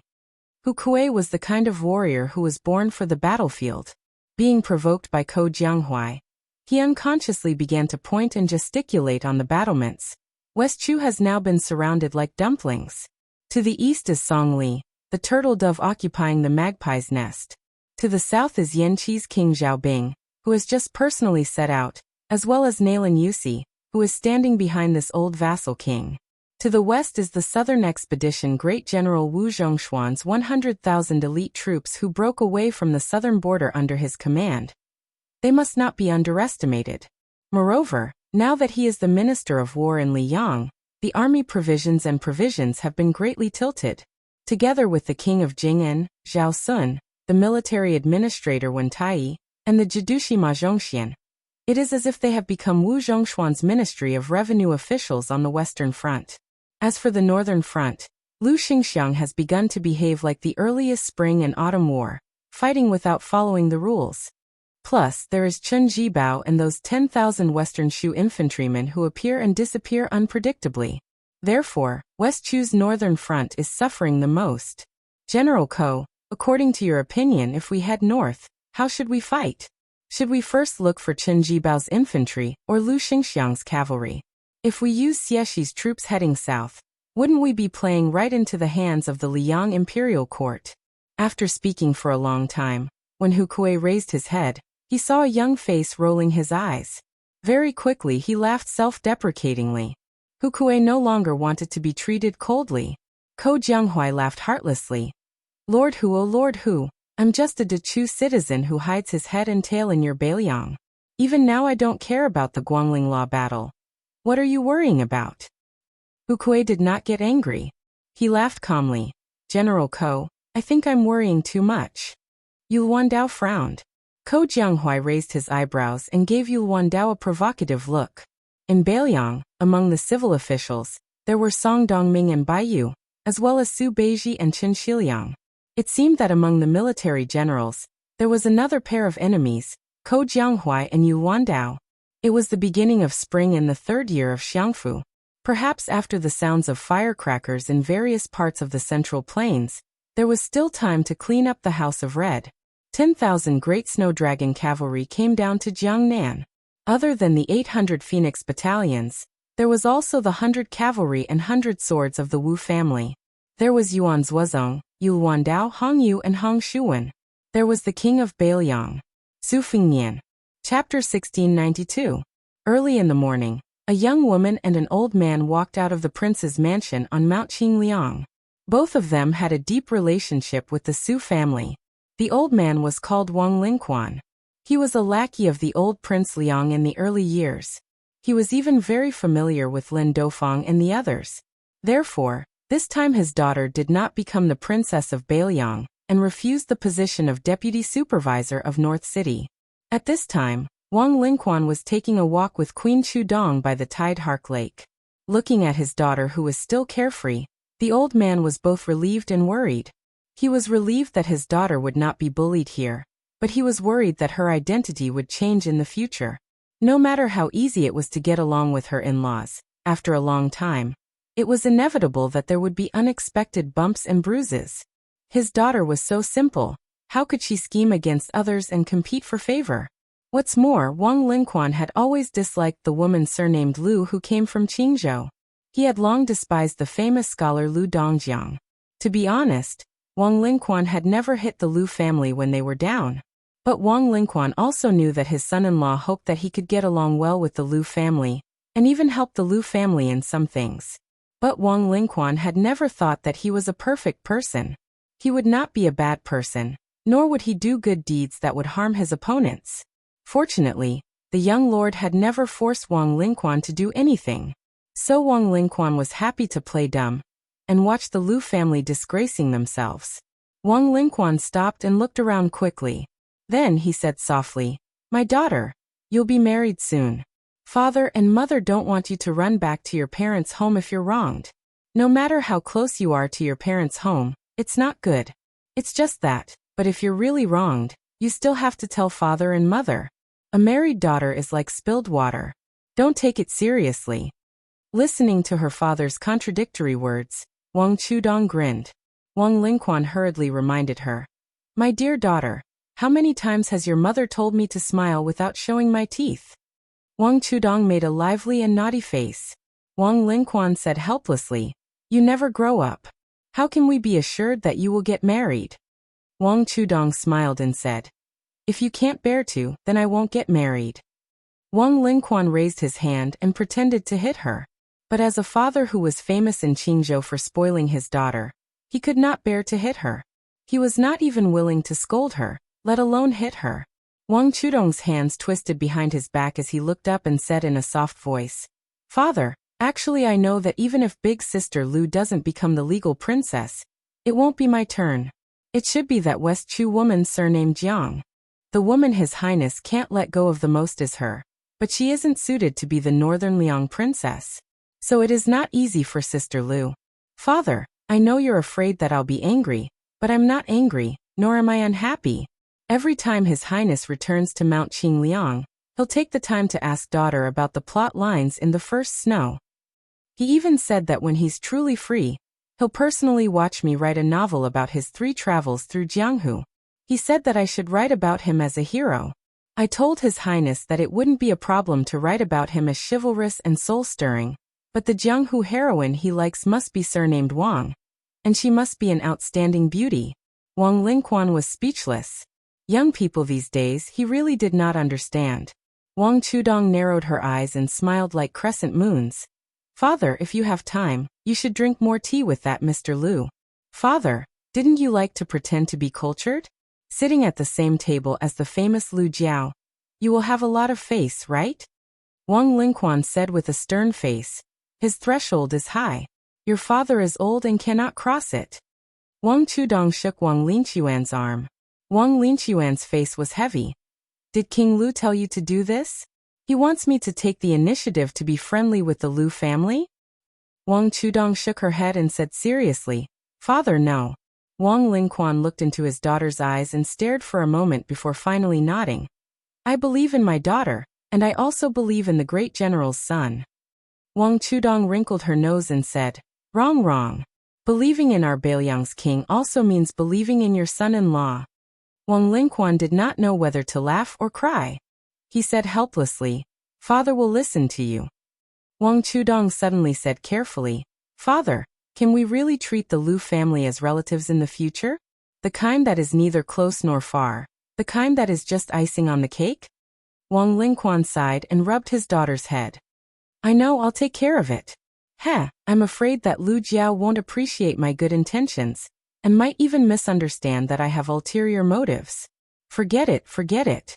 Father also knows that being on good terms with the Lu family, in the end, is for my daughter to be here. It is better to be friends here. It's just that in the past, I always felt that there was something stuck in my heart. Father is too narrow-minded." Wang Chudong lowered her head. "Father, it is your daughter who has wronged you." Wang Lingquan smiled happily. Silly daughter. Unless it is a girl who is not sensible at all, there is no daughter in the world who can let father be wronged. Who says that daughters will always side with outsiders when they grow up? Our family is not like that. Father is very happy really. Wang Chudong smiled brightly. Wang Lingquan said in a low voice, daughter, your mother is right. Between women, if there is no competition, there is a big competition.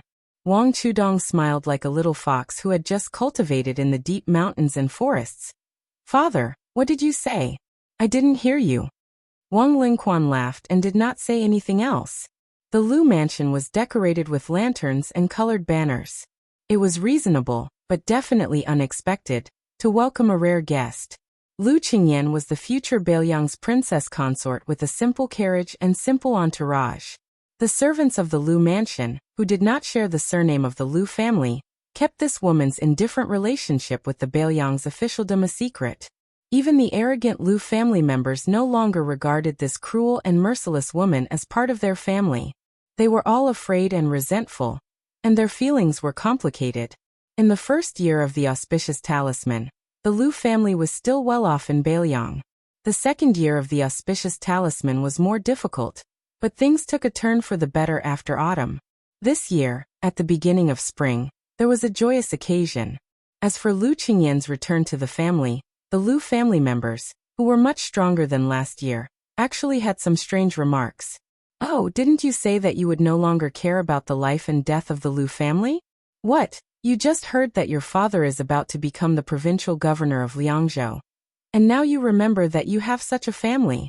Don't you feel ashamed? You rushed here at the beginning of the first month to give your father a New Year's greeting?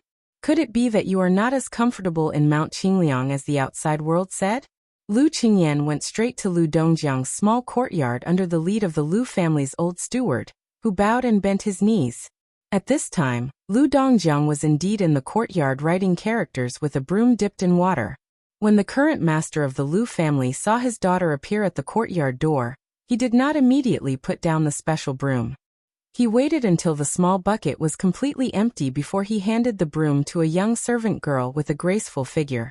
Then he took a handkerchief and wiped his hands. He turned around leisurely and smiled. Qingyan, you are here. Lu Dongjiang's thoughts about this daughter, who was valued by the old master of the Lu family, were actually more complicated than the other Lu family members. This daughter, who had not been close to him since she was young, had too much of the old master Lu Feiqi's imprint on her. Many people even believed that if Lu Qingyan was not a girl, the position of master of the Lu family would not have been given to Lu Dongjiang. Lu Dongjiang knew that this was not absurd.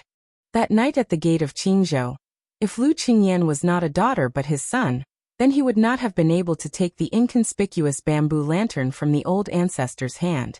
Lu Dongjiang hoped more than anyone that the Lu family could achieve great success in Beiliang. He hoped more than anyone that the old ancestor would be glad that he was the one who gave the lantern to him. Lu Qingyan said expressionlessly, "Do you know why the Lu family can have a provincial governor?" Lu Dongjiang was stunned and sneered. "Even if there are many reasons, at least it is not because of your pillow talk, Qingyan." Lu Qingyan twitched the corner of her mouth. Looking at the current provincial governors of Beiliang, Yang Guangdou of Liuzhou, Chen Xiliang, Chang Sui of Lingzhou Songyan. As for Yuzhou, the position of provincial governor has been vacant for 2 years. There is only provincial governor Hu Kuei. Lu Dongjiang answered with confidence and smiled. Now Liangzhou, which is 1 level higher than the other 3 provinces, has also been vacant for a long time. The provincial governor of Liangzhou, Tian Peifang, and the deputy administrator, Song Dongming, have a good relationship with your father. Although there is no drinking and drinking, the friendship between gentlemen is as clear as water. Chapter 1693. Lu Qingyan stared at the man she hadn't called dad for a long time. Her eyes were dark and gloomy, and there was deep sorrow in them. She asked, "Does the Lu family know that the Su family, which has retreated time and time again, will start to reason with the Lu family instead of being sentimental after having a secondary grade 2 governor of Liangzhou? Do you know that your actions are equivalent to monopolizing the fate of 2 generations of the Lu family?" Lu Dongjiang said angrily, "Lu Qingyan, don't forget that I'm your father." Lu Qingyan smiled bitterly and said, Lu Dongjiang, if I really forgot, why would I come here?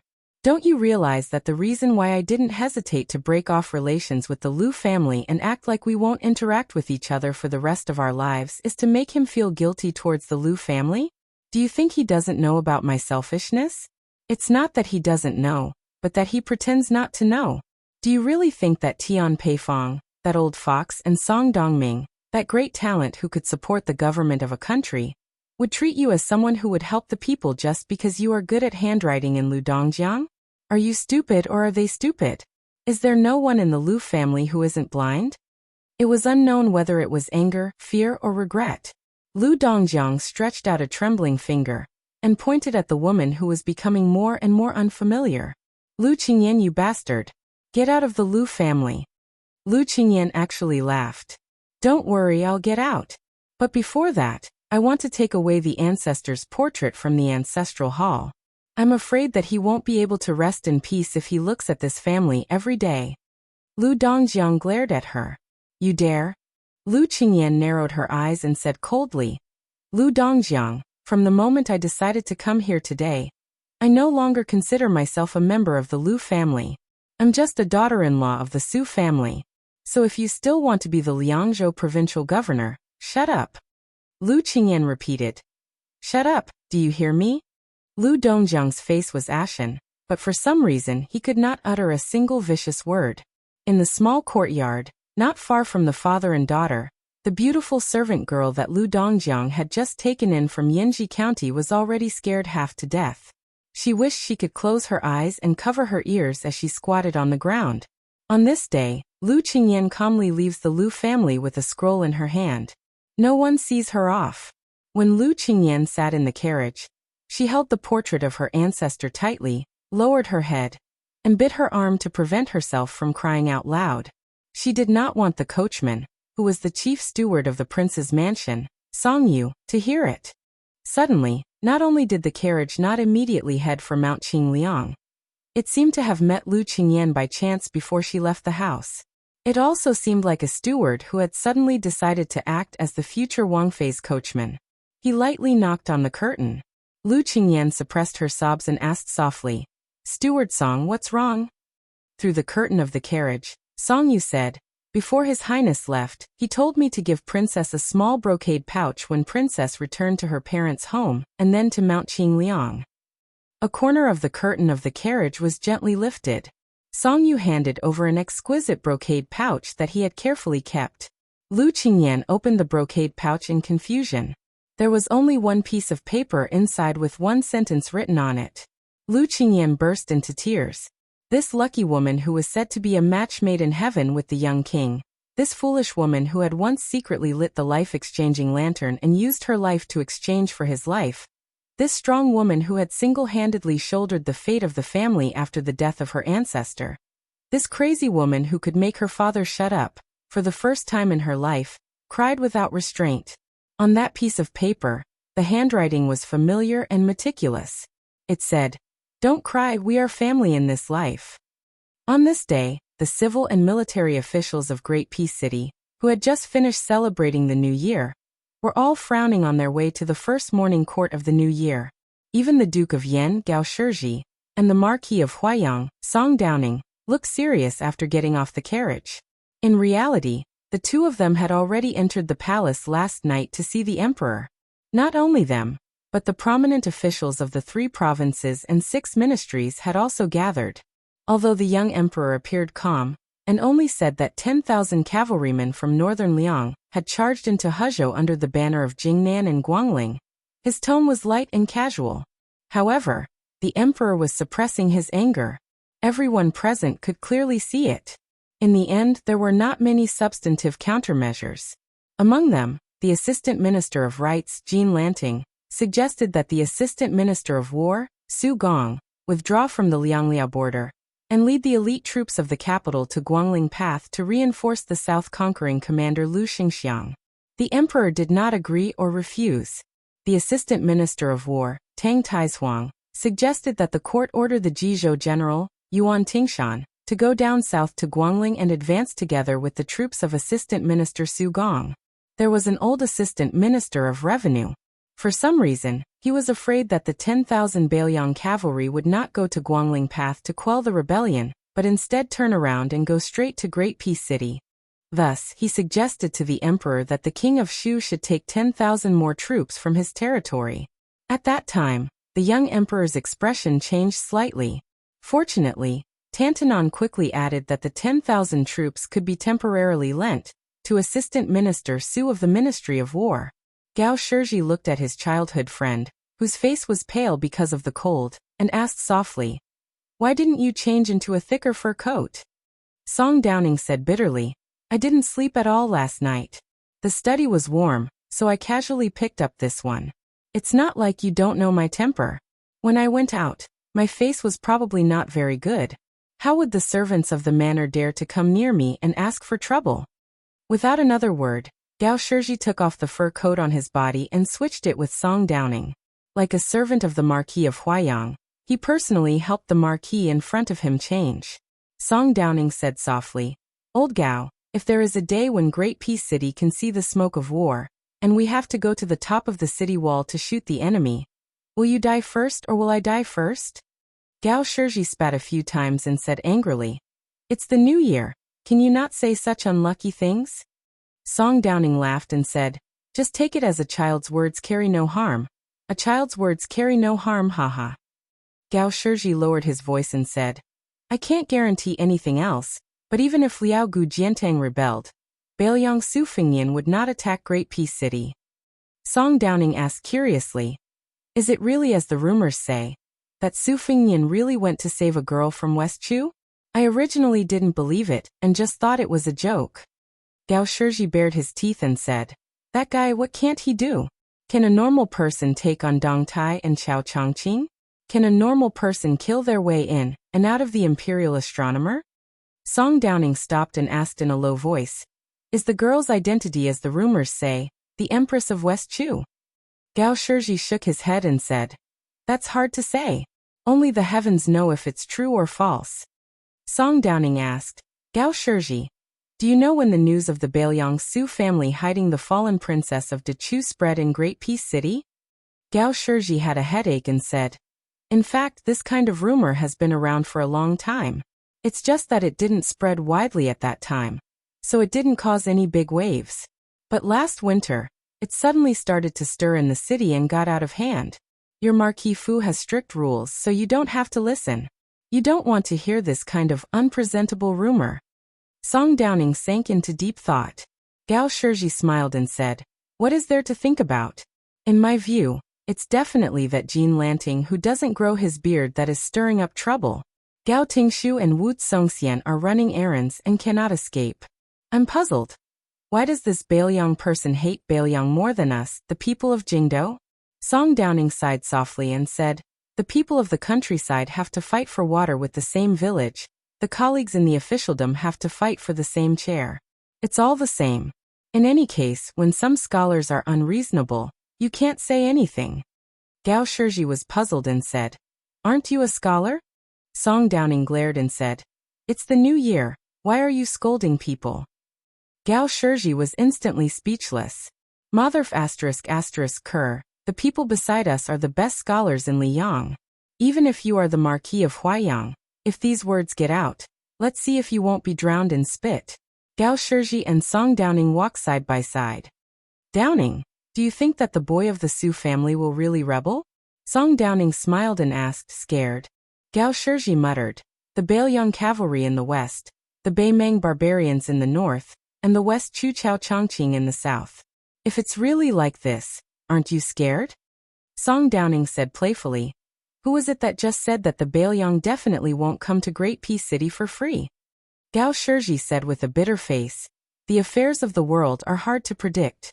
If the young man surnamed Su really is that kind of infatuated person who doesn't want the country and wants the beauty, then it's over." Song Downing's face was not much better.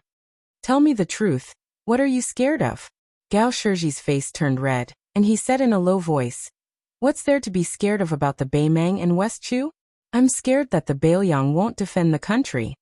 Gao Shizhi originally thought that after saying this, he would be laughed at by his good brothers. He did not think that the Marquis of Huaiyang would say softly, "I'm also scared of the Bailiang cavalry." Do you think that in today's imperial court, who really isn't scared? Chapter 1694.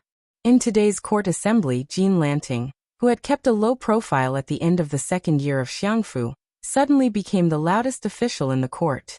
Even Tang Taizuang from the Ministry of War lost his limelight. Under Jean Lanting's suggestion, the court passed a series of policies without a small court assembly. Among them, Assistant Minister Su Gong of the Ministry of War, who had helped the emperor patrol the two borderlands of Liaodong, and made great military achievements last year in assisting Gu Jiantang, was finally able to withdraw from the cold palace of Liaodong. Not only did he successfully return from outside the Great Pass, he also led 20,000 elite troops from the capital to the south to reinforce Lu Xingxiang. The recently promoted General Li Chang'an became Assistant Minister Su's assistant. Young officials from the Ministry of War, such as Gao Ting, Xu Kong, Zhenrong, followed the two officials out of the capital to gain experience and finally had a chance to make a name for themselves. Jizhou General Yuan Tingshan led 10,000 troops each to leave the border and enter the Central Plains through the Great Pass, advancing side by side with Su Gong's army. Then there was the imperial edict to Western Shu, ordering the king of Shu, Chen Jibao, to transfer 10,000 elite troops from the Shu lands to participate in suppressing the rebellion in Guangling. These troops would be jointly commanded by Su Gong and Chen Jibao. Compared to Jean Lanting's loyalty to the country and his ability to solve problems for the court, the Imperial College's Yao Baifeng's suggestion at the end of the court assembly immediately made the already heavy atmosphere in the court even more silent. This great scholar of Confucianism, who came from the northwest, suggested that the matter of the transport should be related to the transport. Jinggan magistrate Wen Tai had just arrived in the region, and the government affairs were already heavy. It should be handed over to the transport officials to handle the specific matters. Wen Tai only needed to grasp the overall situation. If it was in the past, there would be countless civil officials and generals who would jump out to refute the left chancellor even if the emperor didn't say anything. However, today, the young emperor was sitting on the dragon throne high above without saying a word. His line of sight wandered around. However, as far as he could see, there were only officials who lowered their heads in silence. There wasn't a single official who stood out and spoke heroic words. In the end, the young emperor approached from afar. He slowly retracted his gaze and rested it on a group of officials from the 6 ministries. In the end, someone finally stood out. It was Chen Wang of Menxia province. Chen Wang did not completely overturn Yao Baifeng's suggestion. Instead, he proposed a compromise. First, the Ministry of Personnel would strictly examine the resumes of the main officials of the transport.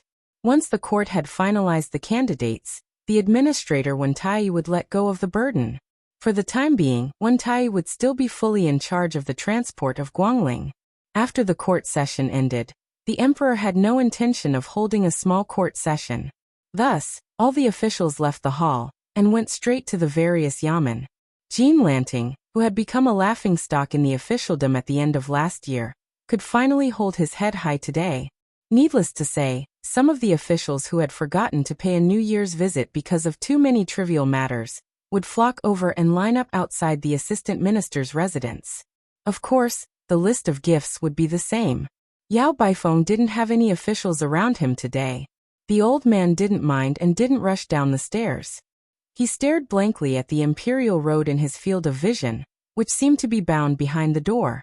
A young voice sounded beside the old man. "Left Chancellor, your stove is cold. It will be difficult to open a meal in the future." The old man didn't turn his head.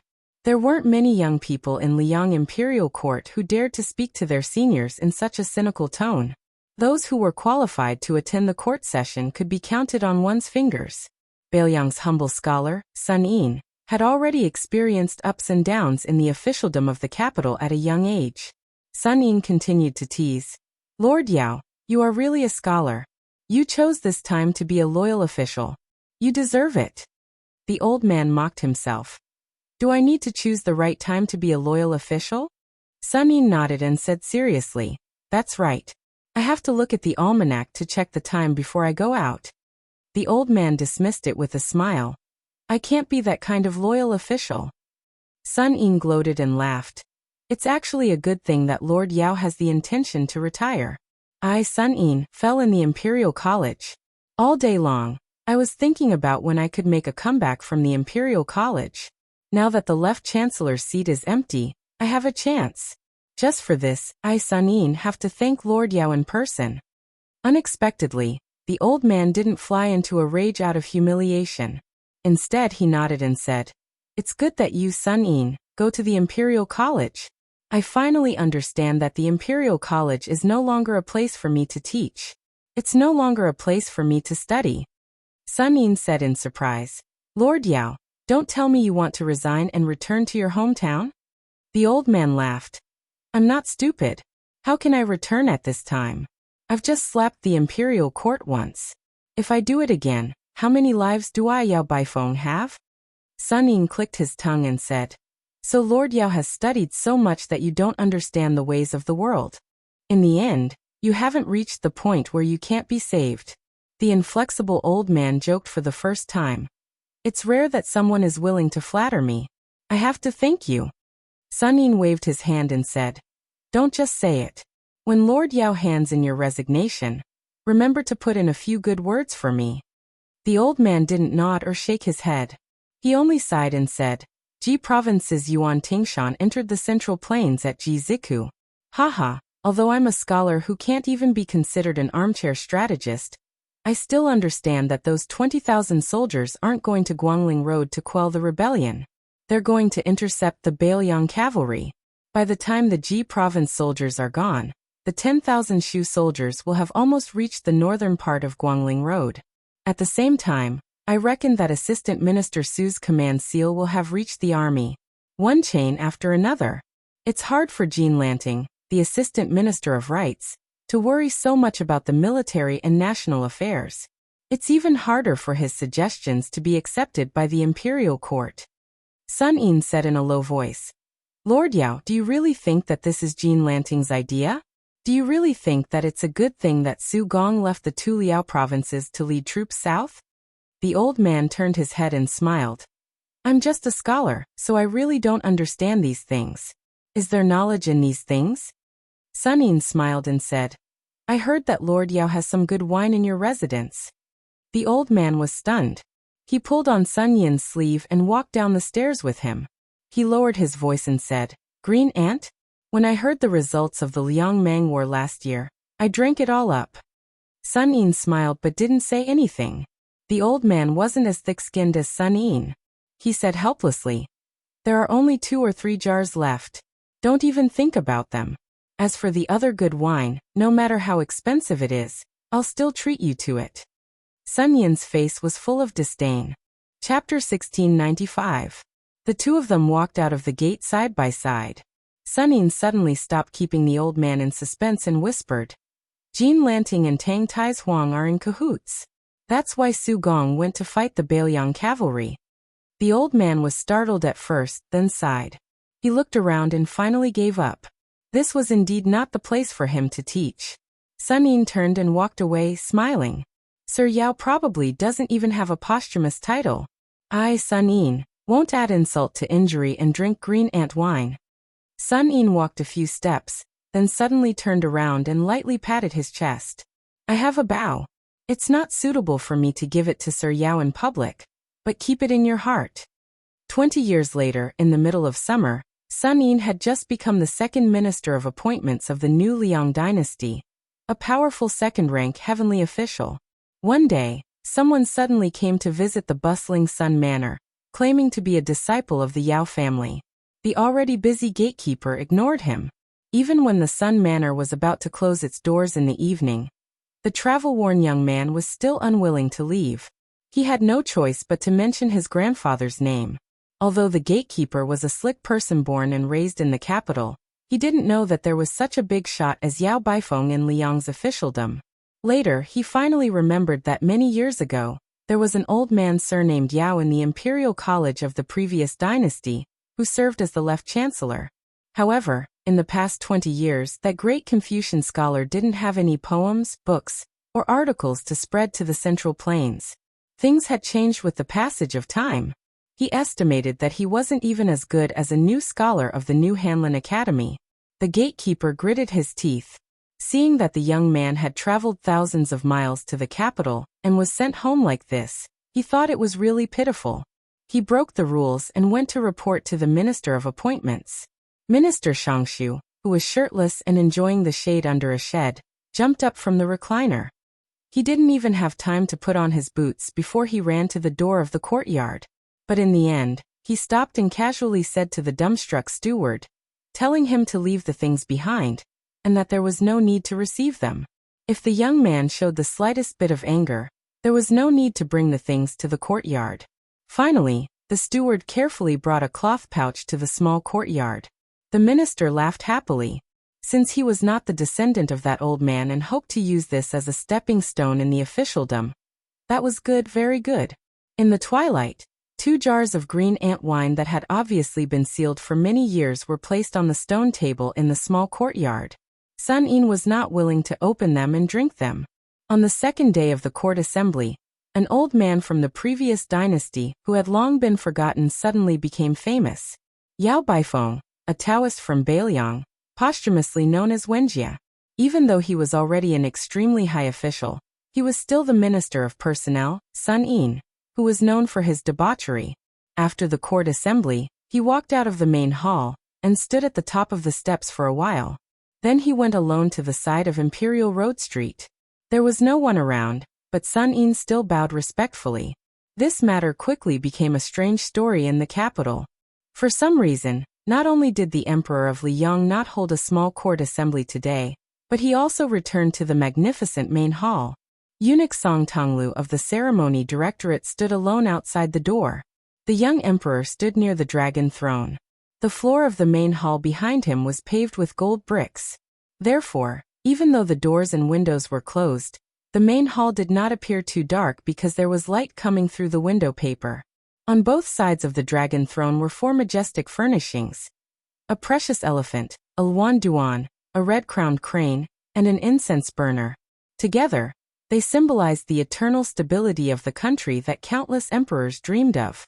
The young emperor walked down the steps and stood in the middle of the main hall. The so-called gold bricks under his feet were actually not made of gold. They were the tribute bricks from the Guangling Manufacturing Bureau, which had the reputation of silent steps, like jade chimes. Zhao Zhuan looked up and saw that the pillars of the main hall were made of Nanjiao wood cut from the deep mountains of Nanjiao. In the early years, the imperial censor of Liang complained that 1,000 people enter the mountains, but half leave the mountains. Later, in the hands of the late emperor, the pillars of the emperor of Liang's palace were all replaced with the easier-to-cut Liaodong pine wood. Zhao Zhuan walked to the front of a pillar and reached out to touch the glorious pillar with the pattern of a golden cloud dragon painted with powder. He whispered, "Father, you have the blue-eyed Zhangjiulu, the half-inch tongue bunchi, and the human cat Han Shengxian. What about me? A dragon robe, a dragon throne, and a main hall? In this world, can't you give me a little more time to work hard? 10 years, no, just 5 years. I can make Beiliang, Nanjiang, and Beimeng disappear. I can make those traitors have no place to stand, and let the people of Liang enjoy peace forever. Father, I don't trust anyone now. Qi Yanglong, Huan Wen, and Gu Jiantang Lu Xingxiang are the young people you deliberately suppressed and left for me to promote. Song Li Sun Yin, and the others, I don't trust any of them. The only one, Chen Wang, is still too young and doesn't have enough prestige. He has no foundation in the Liang army. Even if he is willing to turn the tide, he is powerless." Zhao Zhuan suddenly retracted his hand. His face was ferocious. He clenched his fist and punched the pillar. The young emperor gasped for breath. He felt a piercing pain in his hand. He glared at the pillar and said angrily, "You destroyed the fate of the Zhao family at the Imperial Astronomer. I only asked 2 lackeys to make things difficult for you, and you dare to openly send troops to Guangling Path. How is this different from rebellion?" Zhao Zhuan punched the pillar again. This time, the surface of the pillar was stained with blood. "Do you really think that my Liang won't dare to fight to the death with Beiliang?" The young emperor lay on the floor of the main hall and looked at the golden dragon carved in the middle of the caisson. The dragon's head looked down with a huge pearl in its mouth. Looking at the huge luminous pearl, the young emperor couldn't help but think of his sister, Princess Suizhu, Zhao Fengya. Princess Suizhu of the Zhao family of Liyang was dead, but Zhao Fengya was still alive. This was probably the only thing that the young man of the Su family of Bailiang had done that Zhao Zhuan didn't hate so much. The exhausted young emperor closed his eyes and thought of the stupid parrot raised by the empress. It turned out that the so-called sovereign of the 9 and 5 was also a bird in a cage.